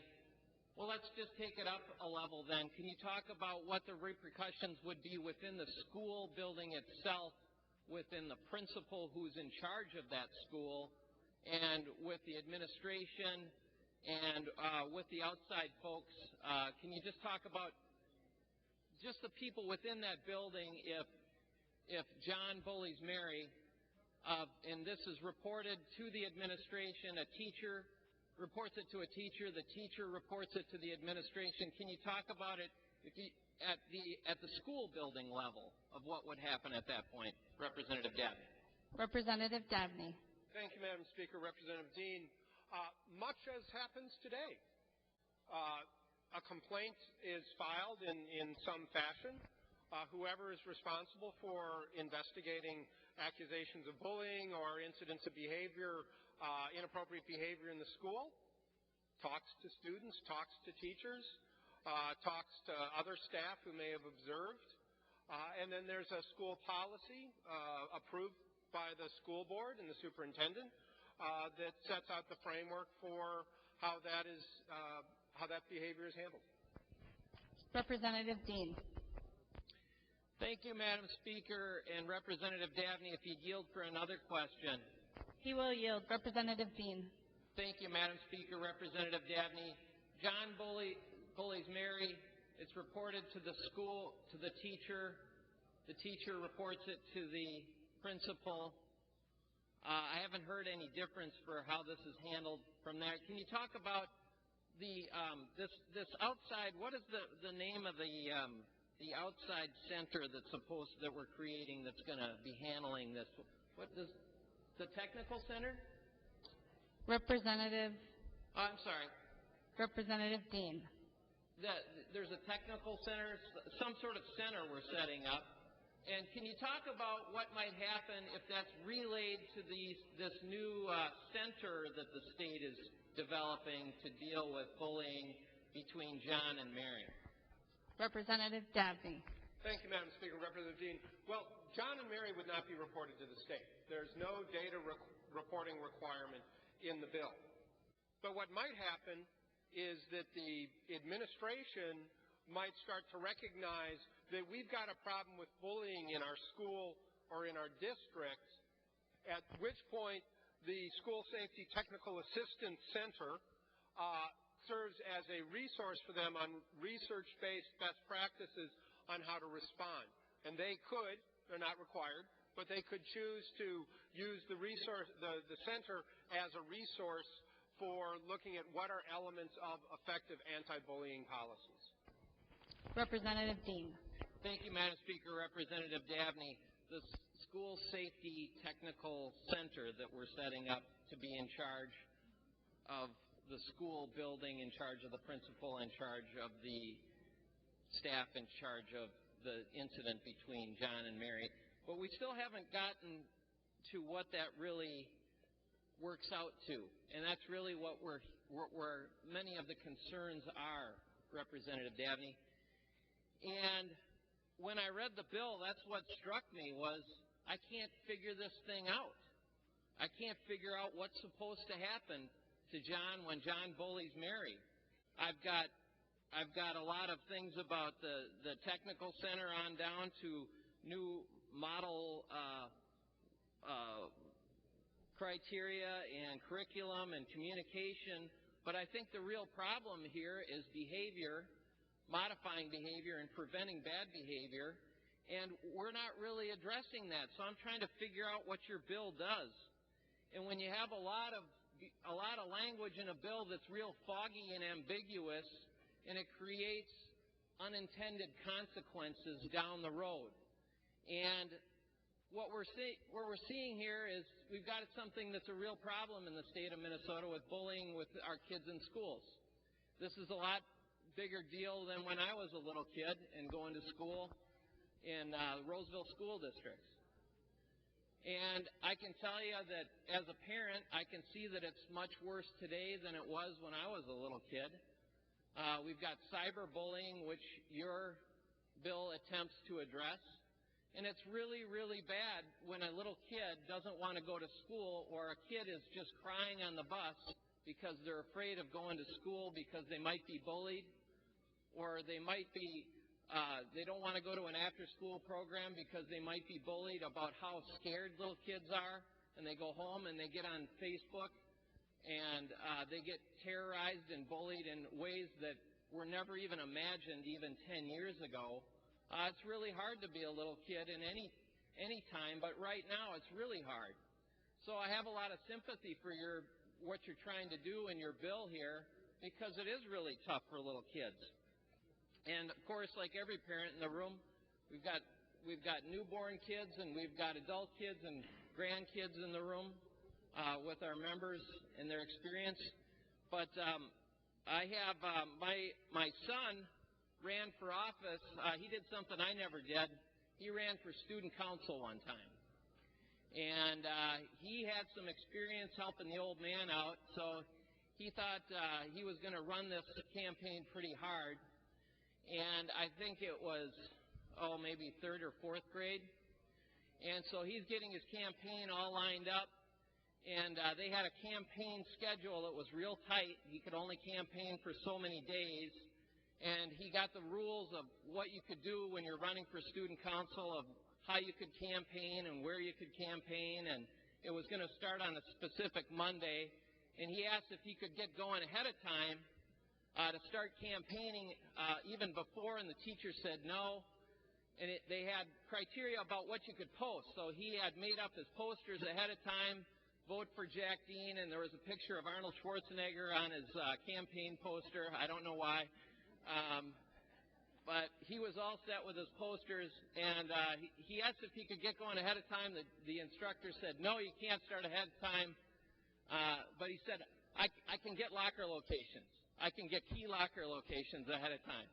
So he said he was all set. He had gotten the best locker location was next to the drinking fountain with the cool water. So he was very excited. He had secured the assigned location there. But one of his top priorities was to get rid of the bully box. And the bully box was something that was instituted in his school, where they had a box where if somebody was a bully, you would say, this person bullied me, and you'd put that in the bully box. And he wanted to get rid of that. And they'd say, well, why is that? Well, what was happening was the kids who were getting picked on weren't, of course, the ones putting the information in the bully box. The bullies were putting the information in the bully box and using that to intimidate all the other kids. And so the remediation that they had was they had the bully and the kid that was getting bullied sit down in a room together and face each other to try to work it out. So the bullies were getting the other kids in a room on their own terms and bullying them even further with the bully box. Now you might say, well, that seems a little odd. So that's why the kids wanted to get rid of this bully box. And Representative Davnie, I think you could take some good political advice from my son, because it was very popular to get rid of this thing, because it had unintended consequences of more bullying. The very thing that it was trying to prevent actually was used as a tool by bullies to continue to bully the other kids. The kids that were bullied were the last ones to have put anything near the bully box, but it was used to intimidate the other kids around the school. And I think that that's something that we might want to keep in mind, and that's something that I thought about when I read your bill, because when you talk about the ambiguity about what this really means, the language, people don't really understand. We're trying to say, well, this isn't about behavior. That's not in the bill. Okay, well, what is in the bill? It's not about ideas. It's not about religion. That's not in the bill. Well, we're a little bit concerned about that, Representative Davnie. Obviously, we brought some of those concerns forward. We talk about repercussions. What's going to happen when John bullies Mary? Well, that's not really in the bill. Well, then we have some real problems with what is in this bill. You know, bullying is a very, very big problem in our schools and with our young people, and we've heard some of the stories and some of the really sad things that have happened. And when we talk about unintended consequences of moving forward, we really need to understand what we're doing. And we've got a bill right here that looks like it has a lot of information in it that is hard to nail down. There's a lot of things we've said that aren't in this bill, but this bill kind of addresses. That should be a warning flag for unintended consequences down the road, members. And I think that when you look at why hasn't this been nailed down, why haven't we defined what these consequences really are? Why haven't we defined what happens in a district level? Why haven't we defined what really is how this is going to be implemented? That should be a red flag to saying, you know, the reason that this wasn't changed in committees was substantially to address these concerns is that a lot of people were afraid to change the bill. They were afraid to change the bill because once you start changing the bill, the outside advocates really raise their hand and they say, hey, you can't do that. You can't touch this bill. You can't slow it down. This is going to pass the way it is. That's how it's going to work. And so, members, I really encourage you, particularly members on the Democrat side, this is going to pass. We don't understand that. We understand that this will be signed into law by the governor. But please, please, please, on behalf of the students of the state of Minnesota and their parents, please read this bill. Please try to come back and work to fix this down the road. Please try to head off as many unintended consequences as you can. I know the intentions behind this and the people who have their heart in the right place who want to prevent bullying, but please consider the unintended consequences of this bill. The member from Carver, Representative Pugh. Thank you, Madam Speaker and members. Most of my comments, and I have quite a few, are going to be directed to my Democrat colleagues on the other side of the aisle. I rise to implore you to vote no to concur on this bill. There are so many issues, many of which my colleagues have articulated so powerfully. There's just far too many to speak to right now, so I'm going to limit my remarks to a few categories, and I have lots more to say, and we'll no doubt have an opportunity to do so later this afternoon or this evening.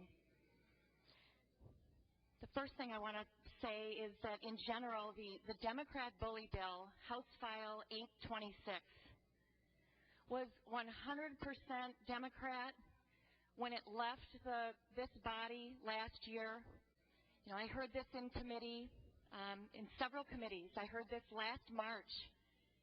It's been hanging around this whole time. I heard this in civil law, and I heard this in government ops. And now here this bill is back, and it's still a 100% Democrat bill. It's clearly, again, as my colleagues have mentioned, it is completely unnecessary. Every single school district already has an anti-bullying policy created by local officials.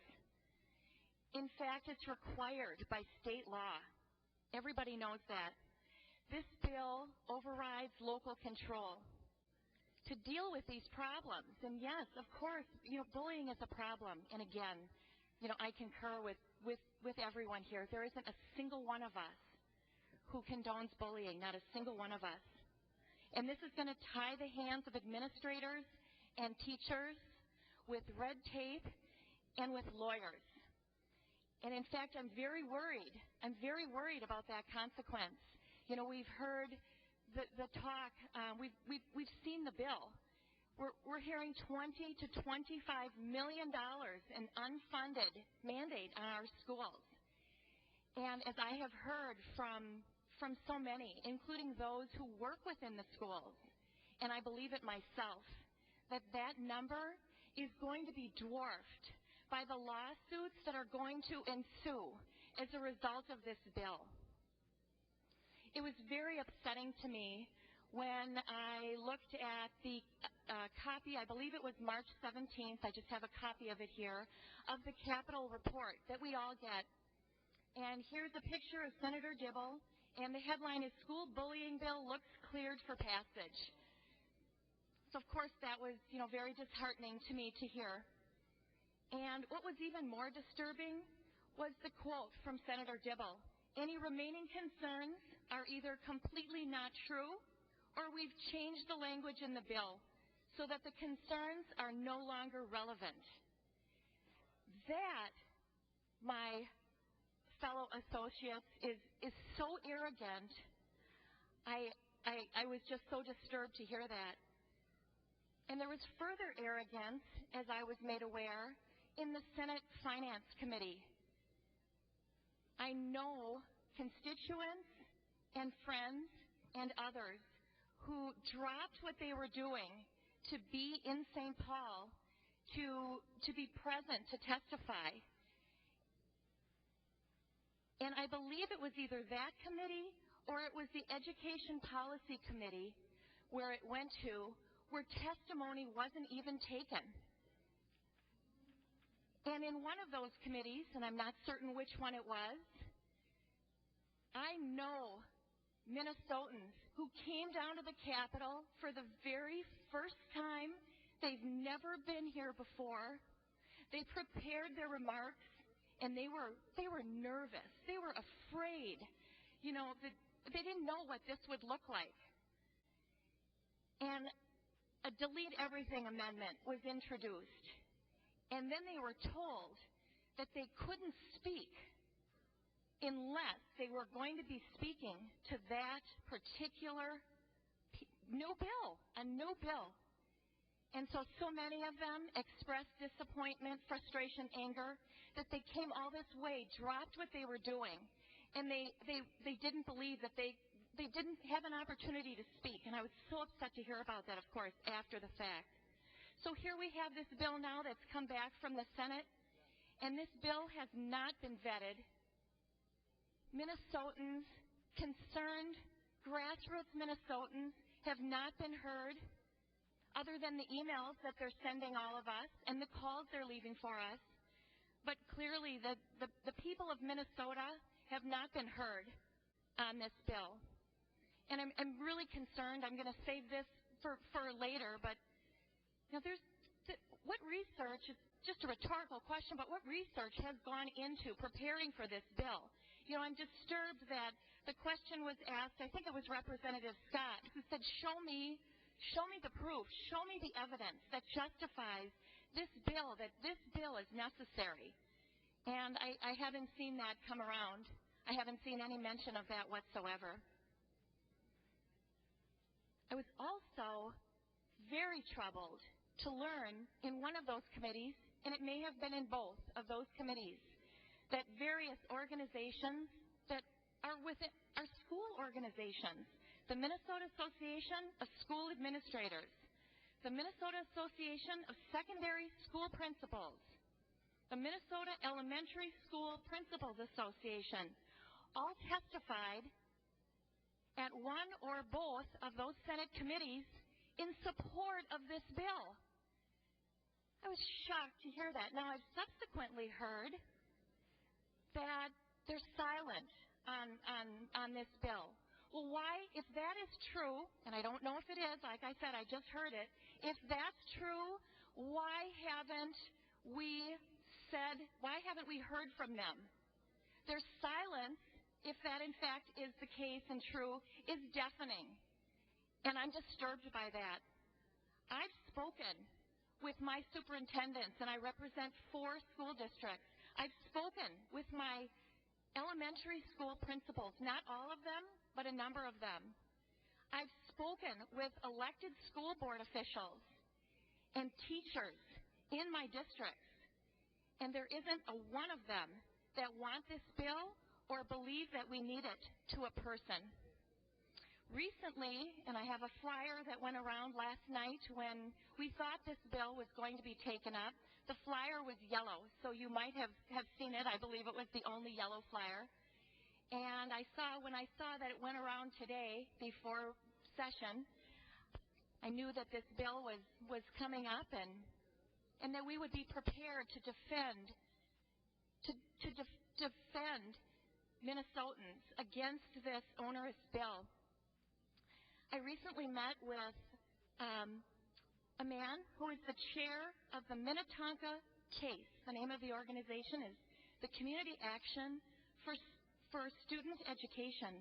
It's a fantastic citizen legislative arm of the Minnetonka Public Schools.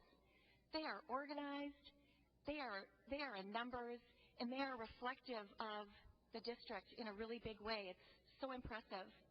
They only have 2 policy recommendations for the entire 2014 legislative session. And one of them is the Safe and Supportive Schools Act, doing everything that we possibly can to kill this bill. Think about that. Only 2 legislative initiatives for a really large organized group. It is that important to them. They say with any legislation, it's always important to look at the unintended consequences, and this is exactly what Representative Dean just spoke to. And of course, there are so many. And of course, they reiterate that bullying prevention is so important, as it is to every single district in our state. But the proposed legislation, including the recent amendments, could undo much of that work because it prescribes a different definition of bullying that is far more broad and could have potential legal ramifications for students and staff. They note that the Minnetonka Independent School District, that the most important word in the name of their entity is independent.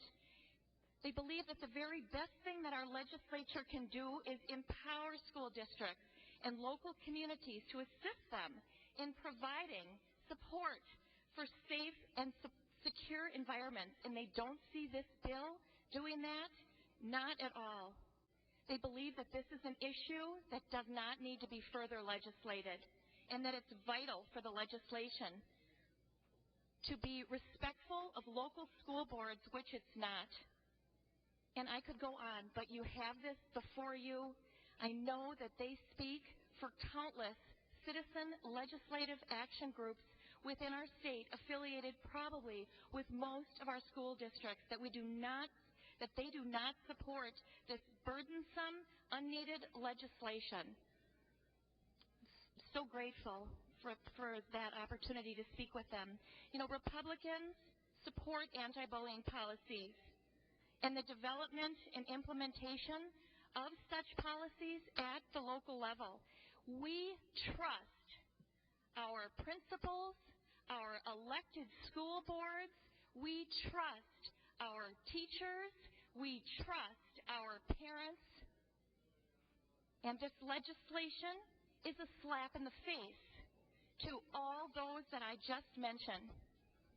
And lastly, and maybe most importantly, during the interim, I met a woman, a world-renowned speaker on this subject matter. She's a subject matter expert and an author, and her name is Judith Reisman. And Judith wrote the book, and I'm going to share this with you. And I'm hopeful that I'll have everyone's attention. Judith wrote the book, Stolen Honor, Stolen Innocence. And look at the size of this book. And I have not been able to stop thinking about what I heard Judith say since I met her, and it was well over 6 months ago. And I want to speak to this. Madam Speaker. Representative Grunhagen, for what purpose do you rise? Just a point of clarification, I guess. Could you quiet the House floor a little bit? I'm having a hard time hearing Representative Pugh. Members, please take your conversations into the alcoves or the retiring room. Representative Pugh. Thank you, Madam Speaker. Judith is authored many books and articles and has been cited in many scholarly works. Among her many publications are Sexual Sabotage, 2010, Kinsey, Crime and Consequences, 1998 and 2000, Soft Porn Plays Hardball, 1991. She has been an expert witness in many court, military, and civic hearings concerning pornography, homosexuality, sexual harassment, and media issues. Her works have been referenced in many lower court cases and the following United States Supreme Court cases: Oaks versus Massachusetts and Osborne versus Ohio. These cases have been instrumental in child protection legislation called the Child Protection and Ethics in Education Act of 1995. Representative Davnie, I spoke with Judith, and I heard, and Judith has read the bill. And she spoke to the threat that this poses to our children and our families, to parents. She knows about the book that many of my colleagues have highlighted is perfectly normal. And she knows of the threat that texts like this pose to our children, and warned of similar texts that will likely be coming in curriculum in Minnesota if this bill passes. You can maybe hear from my voice that I'm shaking now. This is so disturbing to me. Representing a district, Senate District 33, that is likely the most highly taxed district in the state. I have been overwhelmed last legislative session, and it continues this session, with the ramifications of the onerous tax and the onerous legislation that has been passed by the Democrats, and the impact that it has had on residents and taxpayers in my district. I've lost many, in fact, to 10 separate states already, from the onerous taxation that you have foisted upon residents of my district and hardworking Minnesotans throughout the state. But this issue is more important, and what happens in my schools is more important to parents in my district than their tax bill. And I'm hearing that from them in an overwhelming way. Every other issue, including all of the economic issues, pale in comparison to this issue. Representative Davnie, Madam Speaker, would Representative Davnie yield to one question? He will yield. Representative Pugh. Thank you, Madam Speaker. Representative Davnie, have you read this book? And are you concerned, do you share our concerns about the impact of this age appropriate for age 10 years old? Do you share our concerns about this book? Representative Davnie. Madam Speaker, Representative Pugh, this is a bill regarding school bullying. That is a book regarding comprehensive sexuality education. It's unrelated to this bill. Representative Pugh. Thank you, Madam Speaker. Well, I won't respond to that. I will just leave well enough be. I think that everyone here in this chamber and everyone watching understands what the truth is about this bill and the curriculum that our children will experience if this bill passes. I've been carrying this book with me ever since, shortly thereafter, ever since I met Judith, and have really become engaged on this issue. There's really nothing more important to me right now either than doing whatever I possibly can to stand up for and protect our children. And members, I implore you, please vote no to concur. Thank you. The member from Polk, Representative Keel.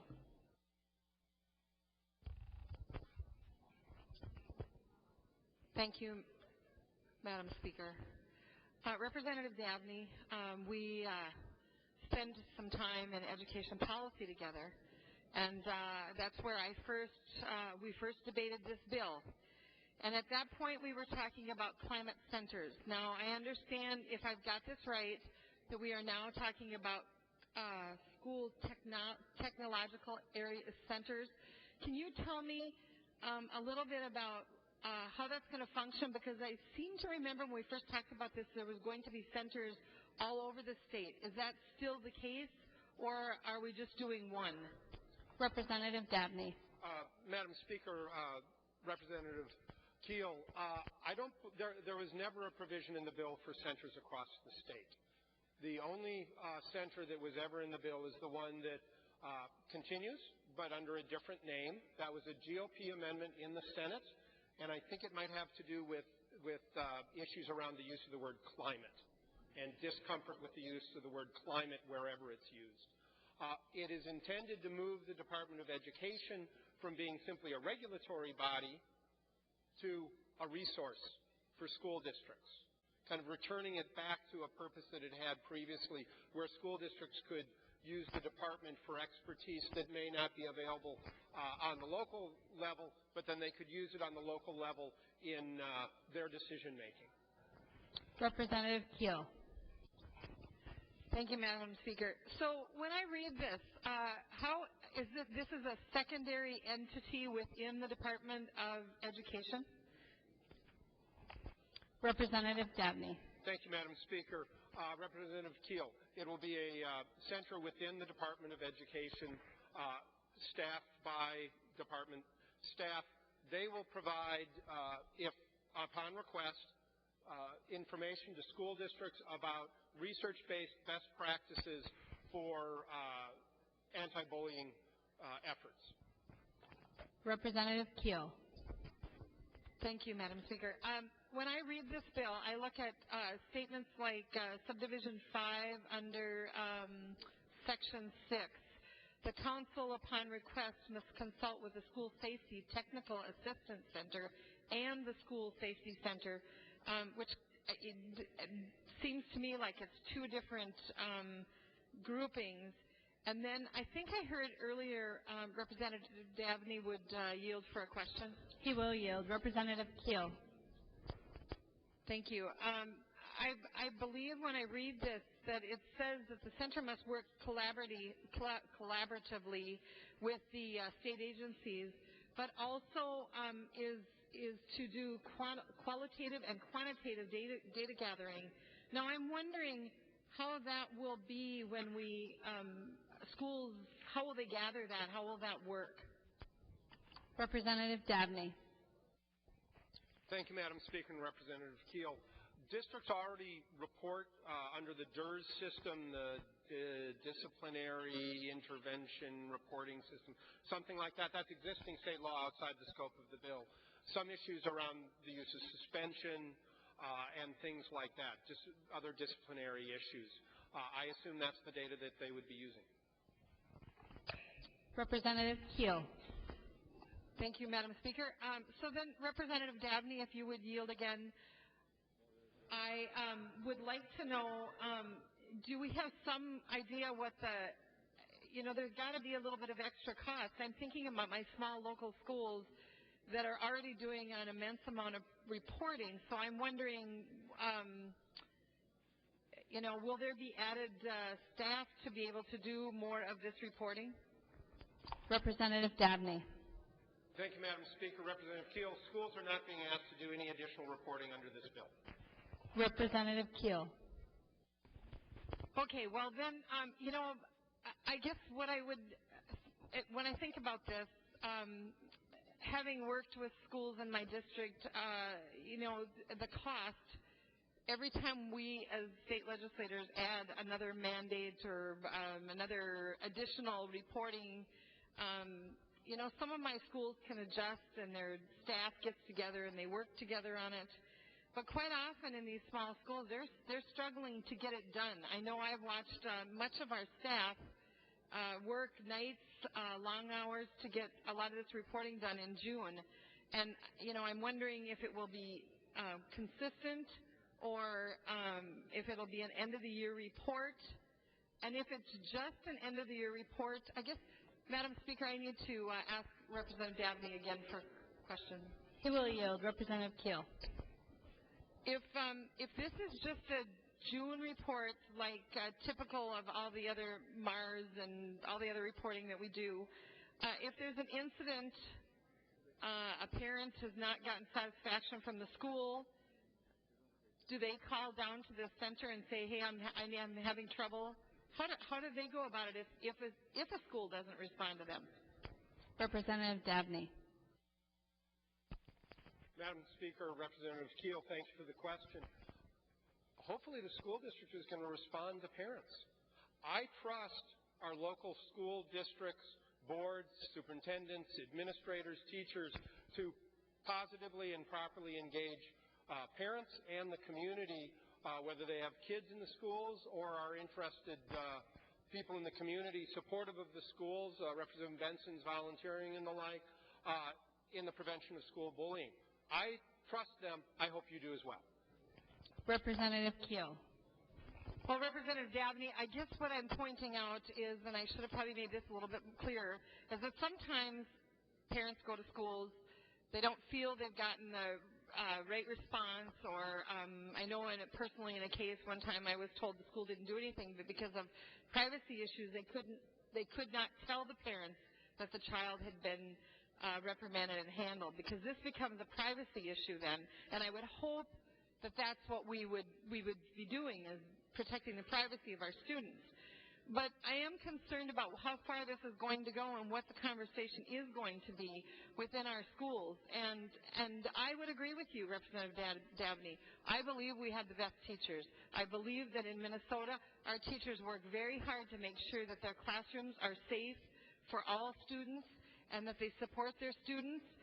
But when I look at the cost of setting this up, I can't help but wonder, all the dollars that we are going to spend in a classroom, why we don't put that money into other ways to help our schools. I don't know about you, but I've noticed that when my children start to banter back and forth or harass each other, they're a little bit bored. They find fun things to do when they are bored, or they haven't got certain interests that they could be doing. And I think we could be spending this money, considerable as it is. I believe I've heard numbers of of $50 million to these schools to help support them, that we could be spending this money in career and technical projects for our schools. We could help our grade schools with other technological issues that would help them to have more projects for students. I think that some of these children that do have some, they end up being a little unique and like different areas of school, whether it be sports or music or art, that we have the availability of those kinds of sidelines for students. And I think that's really important that we do that, provide that funding for our schools. I'm really alarmed at the fact that we would take Greater Minnesota needs to know that we could spend up to $32 per student more just for this safe and safe schools provision. And more importantly, members, Minnesotans, I want you to know that I think we need to be working between parents and schools at a local level. I've talked to a couple of parents about the fact that when they've had bullying issues, they went to the school, they didn't feel they got enough satisfaction out of administration, and so they told me what they did was they called the other mom. And we've heard a lot of little stories about what has happened, but I remember myself being on a school bus, which, by the way, folks, a lot happens on a bus. I rode buses for years and hours. But I happened to make comment to a little girl, and her mother called my mother, and my plaque was cleaned, and I still remember that. I was a first grader. But I knew that I wasn't supposed to behave like that. And her mom and my mom took care of it. And I think that that's what we need to remember is support for families. We need to encourage our parents to be proactive, and we need to encourage our children while they need to rely on the adults at school, that they also need to make sure that they talk to their parents and that their parents are their best advocates. And so, I just want my colleagues across the aisle to think about the money that we are spending on something that I think we could be putting more toward other opportunities within our educational system. With that, I thank you. The member from Wright, Representative McDonald.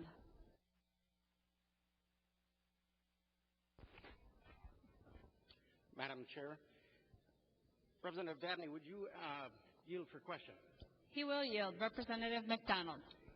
Representative, on average, how long does a bullying episode last?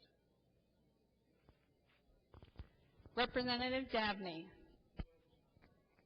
Representative McDonald, I'm not an expert on bullying, but so far this debate has gone about 4 hours. Representative McDonald. Well, praise be to God, the bullying doesn't last that long. The average bullying lasts 37 seconds.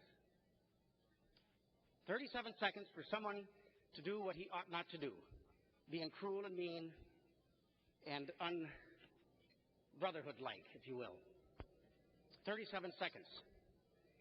In the summary of your bill, it says the schools must adopt, implement, and annually review a written bullying prevention policy covering bullying, cyberbullying, harassment, and intimidation.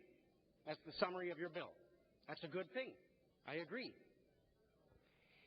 The law that we have on the books today, which Representative Beard spoke of, says this.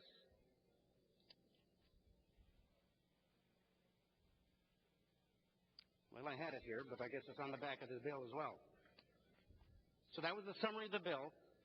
And the law today states pretty much the same thing. Maybe you be the judge.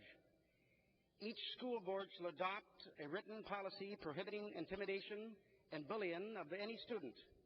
The policy shall address intimidation and bullying in all forms, including but not limited to electronic forms and forms involving the internet use.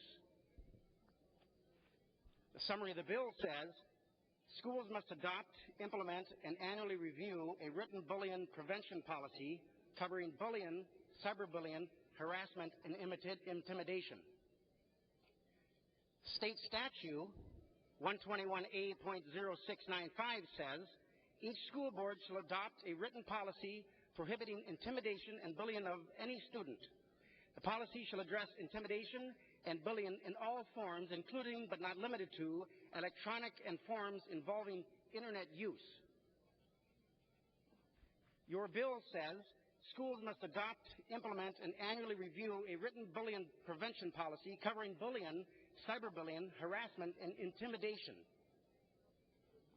Well, Minnesotans, you be the judge. The two are identical. Except your bill, Representative Davnie, cost Minnesota this next year over $1 million in the next 2 years to implement. And it costs to the school districts, according to our studies, $20 to $25 million per year.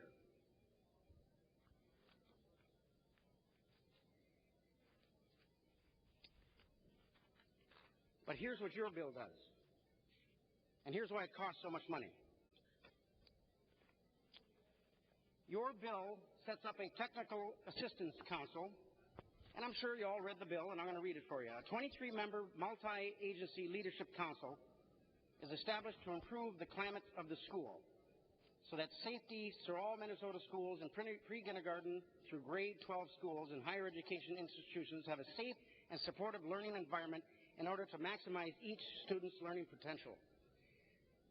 I submit to you what a shame it is today in America, in Minnesota, that we have to pass a law that states that our school districts must have a safe and learning environment when they already have it by state law. So his bill goes on to implement many things that will cost the schools $20 to $25 million per year. The council shall consist of this: the commissioners of their designees from the Department of Education, the Department of Health and Human Rights. Thank you, Representative Sandra Erickson. The Department of Education, Health and Human Rights, Human Services, Public Safeties, Corrections, and the offices of Higher Education. One representative each from Minnesota Association of School Administrators, Minnesota School Board Associations, Elementary School Principals Association, Association of Secondary Schools Principals, and Education Minnesota, as selected by each organization. 2 representatives of each student support personnel, parents, and students as selected by the Commissioner of Education. 2 representatives of local law enforcement as selected by the Commissioner of Public Safety. 2 representatives of the judicial branch as selected by the Chief Justice of the Supreme Court. 1 charter representative selected by Minnesota Association of Charter Schools. A member serves at pleasure of their appointing authority. So that is where a lot of the cost will come from. That takes money completely out of the classroom. The law already exists. Did you catch when I read the summary of the law and the current law? They're identical. So, because the state law says, and as I quoted, that school districts must implement a bullying policy, all schools have done that, and they've done it very effectively. My school districts in Wright County have done it extremely well, and bullying is at an all-time low in Wright County. It's working well. We trust our schools to do the right thing. We trust our schools to write a very effective bully policy that works. But yet, the Democrats and your bill, Representative Davnie, say you don't trust the school districts, so therefore you're going to write the bill, and you should pass even more laws, 13 pages, to strengthen the bullying policy. Representative Davnie, would you yield for a series of questions? Representative Davnie will yield. Representative McDonald. Thank you, Madam Speaker.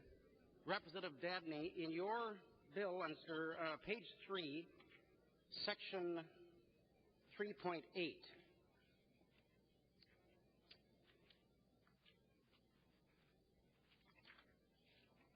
too darn long, I can't get to it in time. In it you say that you want in it states that local districts and school policy, districts and schools in consultation with students and parents and community organizations to the extent practical shall adopt and implement on a cycle consistent with other district policies, review and revise where appropriate, a written policy to prevent and prohibit student bullying. Isn't that what the schools have already done because state law has already asked them to do that and made them do that? Representative Davnie. Thank you, Madam Speaker. And Representative McDonald, I'm glad you asked, because you'll notice that the language of the bill is sharply different from your opening remarks. Your opening remarks were based on a summary, apparently, of previous versions of the bill that did require annual review of school policies.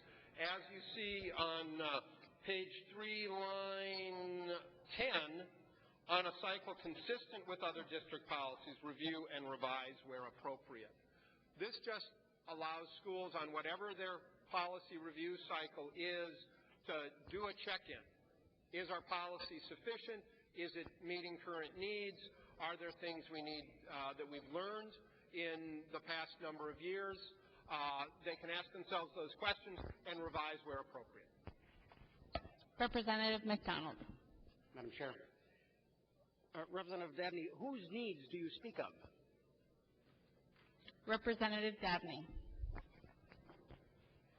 Madam Speaker, Representative McDonald, when I was teaching out in Wright County, one of my favorite books, one of the most important books in my development as a teacher, was a book called The First Day of School. And I don't remember the author's name. I never can remember the names of authors or movie folks, you know. But his emphasis, it was a man, his emphasis was, for the teacher, have your act together the first day of school. Have your procedures down. Have your classroom organized. Do all of that so that when the kids walk in, they know what the policies and procedures and processes in your classroom are. Because if you do that, you reduce problems in the classroom. You increase opportunities for learning. Same spirit throughout this bill. If we focus on prevention, as Representative Dean said, our highest goal, prevention, we have schools that are more orderly, safer, more welcoming to all of our students and their families, and better places to learn where more students can achieve, more students can get to high school graduation. What are the tools that administrators and teachers and other school staff need to create those environments? That's the question. That's why this bill focuses so much on training. It's not just saying what we want, it's providing administrators, teachers, and other school staff with the tools that they need to create strong, positive school climates for all of our students across the state. Thank you for asking. Representative McDonald. Madam Chair, the reason I asked Representative Davnie is reading through your bill, and I've done it 3 times now, and highlighted certain areas, there's so much ambiguity as to what those tools and resources are that many in this side of the aisle, and I presume maybe on your side, are confused and perplexed as to what those resources are that'll instruct and help teachers have an orderly and safe school environment. So if you would yield for another question. He will yield. Representative McDonald. Thank you. On page 6, section 6.1, it states a positive school climate and use evidence-based social emotional learning to prevent and reduce discrimination and other improper conduct. Now that sounds great, and certainly that is our goal, I would hope, all of us. But what exactly are your evidence-based and social emotional learning to prevent that? What are the tools that your bill is going to give our school boards and our principals and teachers, the necessary tools to do what your bill says? What are those tools? What are those resources? Representative Davnie. Thank you, Madam Speaker. Representative McDonald.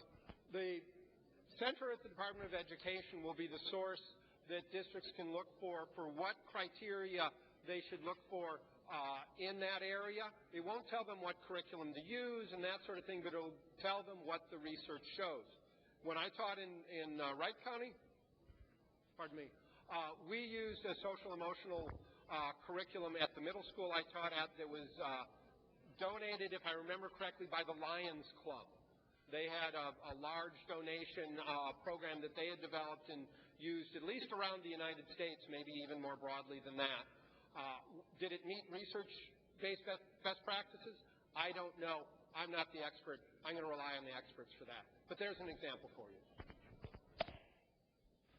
Representative McDonald. Well, Representative Davnie, you kind of answered the question there in so much as the fact that because you had research-based social and emotional tools, you had little billion already in Wright County where you taught. And all the school districts that I've heard from, and the rest of my colleagues as well, have adopted a bullying policy. They're effective. They have safe school climates. Bullying is down. And yet your bill, which is duplicative and very costly to a tune of, again, I'll say $20 to $25 million, is not necessary. And it does, as many said, there's unintended consequences to it. If you'd yield for another question. He will. Representative McDonald. Thank you. In Section 6.11, can you explain exactly what you mean by that? Is that the job of the schools? And who will they teach in that section, please? Representative Davnie. Madam Speaker, Representative McDonald, I'm sorry. What is the provision in the bill you're wanting me to speak to? I apologize. Representative McDonald. Thank you, Madam Speaker. Section 611, it says, teach students to advocate for themselves and others. What specifically are they going to teach? What tools will they have to do what your bill asks them to do? Representative Davnie. Madam Speaker, Representative McDonald, you know, we seem to be stuck at a difficult point. That's going to be up to the local schools. And I think the difficult point we're at here is half of the speakers on your side of the aisle have gotten up and told me that the bill's overly prescriptive. And the other half are getting up and telling me that it's not prescriptive enough. Minnesota, I think that means we hit the balance. Representative McDonald. Madam Speaker, your bill is duplicative. That's what it is. School districts already have very tight working bullying policies that are working in their districts. You know it. You've heard it. I've heard it. I know it. They work. They're effective. And bullying is at an all-time low in Minnesota. Perhaps we have an enforcing issue. The golden rule, we've heard. Treat others as you would want to be treated. And now here in St. Paul, we have to pass laws to schools to tell them exactly how to prevent bullying when they're already doing it. It just is very disappointing from my side of the aisle, from my district, from my schools, who say there is not a problem, there's effective and working. And now you want to take up to $32 out of per pupil out of the classroom to be duplicative on your bullying bill. So I will not be voting in favor or in concurrence with this bill. The member from Hennepin, Representative Hertaus. Thank you, Madam Speaker. Mistakes do happen. It's quite all right. Members, I rise to talk about the bill. We have perhaps oftentimes our own notions of what bullying is, and maybe many of us think of it as more of the aggressive nature rather than some of the verbal and the verbal attacks and the cyberbullying that goes on today. But before I talk about that, I would like to just say thank you to all of the teachers in this body, 20, 25 of you, nearly 30 I hear to some count, about 25% of the legislature. I know that, you know, you're the guardians of our precious ones, and I know that you put your heart and soul in the job, and thank you for doing that. Thank you to the members of the school boards that are also past members of school boards that are in the legislature. It should come no surprise that maybe 50% of us have been directly involved with making education better for our kids, and it shouldn't be a surprise that we're spending about 50% of all of our state resources on education. I'd like to talk a little bit more about the actual bill and the language of it and the construction of it. I have a lot of concerns on whether or not the legislation truly can be enforced. I think it's clearly a question of whether or not it can be constitutionally enforced, and I think that we are inviting a great deal of litigation with this. The bill defines student bullying as that which will happen on the school premises by use of electronic technology and communications, by use of electronic technology and communications off of the school premise. And I'm a little concerned about that because when we start our session every day, we talk about reciting the Pledge of Allegiance, and we also talk about justice and liberty for all.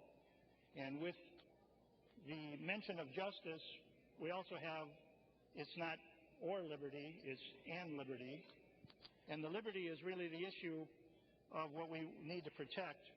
There's been many court cases that have decided issues of school conduct, many of them very kind of the cornerstones of where we've gone forth. Tinker versus Des Moines as a Supreme Court decision was one that was decided in the 60s, involved pretty much around the Vietnam War and some of the expression of pure speech as to the symbols that students wore. But in that decision, it extends really to what we're talking about here today and is germane.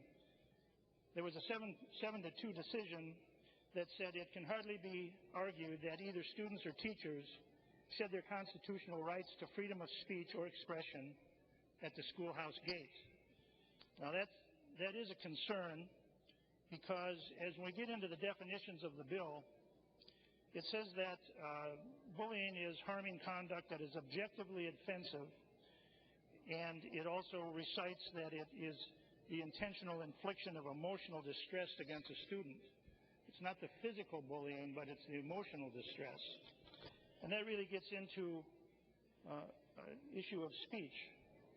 Further, another court case, Keishian versus the Board of Regents, Justice Brennan, speaking for the court, said that the vigilant protection of constitutional freedoms is nowhere more vital than in the community of our American schools. Now, it seems as though we are talking about bullying as a form of discrimination. And if you don't think that, I would draw your attention to lines 2.26 through 2.31 in the bill. It's actually reciting different parts of our Federal Discrimination Act and also our Minnesota Human Rights Act. And in the federal discrimination laws, we recite race, color, religion, national origin, sex, familial status, disability, and age as the federal discrimination classes. And then Minnesota Human Rights Act further goes on to include creed, marital status, sexual orientation, and public assistance. I'd like to bring your attention to the fact that within the context of this description of what is based upon a person's actual or perceived grouping, this bill seems to add as a protected class the additional classifications of ethnicity, immigration status, socioeconomic status, physical appearance, gender identity, and expression and academic status. So those are the categories that were covered under there. And it should be noted that even in our Minnesota Protected Areas of Covered Human Rights Act, the areas that are covered are in the areas of business, credit, education, employment, housing, public accommodations, and public services. But yet in these court decisions, it doesn't include that cyberbullying or that which would occur off of the school premises. And so I'm concerned whether or not this bill can really reach beyond the operations of the school. In some of these court cases, it's made it clear that the schools can't impose rules based on their perceived concerns, such as acting based upon an urgent wish to avoid a controversy which might result from the expression itself. So the fact that a student might say something that is offensive to another student may not be perceived offensive by one, but is perceived by the other. In another court case, Meyer versus Nebraska, Justice McReynolds expressed that the nation's repudiation of the principle that a state might so conduct its schools as to foster a homogeneous population. I think we're really trying to tell students that they have no more freedom of speech to express some of their ideas.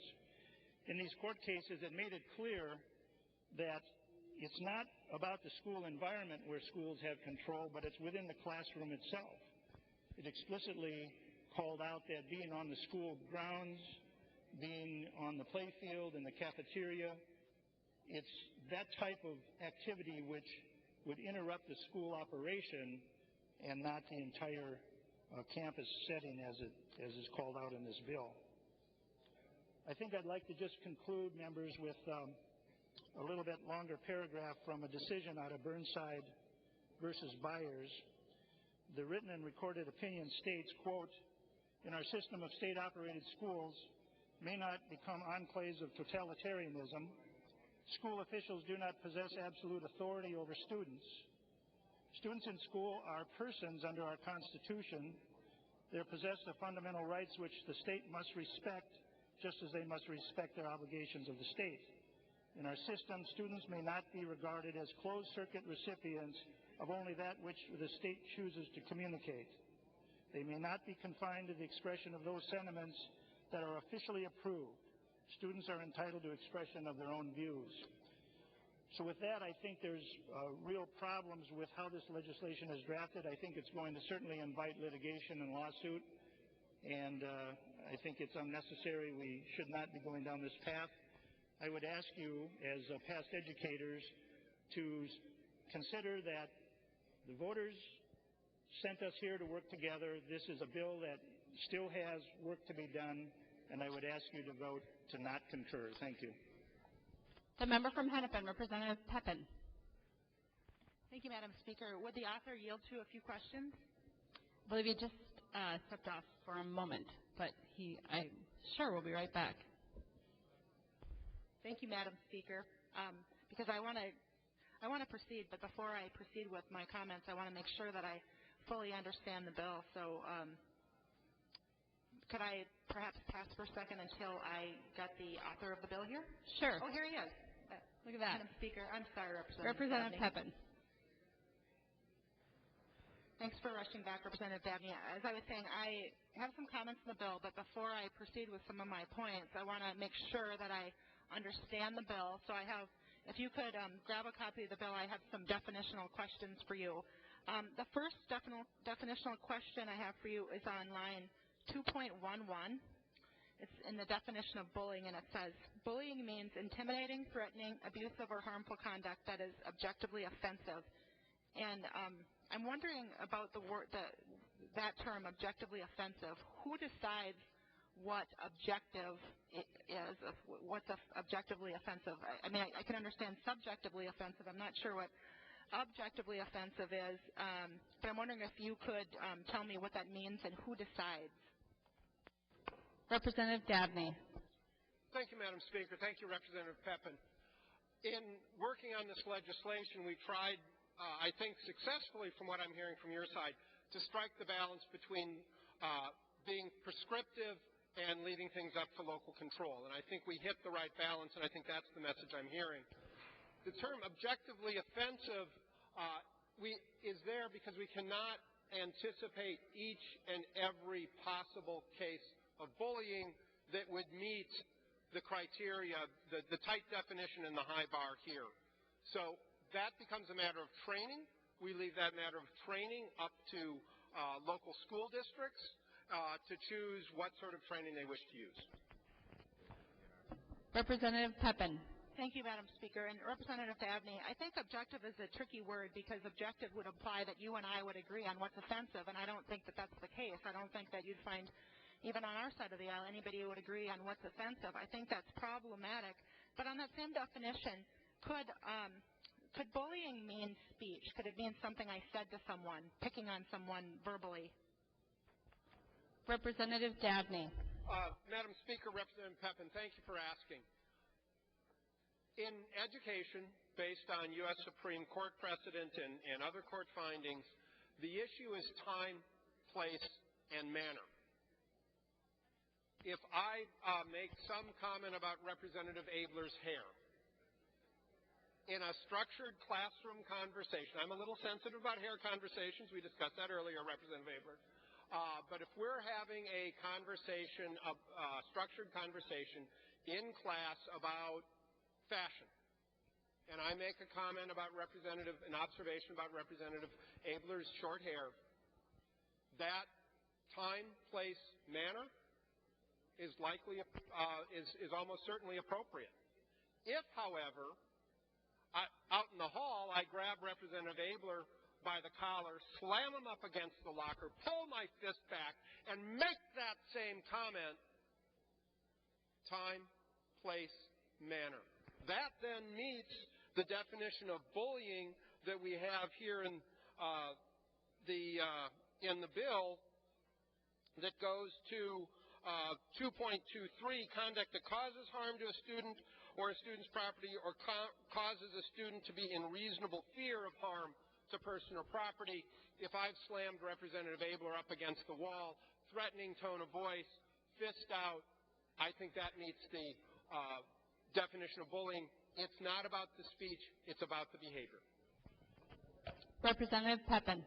Thank you, Madam Speaker, and Representative Davnie. So, looking at the definition between the bullying on line 2.10 and then that section on intimidating, threatening, abusive, and harmful conduct section, so if I said something that was disparaging about somebody's religion or perceived race, national origin, immigration status, marital status, familial status, any of those things, if I said something about that, if I said something to someone, is that bullying under your definition? Representative Davnie.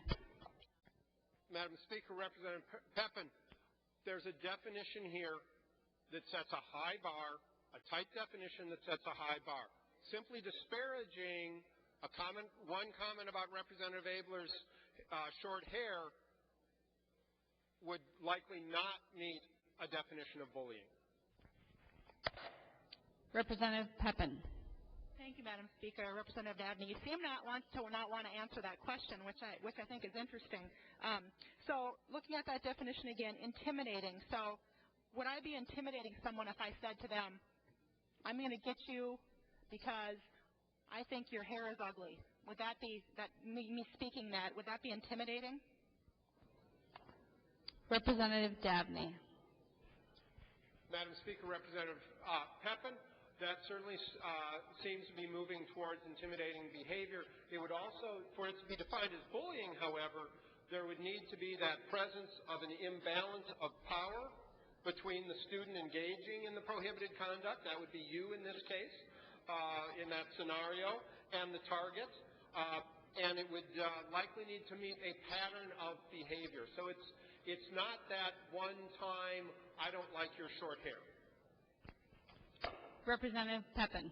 Thank you, Madam Speaker and Representative Davnie. So if I said to you, Representative Davnie, you're a jerk, and then I said to you, outside, you're a jerk, and then I said to you tomorrow, Representative Davnie, you're a jerk, and I continue to say that to you, would that be considered bullying? Representative Davnie. Madam Speaker, Representative Pepin, thank you for the question. It certainly would get irritating. Whether it rises to a definition of bullying would certainly, we would need to look at again. Go back to the full definition, not just pulling one piece apart at a time. Does it meet that full definition of bullying? Representative Pepin. Thank you, Mr. Speaker and Representative Davnie. This is so interesting that you don't want to admit that speech is part of your definition of bullying, and maybe we'll address that a little bit later in my conversation here with you. So on line 2.32, there's a sentence that says, however, prohibitive conduct need not be based on any particular characteristic defined in this paragraph or chapter 363A. So where would I find a complete list of what would be considered bullying? Representative Davnie. Madam Speaker, Representative Pepin, because we cannot anticipate every possible behavior, we provide a definition and trust our local school administrators, teachers, and staff to examine each unique situation and apply the definition against that. We would not want to be so prescriptive as to attempt to provide an exhaustive list of all the possible behaviors that could comprise bullying. Representative Pepin. Madam Speaker and Representative Davnie, well, as you know, and I know some of the lawyers have eloquently pointed out in the past, that legislative intent is very, very important when there's court cases. And so that's why I think it's so important that you definitively say whether or not speech may be included in the definition of bullying. In some instances, doesn't have to be every instance. I can think of a million different examples, but I think it's really important that we know and that school districts have some direction on whether or not an actual speech will be considered part of bullying. So since legislative intent is so important, and since I know that future courts, there's a good likelihood that they will have to look at this, I would like you as the author of the bill to state on the record if bullying includes speech. Representative Davnie will yield. Representative Davnie. Thank you, Madam Speaker. Representative Pepin, thank you. Again, the bill deals with behavior. And in education, the long court-based analysis is about time, place, and manner. Representative Benson raised the issue of prayer earlier. Prayer is clearly allowed in our schools. If students wish to say grace at the lunch table, they're permitted to do that. At the flagpole events, students praying quietly by themselves, all perfectly appropriate. However, if I get up in the middle of a math test where the room is quiet and others are doing the test, and I begin praying aloud for assistance on the test and disrupt the classroom, it's not bullying, but I am liable to be disciplined for disrupting the class. Not the contents, but the disruption. Time, place, manner. Representative Pepin. Thank you, Madam Speaker, and Representative Davnie. What would be an example then on line 2.25 of how someone would defame a student? If I were to defame a student, what would be an example of defaming a student? Representative Davnie.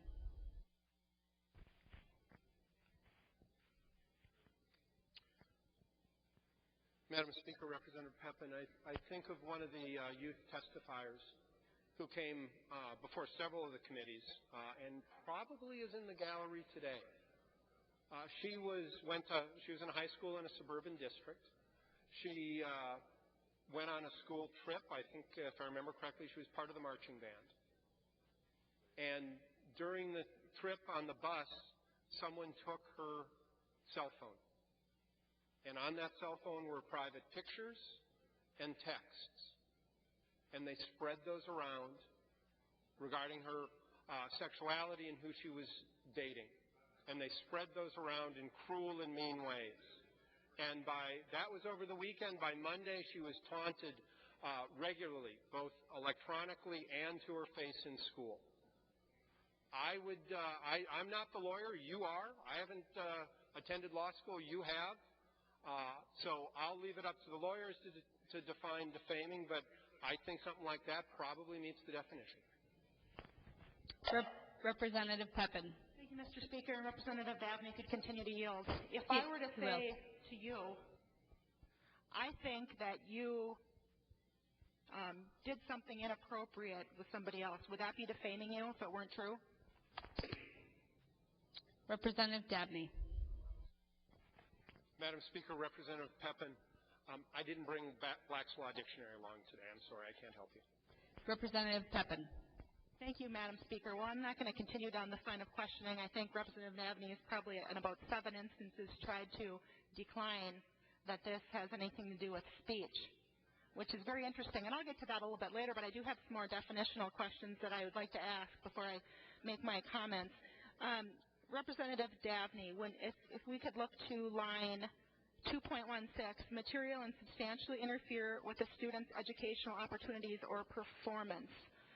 Who would decide then what would interfere with, what kind of a comment would interfere with someone's performance, and what might that look like?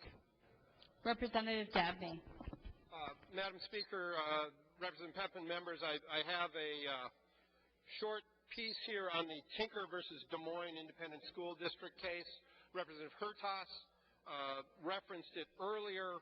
It's a United States Supreme Court case. You'll actually find it interwoven throughout this bill because it's an integral piece, long-standing court precedent on student behavior, speech, and schools' authority to discipline. And in there it says, in this description, the court held that in order for school officials to justify censoring speech, they, quote, must be able to show that their action was caused by something more than mere desire to avoid the discomfort and unpleasantness that always accompany in an unpopular viewpoint, end quote, allowing schools to forbid conduct that would, quote, materially and substantially interfere with the requirements of appropriate discipline in the operation of the school, end quote. Representative Pepin, you and I don't get to yell fire in a crowded theater where there's no fire, even though we've got freedom of speech, because that creates a safety problem and disrupts the theater experience. Materially and substantially is a long-standing Supreme Court precedent that our administrators and teachers are trained to understand and interpret and apply. Representative Pepin. Thank you, Mr. Speaker. Representative Davnie, if it's long-standing, which I believe it is, perhaps you could give me what those examples would be. I'm not sure what would substantially interfere with a person's performance. Would that be like if I got a bad grade because somebody was saying bad things to me, or what might it be that would interfere with performance? If you could at least give an example, I don't expect you to give the whole list. Representative Davnie. Thank you very much, Madam Speaker. Thank you, Representative Pepin. I think of Jake Ross. Jake, I think, is in the gallery today as well. He came down to both the House and the Senate a number of times to speak. I've seen him speak in public in other situations around the Safe Schools for All Act. Jake's 11. He's a pretty remarkable public speaker for anybody, but particularly for an 11-year-old, and his willingness to tell his story. Let me give you an example from his experience of materially and substantially disrupting his educational experience. The bullying that he experienced in his school was so severe, and the school's unwillingness and inability to step forward and respond to it, he had to leave that school. He could no longer get an education in that school. I think we'd all agree that that meets a definition of materially and substantially interfering with a student's educational experience when they can no longer attend their school. Representative Pepin. Thank you, Madam Speaker and Representative Davnie. I think my problem with that section is I think it's a little fuzzy what that means. I don't think that's narrowly tailored to what exactly that means. But I'm going to keep going on with the definitional questions. If I could direct your attention, Representative Davnie, to line 2.25. This is also in the definition of bullying, and it says, part of the definition is it violates a student's reasonable expectation of privacy. And if you could tell me, what is a student's reasonable expectation of privacy? Representative Davnie. Thank you, Madam Speaker and Representative Pepin. I like to go to the Y and work out with some frequency. You might not be able to tell by looking at me, but I try. My why, as is I think common in the industry, bans cell phones in the locker room. Why? It's not a speech issue. It's not that I can't make a phone call. It's to respect all the other people's in the locker room's privacy and be assured that no one is taking a picture of me while I'm disrobing, and I'm not taking a picture of anyone else. I think that's an example of where there's reasonable expectations of privacy and where a photograph of a student in a locker room would clearly violate a reasonable expectation of privacy. Representative Pepin. Mr. Speaker and Representative Davnie, I believe this bill is about students bullying other students. So it would be a student would have to know what a reasonable expectation of privacy is. So even a 9-year-old or an 8-year-old would have to understand what a reasonable expectation of privacy is. Now, I have a couple of kids. I'm not sure that they're 12 and 14. I'm not sure if they'd understand this. But do you think, Representative Davnie, that say an 8-year-old would have a reasonable expectation of privacy if he were on his Xbox and communicating with a friend from school on his Xbox? Would he have a reasonable expectation that that information wouldn't get out? Representative Davnie. Madam Speaker, Representative Pepin, yes. Representative Pepin. Thank you, Madam Speaker and Representative Davnie. So you believe that an 8-year-old, 7-year-old, 6-year-old would know that a reasonable expectation of privacy doesn't have a reasonable expectation of privacy that when he's Xboxing with his friend, he thinks that that's going to go out to the public or that somebody could come and investigate that. You believe that a 6-year-old or a 7-year-old could understand that concept and could say what a reasonable expectation of privacy is? Representative Davnie. Madam Speaker, Representative Pepin, we use a lot of big words with little kids, and we ask them to understand those. That's part of what the education process is about. And I would hope that we would work with students to understand appropriate behavior. I hope we would work with parents to understand appropriate behavior and expectations. Representative Pepin. Thank you, Madam Speaker and Representative Davnie. So would a student at home have a reasonable expectation of privacy that something he texted to another student, that would remain private information? Would that be reasonable for a student to expect? Representative Davnie. Madam Speaker, Representative Pepin, I don't always expect if I email someone that they're not going to forward along. One of the things that I try to educate my children about is that once you put something out there, you lose control of it. So there's complicated conversations to have today about digital life, texting, emailing, internet websites, and so on, about what's private and what's not. We've all heard plenty of stories of young people who've had trouble getting jobs because of the pictures posted on their Facebook page. Representative Pepin. Thank you, Madam Speaker and Representative Davnie. I know this bill is about students on students, but I'm going to turn it a little bit to adults. So would a teacher know what a reasonable expectation of privacy is? Representative Davnie. Madam Speaker, Representative Pepin, I sure hope so. Representative Pepin. Thank you, Madam Speaker and Representative Davnie. Well, as you probably know, a reasonable expectation of privacy is what a reasonable person would expect privacy is.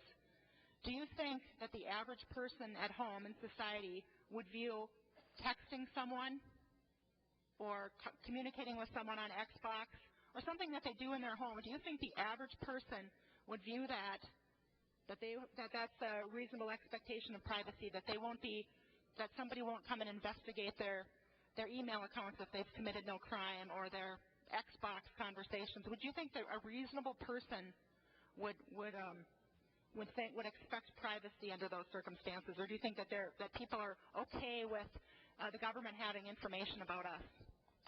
Representative Davnie. Madam Speaker, Representative Pepin, I really think the NSA has gone well beyond the scope of this bill. Representative Pepin. Thank you, Madam Speaker and Representative Davnie. I don't think so, Representative Davnie, because, I'm not talking about the NSA necessarily. We're talking about what a reasonable expectation of privacy is. And since we're talking about legislative intent, in case there's court cases, we need to know, we need to be sure that you believe that students will know what a reasonable expectation of privacy, and that a reasonable person would not think texting someone or Xboxing someone is privacy. Representative Davnie, if a teacher were to investigate a student, would they be able to perhaps, I think there's some words on line 4.7 that talked about investigating. I'll look at that for a second here. Yeah, it talks about provide a procedure to begin to investigate reports of prohibited conduct. So it's not laid out here as far as I can tell, but would investigating, could that be looking at a child's iPad, iPod to see if they've texted anything or looked at any images, sent any images online? Representative Davnie. Madam Speaker, Representative Pepin, the issue confronting administrators in this bill, teachers and other school staff, is what comes into the school on Monday morning Tuesday morning, Wednesday morning, what's going on there. We do not grant any additional investigatory powers, subpoena powers, or anything of the sort under this bill. Representative Pepin. Thank you, Madam Speaker and Representative Davnie. Then exactly what would be included in an investigation? I think this is important because we're going to talk about a reasonable expectation of privacy, and I want to know what you mean by that. What exactly will the investigation look like? Because I want to know if I should be able to expect privacy or not. So I want to know if teachers are going to be able to look at images, check email, things like that off the school property. So if you could, clarify that, I think it's very important. Representative Davnie. Madam Speaker, Representative Pepin, if the high school league prohibits cell phones in locker rooms during tournaments. If I'm a high school athlete, someone in violation of the high school league rules brings a cell phone into the locker room and takes a picture of me and sends it out to others, and I get a hold of it. That's how I find out about it. Maybe it's on a friend's cell phone, and I take it to the school principal and say, Joyce has been texting this picture of me around. They get to look at it, yes. Representative Pepin.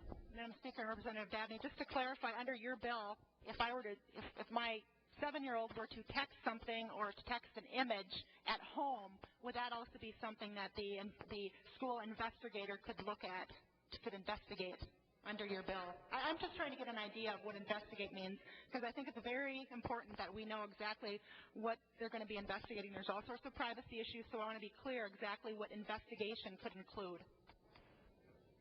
Representative Davnie. Dang it, Madam Speaker, I can't read and listen at the same time. Representative Pepin, I'm sorry. I was getting some assistance here. Could you repeat the question, please? Representative Pepin. Madam Speaker and Representative Davnie, again, on line 4.17, it says that, I'll go back. Local policy components. Each district and school policy implemented under this section must, at a minimum, and then you skip down to line 4.17, provide a procedure to begin to investigate reports of prohibited conduct. And I'm trying to figure out what exactly investigating will look like. Will they be able to come to my house and confiscate my daughter's cell phone and say, I want to see what's on your cell phone? Will they be able to, how is this going to work? I just think it's important that we lay out exactly what this investigation could possibly include. I understand that districts are going to, under your bill, implement their own policy, but I would like to know what this investigation could include. Representative Davnie. Madam Speaker, Representative Pepin, again, we grant no additional investigatory police powers, perhaps. You're the lawyer. Perhaps that's the term you're looking for. We grant no additional police powers to school districts under this bill. So they have no more ability to come into your home without your consent under this bill than they do today. Representative Pepin. Madam Speaker and Representative Davnie, so if there were somebody accusing my daughter of cyberbullying, how would they investigate? How would they investigate that? How would they know if she were to keep her iPod at home? If there was an image on it, or if she were to text something, and presumably it would be a text between her and her friend, how would they find out that a text was sent? Would they investigate her phone? Would they go to her friend's home? What other means? Would they have a computer guy come? Would they hire someone to hack into their accounts? How would they investigate without going to one of the two homes, or to have a computer person hack the accounts? Representative Davnie. Madam Speaker, Representative Pepin, not only does the bill contain an explicit recognition of students' First Amendment rights, but nowhere in the bill do we repeal the Fourth Amendment prohibition on unreasonable search and seizure. That has never been a part of this bill. School districts would have no ability to hack into your accounts, come in the back window of your house, come down the chimney with a bag of toys or anything of the sort under this bill. Representative Pepin. Madam Speaker, I'll try this another way. I think I've asked you 4 or 5 times. I would like to know how the designated staff member is going to investigate the reports. Is she going to then, if you can't come to their house and look at the phones, is it going to be calling other people in to see if they heard something, if they overheard, if they heard from, they had hearsay, double hearsay, triple hearsay.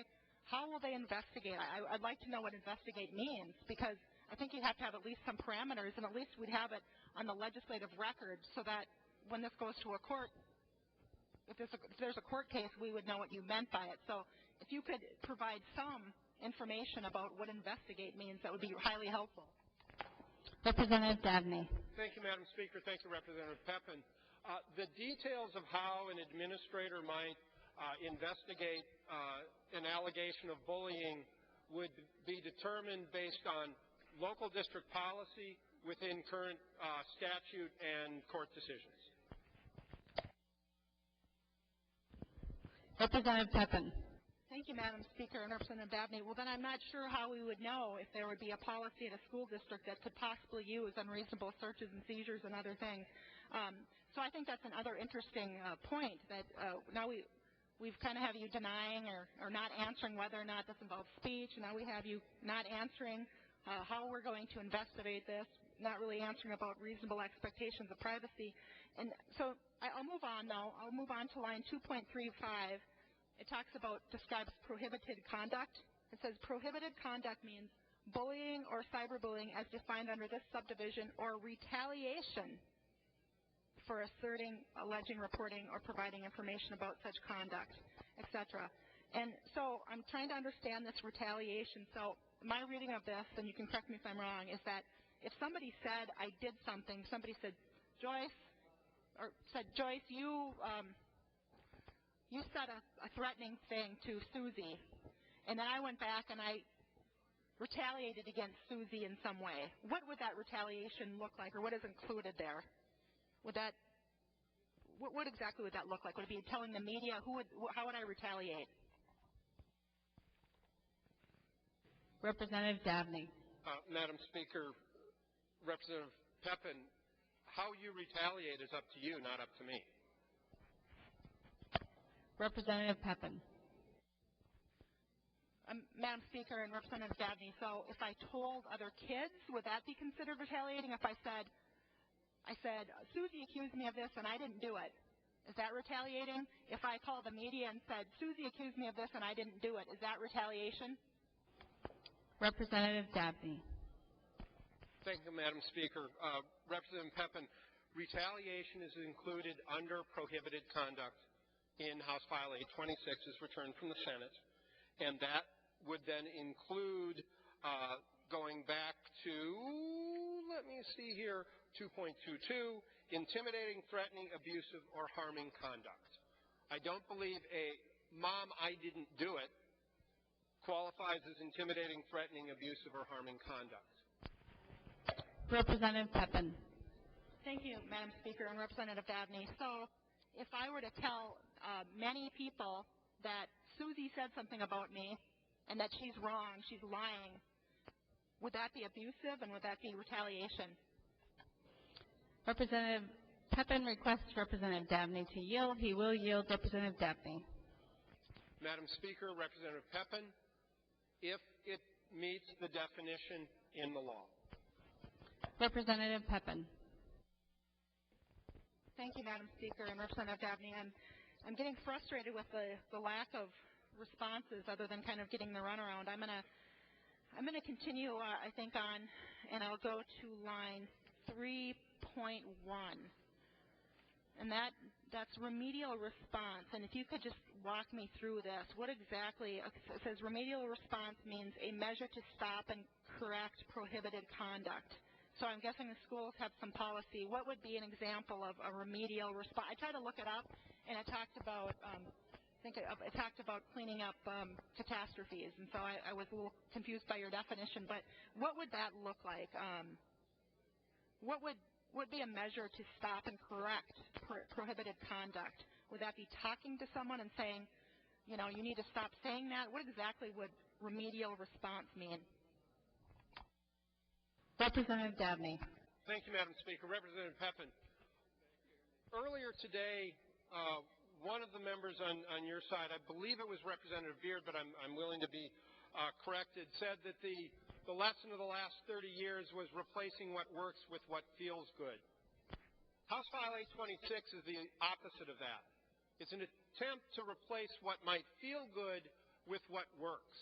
We've learned a lot about how to prevent and respond to bullying in the last 10 or 15 years, about what's actually effective interventions that work to reduce, to prevent and respond to bullying.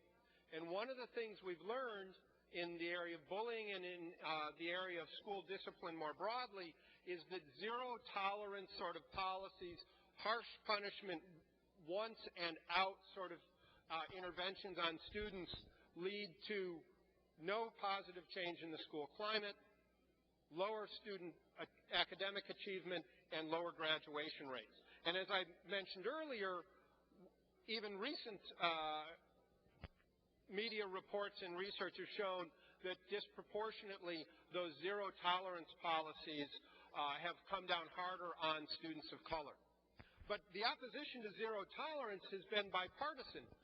Increasingly, when the kid goes off on the Boy Scout camping trip for the weekend, comes back to school on Monday with a pocket knife in his backpack that he'd forgotten about, and a zero tolerance policy says, Jim brought a weapon to school, zero tolerance, he has to be expelled, when he presented no threat.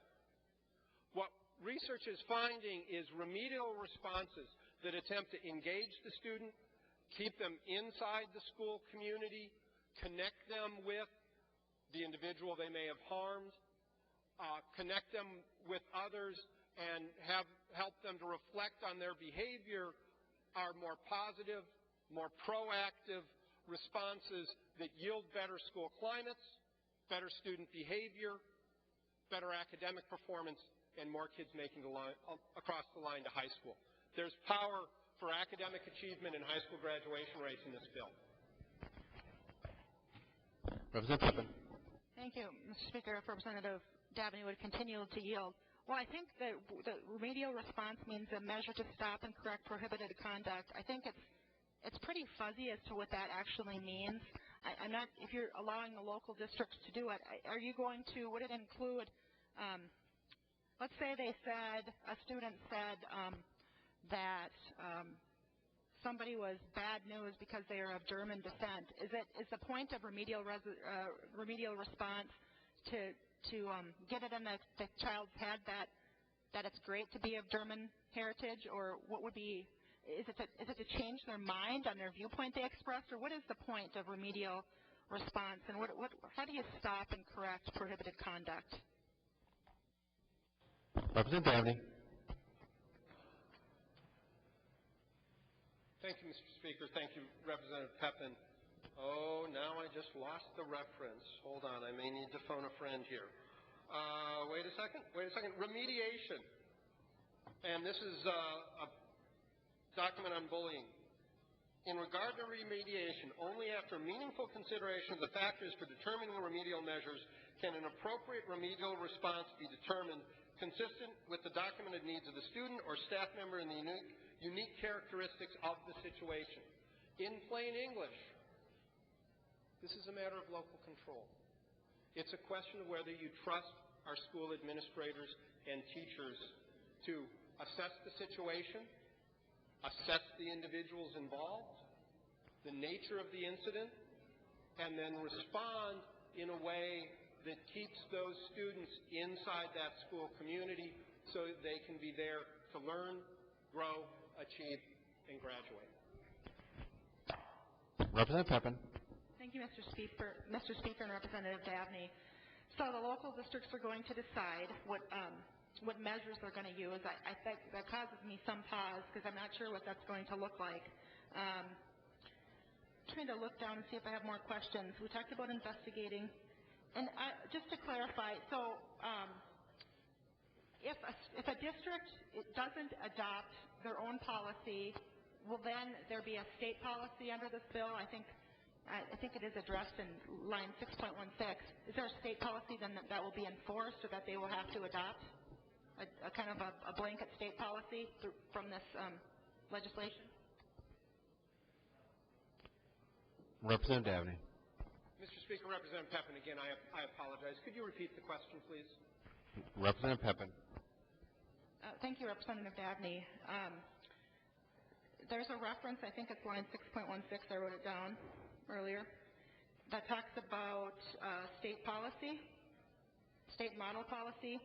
The Commissioner, in consultation with the Commissioner of Human Rights, shall develop and maintain a state model policy. A district or school that does not adopt and implement a local policy under subdivision 3 to 5 must implement and may supplement the provisions of the state model policy.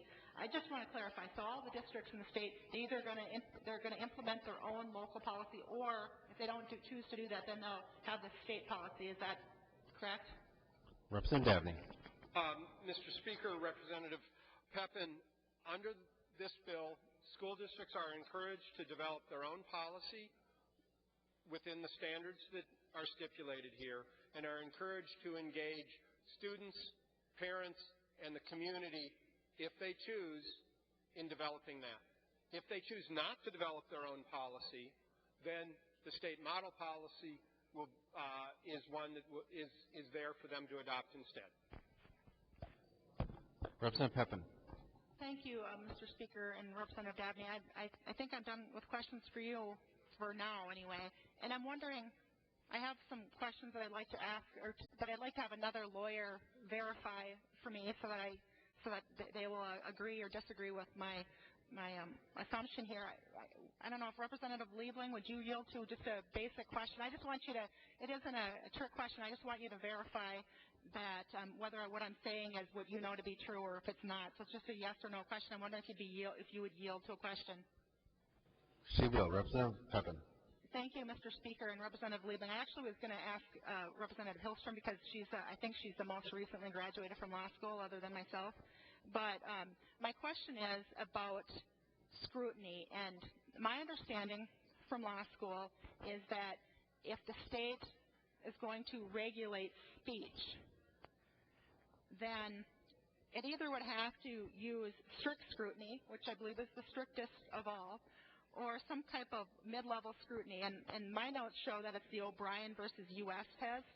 The strict scrutiny would be content-based material, and the O'Brien test would be content neutral. And I know this is a while from law school, but I'm hoping that this resonates with you. And I just want to verify, my reading is that strict scrutiny is more likely to be used when it's speech because of the O'Brien test and because of court cases. And I just wanted you to verify that I'm not in left field here. Is that your understanding from what you recall as well? Representative Liebling. Thank you, Mr. Speaker and members. Representative Pepin, I don't think this bill is regulating speech, so I think that the question really isn't relevant here. Sorry, I can't help you further. Representative Pepin. Thank you, Mr. Speaker and Representative Liebling. I think it is regulating speech. We look at the definition of bullying, and Representative Davnie tried very, very hard to avoid using the word speech. But I think that if you read through all the language and all the different defaming and intentional infliction of emotional harm, I believe intentional infliction of emotional harm isn't talking about me beating somebody up. That's talking about some kind of emotional abuse. And emotional abuse would be content. So, Representative Davnie, the reason that I was asking you these questions is because if someone were to challenge this law, I believe that they would either use the O'Brien test or strict scrutiny test, because this is regulating speech. You're potentially, school districts can potentially say what can and not. They have this ability. You have all this local control. They have the ability to determine what is bullying and what isn't bullying under their policies. So if that were the case, then if you look at either of these two tests, I just want to read through them a little bit for you.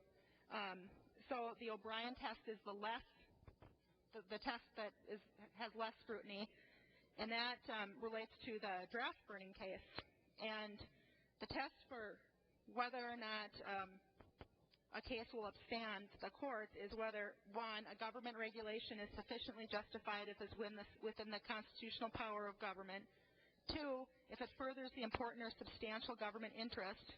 Three, if the government interest is unrelated to the suppression of free expression. And four, if the incidental restriction on alleged First Amendment freedom is no greater than is essential to the furtherance of that interest. Representative Davnie, I believe under that, perhaps you make the first government regulation is sufficiently justified if it's written within the constitutional power of government. Okay, well, maybe that works. If it furthers an important or substantial government interest. I should have asked you, and I guess I could yield to you now, but I won't do that anymore. If this furthers an important or substantial government interest, that's a pretty high test. And I'm guessing since all school districts already have anti-bullying policy, I don't know that there's a compelling government interest to spend an additional $25 million a year over the biennium to put in another policy in place. The third part of the test, of that O'Brien test, is that the government interest is unrelated to the suppression of free expression. Well, that's where I think we're really problematic, because I think that this does suppress free speech, or at least potentially express free speech. If any of the school districts decide that they want to suppress anything that somebody says, then I believe that that would be a violation of that. Now, Representative Davnie, I know you're over there. You're talking about time, manner, and place restriction, and that's speaking in a public forum, and I understand that. I believe, and I don't have that in front of me, but I would believe that also talks about having to have the policy narrowly tailored as being one of the requirements for time, place, time, and manner. But getting back to my point here, so one of the tests is strict scrutiny, and that test, that's if it's content-based. If the policy is content-based, it would be, the questions are, does the regulation further a compelling government interest again? And two, are the means used narrowly tailored to accomplish that government interest? And again, I think you have a problem here because it's not narrowly tailored. It's narrowly tailored in that you're having some school districts come up with their own policy, and but it's not narrowly tailored in that many districts will have to follow the state policy if they don't decide to come up with one of their own. And it's not narrowly tailored in that the definitions that we talk to are very, very fuzzy. And I think that's why when I asked you probably 6 or 7 times if it involves speech, and you kind of ran around the question. I asked you what an investigation looks like. You kind of ran around that question. I asked you a lot of different things, and you kind of ran around the question. That to me tells me that this policy is not narrowly tailored. Now, getting back to, I think you might want to talk about the validity of time, place, and manner regulations in a public forum, the test for constitutionality. Well, under that, the test is, does the regulation serve an important government interest again? Is a government interest served by the regulation unrelated to the suppression of a particular message?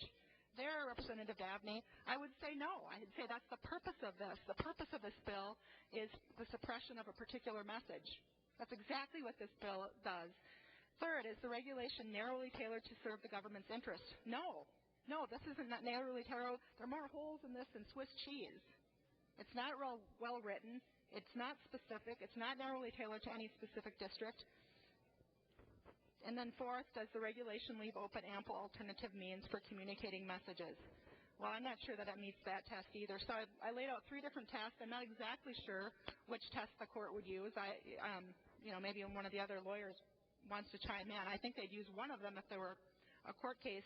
But I don't think that any of these, they'd make the test. And Representative Hertas said, he pointed out the Tinker case, and I think you mentioned that, and that the relevant quote that he had is that students do not shed their constitutional rights when they enter the schoolhouse door. They don't lose their rights when they enter the schoolhouse door. So, Representative Davnie, I think that there's a real case to be made for someone challenging this under the First Amendment, because we're trying to regulate speech. We're trying to regulate thoughts and values in addition to speech. And even if you don't say the word speech in here, I think it's pretty clear that you neither denied nor agreed with my assessment that it could be speech. So I think there's a problem there. I think there's a problem with the search and seizure, because I don't know what investigate means. We went around and around. I asked you 4 or 5 times what investigate could include, and you weren't able to tell me. You just said they're not going to get it with outside of their bounds. But I don't know how that's going to be conducted. There's nothing in here that gives me comfort that they're not going to. I don't know how they're going to, other than hacking their iPads, if they're at home, I don't know how you would investigate it other than going into their home. So I think there's a potential there that there could be a court case. And finally, Another gem in this bill is the part, and I forgot the line, but it says that here it is, 4.32. It allows for anonymous reporting for this. So I could say, Jim pushed Joe into the wall, and he was bullying him. I could just say that, and then I could tell that to the designated staff person. But the problem is, I wouldn't be able to confront the person who accused me. I would have no ability under this legislation. And I don't think that's right, that a student wouldn't be able to even know who is making an accusation about them. In fact, I would say that that's almost bullying in itself. So I think you have a case under potentially the first, potentially the fourth, potentially the sixth. And further of all, I think it's ironic that you're actually going to let teachers, I believe, you're impeding on the students' reasonable expectation of privacy. So just to recap on my view of this bill is I think that it's definitionally it leaves a lot to be desired. I asked several questions because I think it's important that we have legislative intent on the record, and I didn't hear definitions or responses for my questions on legislative intent. I think that another portion of this bill that I didn't get into too much, is that if your child is even accused of bullying, it could go on their permanent record with no parental notification or the right to defend themselves. So, think about this, members, before you vote. If your child were accused of bullying, and we don't even have to say who accused them of bullying, because the accused has no right to face his accuser. If they're accused, it could go on their record, affect them the rest of their lives, and the parents wouldn't even know. And just another point, and again, I just want to remind anybody listening that schools already have anti-bullying policies, and they're effective. And I haven't heard anybody talk to me, certainly nobody from my district has said we need this. No school district has made a resolution and said we need this policy. And I think if we're going to narrowly tailor it, it has to be tailored and wanted and requested by the school districts. And schools aren't asking for this. In addition to the potential court costs that this could cause, because I think that there will be a court challenge, just implementing it is $20 to $25 million per year, at least for the next couple of years. And I think that money could be better used in the classroom. I know it would be better used in my district for students, for reducing class sizes or something. So, in conclusion, I think that this bill is a waste of money, a waste of time. I think that it's a violation of rights. And I think it lacks common sense. And I just want to leave you with a quote to think about. This is a quote from John Adams. A constitution of government once changed from freedom can never be restored. Liberty once lost is lost forever. Members, this bill is about a lack of liberty. It's in the wrong direction. It's expensive. It's unnecessary. And it's ripe for a court challenge. I would ask you to vote no on the bill and to vote no on the motion to concur. Thank you. Representative Albright. Thank you, Mr. Speaker. Members, I think as we've sat and listened to the conversation thus far, it reminds me a little bit of comfort food. This bill is filled with a lot of plaudits and a lot of lofty language, and I appreciate Representative Davnie's persistence in explaining, but it kind of feels like comfort food, and as we all know, sometimes comfort food tastes good on the way down, but it isn't always the best thing for you. And I think what we're faced with is something that sounds good, but it might not be the best thing for our state and for our kids. And so with that, Mr. Speaker, I would ask if Representative Davnie would yield to some questions. He will, Representative Albright. Representative Davnie, I first want to thank you for your indulgence. We are going on hour 6, so I will be diligent and not going over questions that you've already answered, and be succinct in that. My first question, however, does go back and refer to the question and the line of questioning that Representative Pugh raised with you with regard to the issue of an educational protocol. And you said that this bill was about bullying, which I understand. But as I look at the front page of the concurrence, I see it is a bill for an act relating to education. And so I'm just trying to understand from a definitional perspective, from your perspective, which is primary to the bill. Is it education or is it bullying? If he would yield, Mr. Speaker. Representative Davnie. My apologies again, Mr. Speaker. Representative Albright, could you repeat the question? Thank you. Ahead. Representative Davnie, the primary purpose of this bill, as it is intended, is it to further the educational protocol, or as you purported when responding to Representative Pugh's question, it is an act regarding bullying?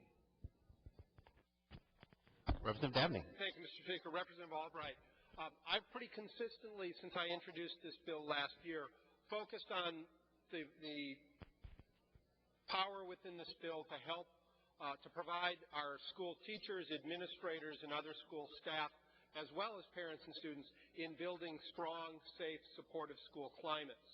That's key to student attendance, student achievement, student graduation. You may have been paying attention earlier when I talked about my favorite teaching text when I was responding to Representative McDonald, the First Day of School book. The environment you set, the processes, the procedures, the climate you establish that first day and carry throughout the year creates the context for learning. That's critical. We've got an old saying in education: the kids don't care what you know until they know what you care, know that you care. Representative Albright. Thank you, Mr. Speaker. If Representative Davnie would continue to yield. He certainly will. Representative Albright. Thank you, Mr. Speaker. Representative Davnie, I'm just going to walk through some questions, and I will refer to the engrossment, unofficial engrossment. I'm going to refer first to line 1.2, where it talks about non-public schools. And under this section, it says, consistent with its school accreditation cycle, is encouraged, and I will emphasize the word encouraged, to electronically transmit to the Commissioner its anti-bullying policy. And the question I would pose to you, Representative Davnie, is two parts. The first is, encouraged is not obligatory, and so in the context that they do not submit, is there any repercussions for a non-submittal of their policy? Representative Davnie. Mr. Speaker, Representative Albright, no. Representative Albright.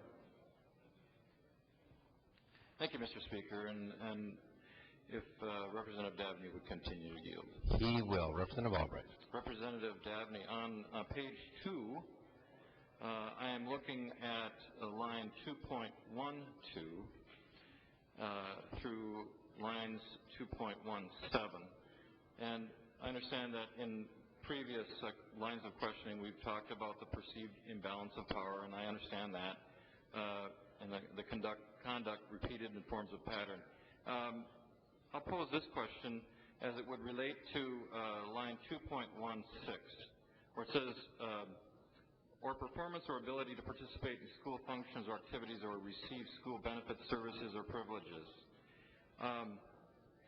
My first question with regard to that section is related to sports teams. And I understand that just as freshman legislators are required upon presenting their first bill in committee, they might be requested to supply some type of an initiation type of function in the form of food or a line of questioning. Some might consider it a rite of passage or initiation.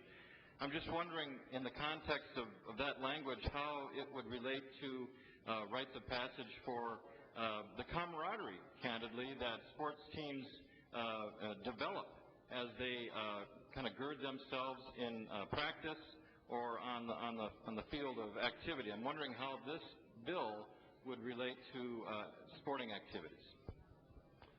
Representative Davnie. Thank you, Mr. Speaker. Representative Albright.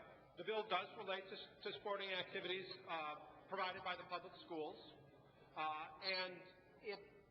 Let's go up that page and go to lines 2.10 and 2.11, intimidating, threatening, abusive, or harming conduct. Providing candy bars at a committee, in my mind, doesn't reach the standard of intimidating, threatening, abusive, or harming conduct. There have been, in Minnesota and nationally, some grievous hazing incidents. I don't think we disagree on that. I wouldn't imply that. The Florida State University marching band incident, probably the greatest outstanding one. I don't think we've got any debate that that's inappropriate conduct. Representative Albright. Thank you, Mr. Speaker, and if the representative would continue to yield.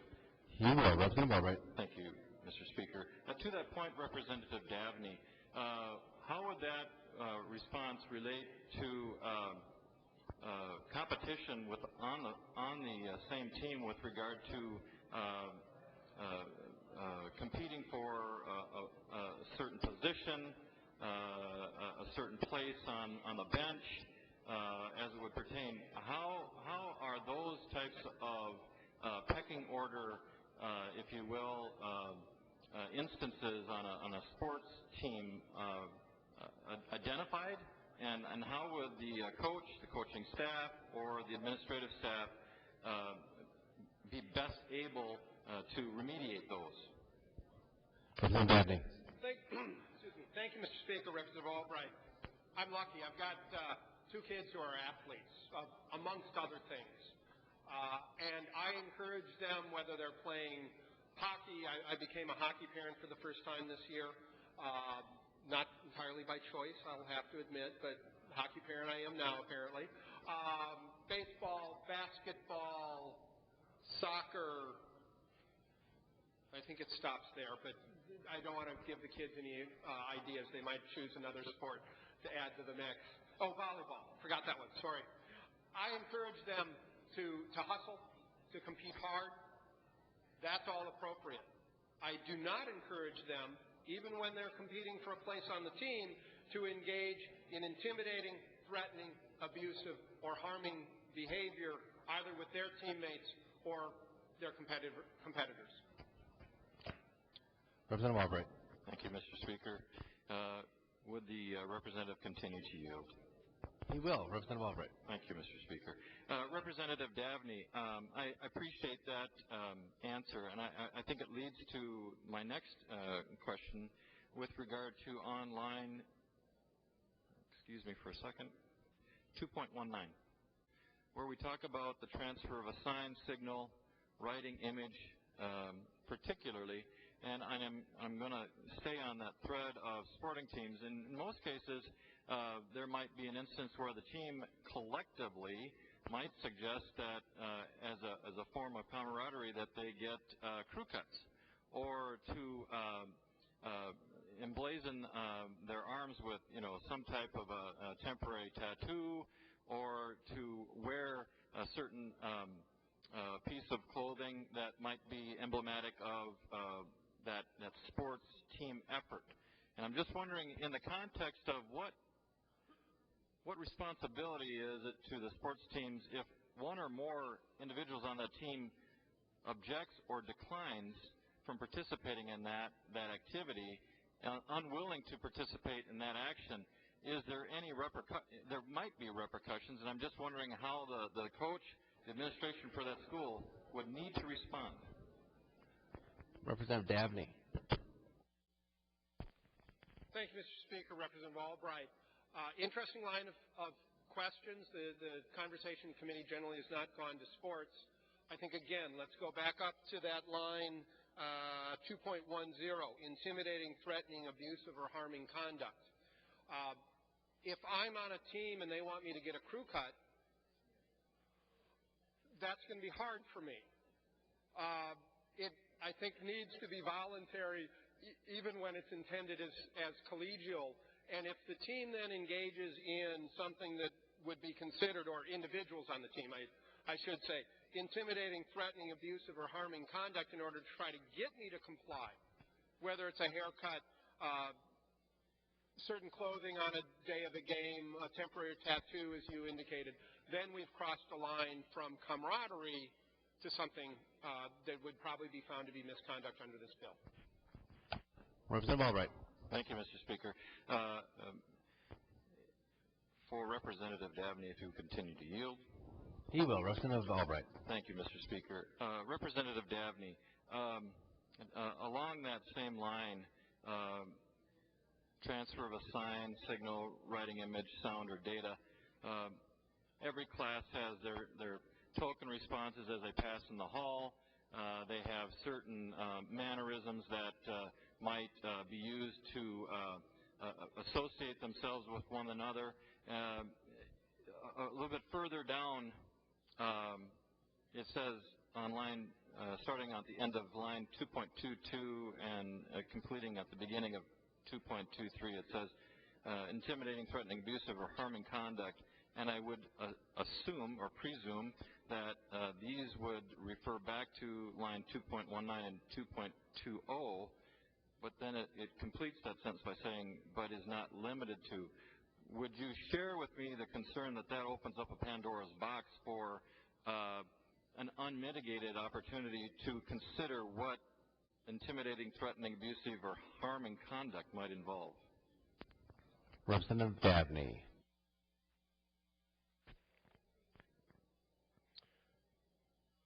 Mr. Speaker and Representative Albright, you are correct in your understanding, as if I understood you correctly, that 2.22 to 2.33, particularly 2.22 through 2.27, are included. The terminology I use, and this might be my education background, as exemplars. They're intended to complement the definition above by providing some examples to guide school staff in interpreting and applying the definition. Remember, this is about local control. It's also about local conditions and the unique conditions in any one incident. You're trying to apply a definition that can't possibly anticipate every possible situation, but we provide not only a clear definition, but some exemplars to enrich that as a administrator works to apply the definition in a specific setting. Representative Albright. Thank you, Mr. Speaker. Well, I appreciate that, Representative Davnie, because I think that it does really bring into concerns that have been shared by numerous members on this floor this afternoon and early into the evening, that it really does open up a Pandora's box. And I think as Representative Scott and Representative Hertas and others, Representative Pepin most recently, have shared is the privacy issue. The privacy issue in terms of private chat rooms, the Facebook, the Twitter accounts. Goodness knows what's going to be right around the corner in terms of the line between education and privacy. And I'm wondering, Representative Davnie, if you would yield to just assist me in understanding what your understanding of what that line would look like as it would pertain to, as you said, what comes in the door on Monday morning. If you would yield, Mr. Speaker. He will. Representative Davnie.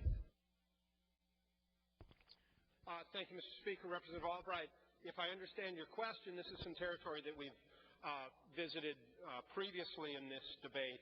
I used the example of cell phones and locker rooms, where there's a reasonable expectation that I can change in the locker room without people outside of that locker room seeing that process and seeing me in various stages of undress. That's a reasonable expectation of privacy.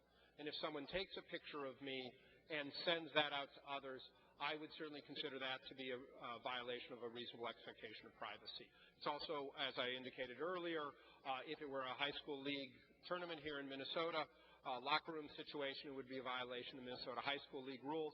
I presume in most districts in the state, if not all, it would also be a violation of their rules. Representative Albright. Thank you, Mr. Speaker.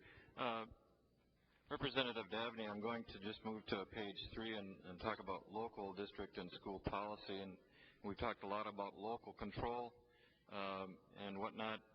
On lines 3.9 through 3.11, we talk about that they are going to be in consultation with students, parents, community organizations to the extent practicable, and shall adopt, implement a policy to prevent, prohibit student bullying consistent with this section. So is it my understanding that if they like their policy, they can keep it? He would yield. He will yield. Representative Davnie. Thank you, Mr. Speaker. Representative Albright. The requirement is that they comply with the standards for a local policy in this bill. This sets a floor, not a ceiling. They may go beyond that. They may enhance it. There's specific language in the bill to allow them to do that. And if an existing policy does that, meets the standards in this bill, then yes, they can keep it. If it does not, this is an opportunity for them, hopefully, to engage students, parents, staff, and their community in developing a new policy that does meet the standards. If they choose not to do that, that's our preference, but if they choose not to, they may adopt the state model policy as their own. Representative Albright. Thank you, Mr. Speaker. Representative Davnie, if you would yield. He will. Representative Albright. Thank you, Mr. Speaker. So in the context of my question, Representative Davnie, and your answer, there would be no repercussions of a violation per se if they do not adopt the standard model language and they maintain the policy, even if it is deficient to the state model. Would they be under duress to comply? And if they are not in compliance, what repercussion do they face? If he would yield. Representative Davnie. Mr. Speaker, Representative Albright, we initially, as this bill left this body last year, did have authority for the commissioner to withhold funds from school districts, added to the list of places where the Commissioner of Education can withhold funds from school districts that do not comply with state statute. There's been a misrepresentation on this floor today that the Commissioner would have the authority to withhold funds if a district was not in compliance with this statute. That's not correct. The statute that has been referenced only applies to rule, not statute. There is no rulemaking authority for the commissioner in this law, and the commissioner does not have general rulemaking authority, so let me set aside that concern. I do imagine, however, that they would open themselves up to possible civil action if they failed to comply with this law and if bullying were an ongoing concern in the district. Representative Albright. Thank you, Mr. Speaker. Representative Davnie, I'm going to move to page 4. And I have just a couple questions there because there seems to be some fairly broad descriptive words there, and I appreciate that you probably answered those before, but I'm just going to come from a different angle. On line 4.11 it says restorative practices, consequences, and sanctions. And I'm just wondering if you can elaborate on each of those to the best efforts that you can. I understand that local control is the one that's going to set practices, but obviously the commissioner and others have model language that would enumerate and elaborate on those as well. My understanding is that you would not put those words in there if we didn't already know what they mean. And so to the extent practicable, I'm wondering if he would yield to explain those terms, Mr. Speaker. Representative Davnie. Thank you, Mr. Speaker. Representative Albright. Consequences and sanctions, again, matter of local control. The local school district policy will govern this. if the school district chooses to implement a preventative curriculum, that curriculum may in fact guide the consequences and sanctions that a student would experience. The school, the technical assistance center may be able to direct school districts to what the research is saying currently on effective sanctions and consequences. I know when I was teaching, an example of when a student misused a computer, so they lost their computer privileges in the computer lab for a while. That, I don't know whether that's a consequence or a sanction, but it's one of those two things. And an example. Representative Albright. Thank you, Mr. Speaker, and thank you, Representative Davnie. On page 6, we talk about, and you mentioned the commissioner in terms of authority to discipline or to remind the districts of their responsibilities.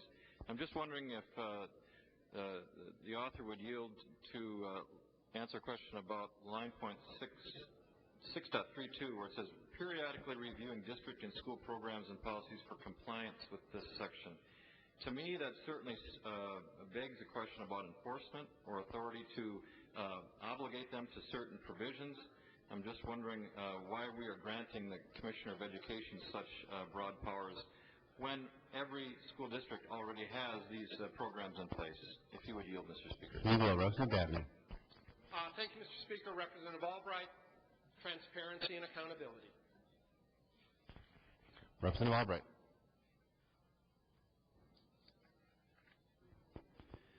Thank you, Mr. Speaker. Representative Davnie, on page 10, lines 10.22 through 10.27, it speaks to an advisory committee that's composed of resident parents. I would make the presumption that this is the model language that you would prefer each ISD to follow. How can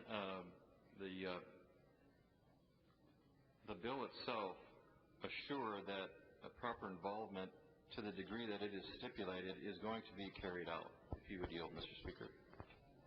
Representative Davnie, he will yield. Thank you, Mr. Speaker and Representative Albright. The language that you pointed the body to, 10.22 through 10.27, is current statute. That's not new. What I like about it, however, is that it engages parents, talks about the creation of an advisory committee equally made up of parents in the district who are not school district staff as well, and school district staff, an opportunity for communication and exchange of views and experiences between parents and school district staff.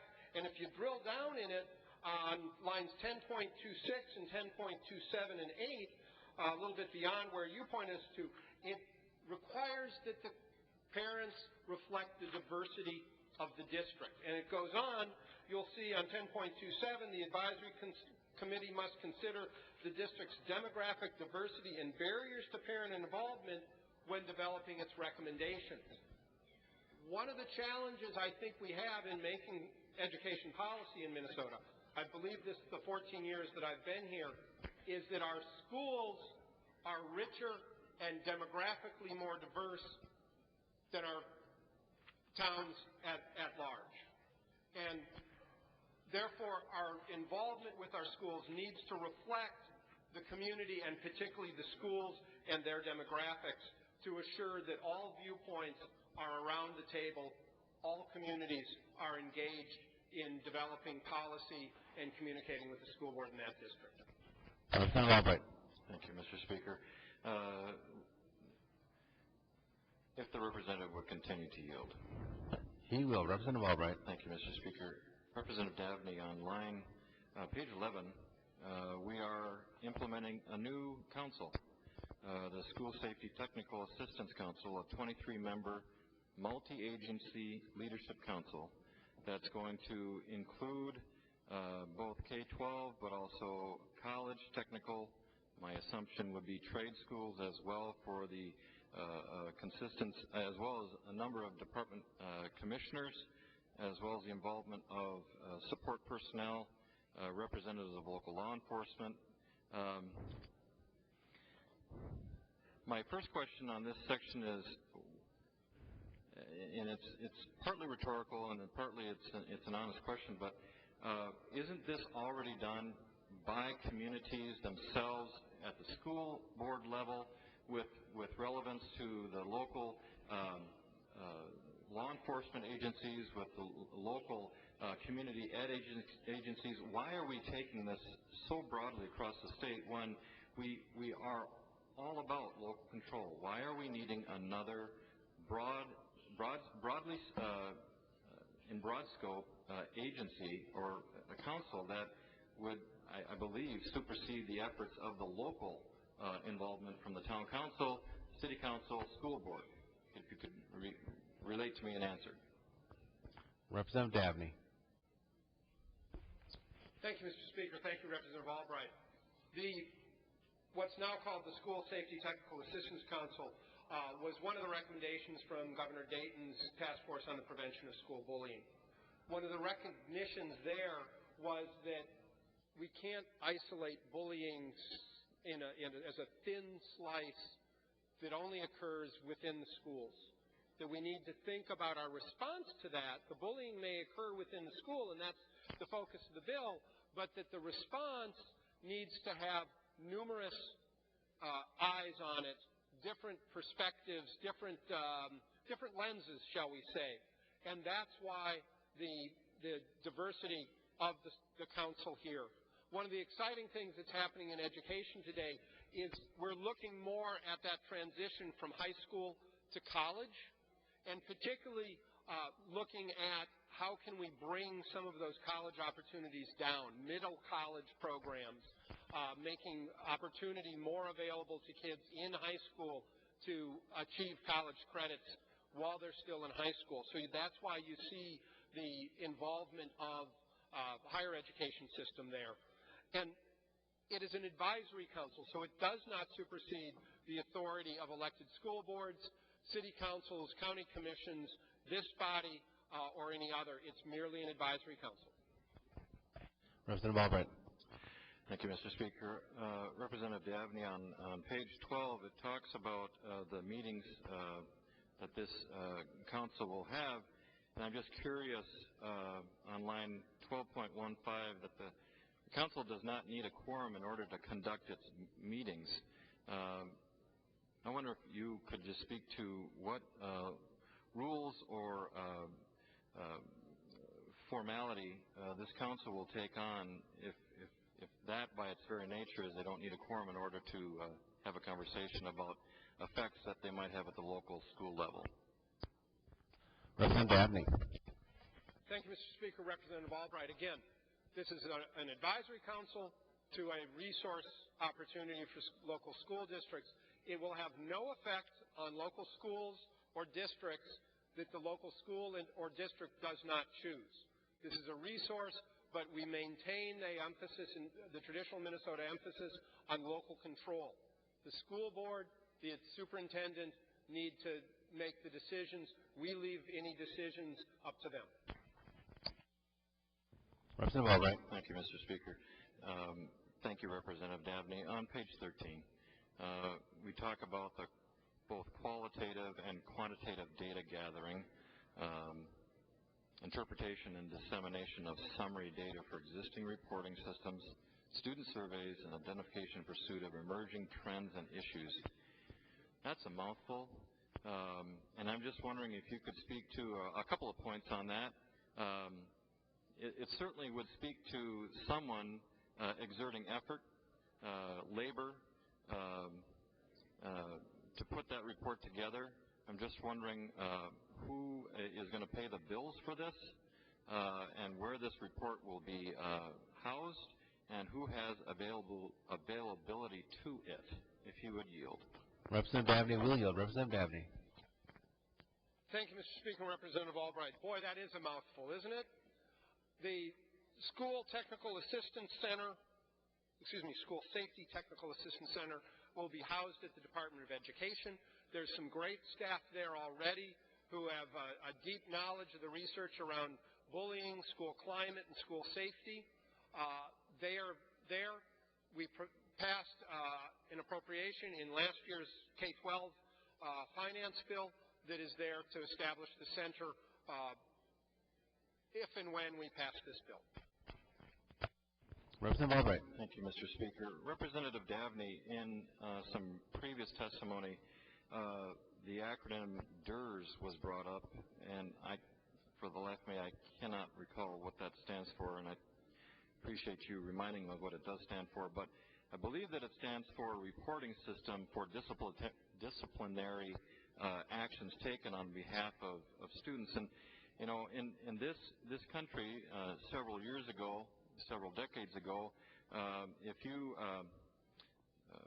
performed an action that was against the law, you needed to be made known of your rights. And I understand that we're dealing with minors in most of these cases, but I'm almost wondering if this doesn't promote or project kind of a mini Miranda that would be poignant from the standpoint of to what Representative Pepin talked about in terms of reminding a K through 12 student just exactly what they were being pulled out of class for, or put on a list, or being reprimanded for certain actions. And I'm just wondering if that has been thought of, and what the repercussions from a legality standpoint that a parent might have if if their child is pulled out and wasn't reminded of what actions they can take that might have long-standing effects on their school transcript that would lead to higher education opportunities or the denial thereof. So I wonder if you could just speak to that, if that ever was brought up in committee.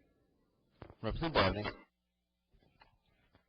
Thank you, Mr. Speaker and Representative Albright. First of all, in the bill, there's a requirement that the school district's anti-bullying policy be part of the student handbook, so students are notified whenever they receive a handbook, annually, I would imagine. Additionally, that in offices, they need to have a summary of the school district policy, also on the school district website, and that as an additional tool for parents as well as students, it needs to be available in whatever language is on the website that the district policy requires that they provide information to families in the community in. For instance, in my school district, Minneapolis, whenever I get a general mailing, here's the school calendar for next year sort of mailing, it comes to me in English, Somali, Spanish, and Hmong. That's the way my school district does it. Other school districts have different policies, use different languages that reflect the demographics of their student body and their community. So students and families are notified of the policy first, requirement of the law. Secondly, requirement of this bill also is that students are reminded, students and parents are reminded of their rights under federal and state law when it comes to data, its retention, and so on. As to your concern about the student's permanent file, I don't know. That used to get brought up to me all the time when I was in school. School districts have their own individual policies. We don't speak to those policies. The bill is silent on that. Most school districts have some sort of policy on how long they retain disciplinary records or other records. In asking experts in the field here in Minnesota, none have ever heard of a situation where a student's graduation was negatively affected by behavioral incidents. Academics? Yes. Behavior? No. And as for Miranda rights and investigations and that sort of thing, that is outside the scope of this bill. There already is statute, such as the Pupil Fair Dismissal Act, that governs those things. It depends in no small part just how much trouble is little Jimmy in. Representative Albright. Thank you, Mr. Speaker. Representative Davnie, I know that we have an expungements bill that's forthcoming sometime, and I'm just wondering if the applicability of a school transcript has been considered with regard to an appeal through the expungement process to an incident or a pattern of behavior that had been corrected but might deny that student from admission to a college, to a trade school, to a civil service exam, or to military service. I'm wondering if that should be included, considered, or has it already been considered as we contemplate that? And if you would yield to that question, Mr. Speaker. Representative Davnie. Thank you, Mr. Speaker. Thank you, Representative Albright. Again, experts that I've spoken to in Minnesota who understand local school district policies around the retention of disciplinary records have never heard of a situation where the contents of a student's disciplinary record were transferred and impacted college admissions, military admission, things like that you've raised of concern. As for the expungement bill, Representative Albright, I do not sit on any of the committees that it has come through, and so I cannot speak to the debate and discourse around that. And I believe Representative Moline is the chief author here in the House on that. I don't see her on the floor at this time. You'd have to ask her. Representative Albright. Thank you, Mr. Speaker. Thank you, Representative Davnie. I appreciate that comment. I think, members, I think as you see a number of pieces of legislation that have passed through this chamber in recent weeks, it seems like the more we tinker with things, the more we have to tinker with things. And from my perspective, this is a policy that tinkers with something that isn't broken. We have a very succinct way for local control to take care of what they believe is the best practice for bullying in their school district. I would hate to see the moniker ISD replaced by MNSD because I think that they were following down that path where control for the local independent school district is actually becoming more of one that's directed to them by the folks in St. Paul.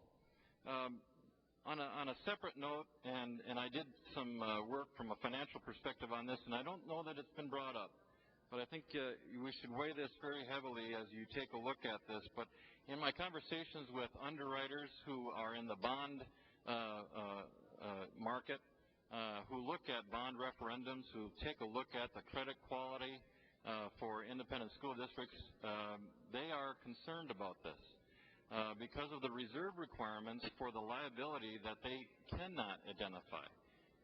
Some would say, well, liability insurance will take care of that. Well, we took a look at that as well, and the functional answer to that is underwriting from a property casualty for the school districts brought up. They will actually be anticipating higher liability costs, anticipation of the what-if scenario. A lawsuit is brought for either not fulfilling their responsibilities under a much more elaborative bullying policy.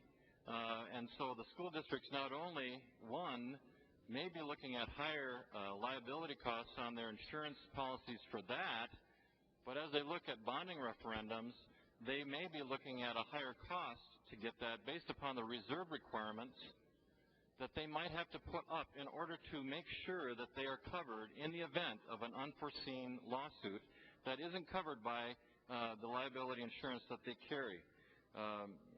And you can take a look at Anoka Hennepin as an example for the litigiousness of our society and the repercussions, monetarily speaking, that school districts may be faced if they are not well prepared or have not followed to the letter of the law their bullying policy.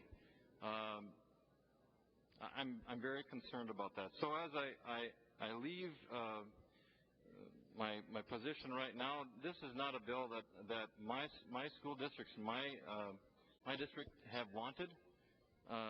They are very comfortable with their current policy, and they're not incredulous, but they are mystified at the need for something that is already being implemented very well with local control, with local understanding of the students that are under their charge, as Representative Beard said very, very well. So I'll leave you with that. It needs to be in the hands of local control. It needs to be maintained at the lowest level to boots on the ground for the students. this is not needful. It is not necessary, and I could leave you with a number of adjectives that have been shared with me, too numerous to mention. Thank you.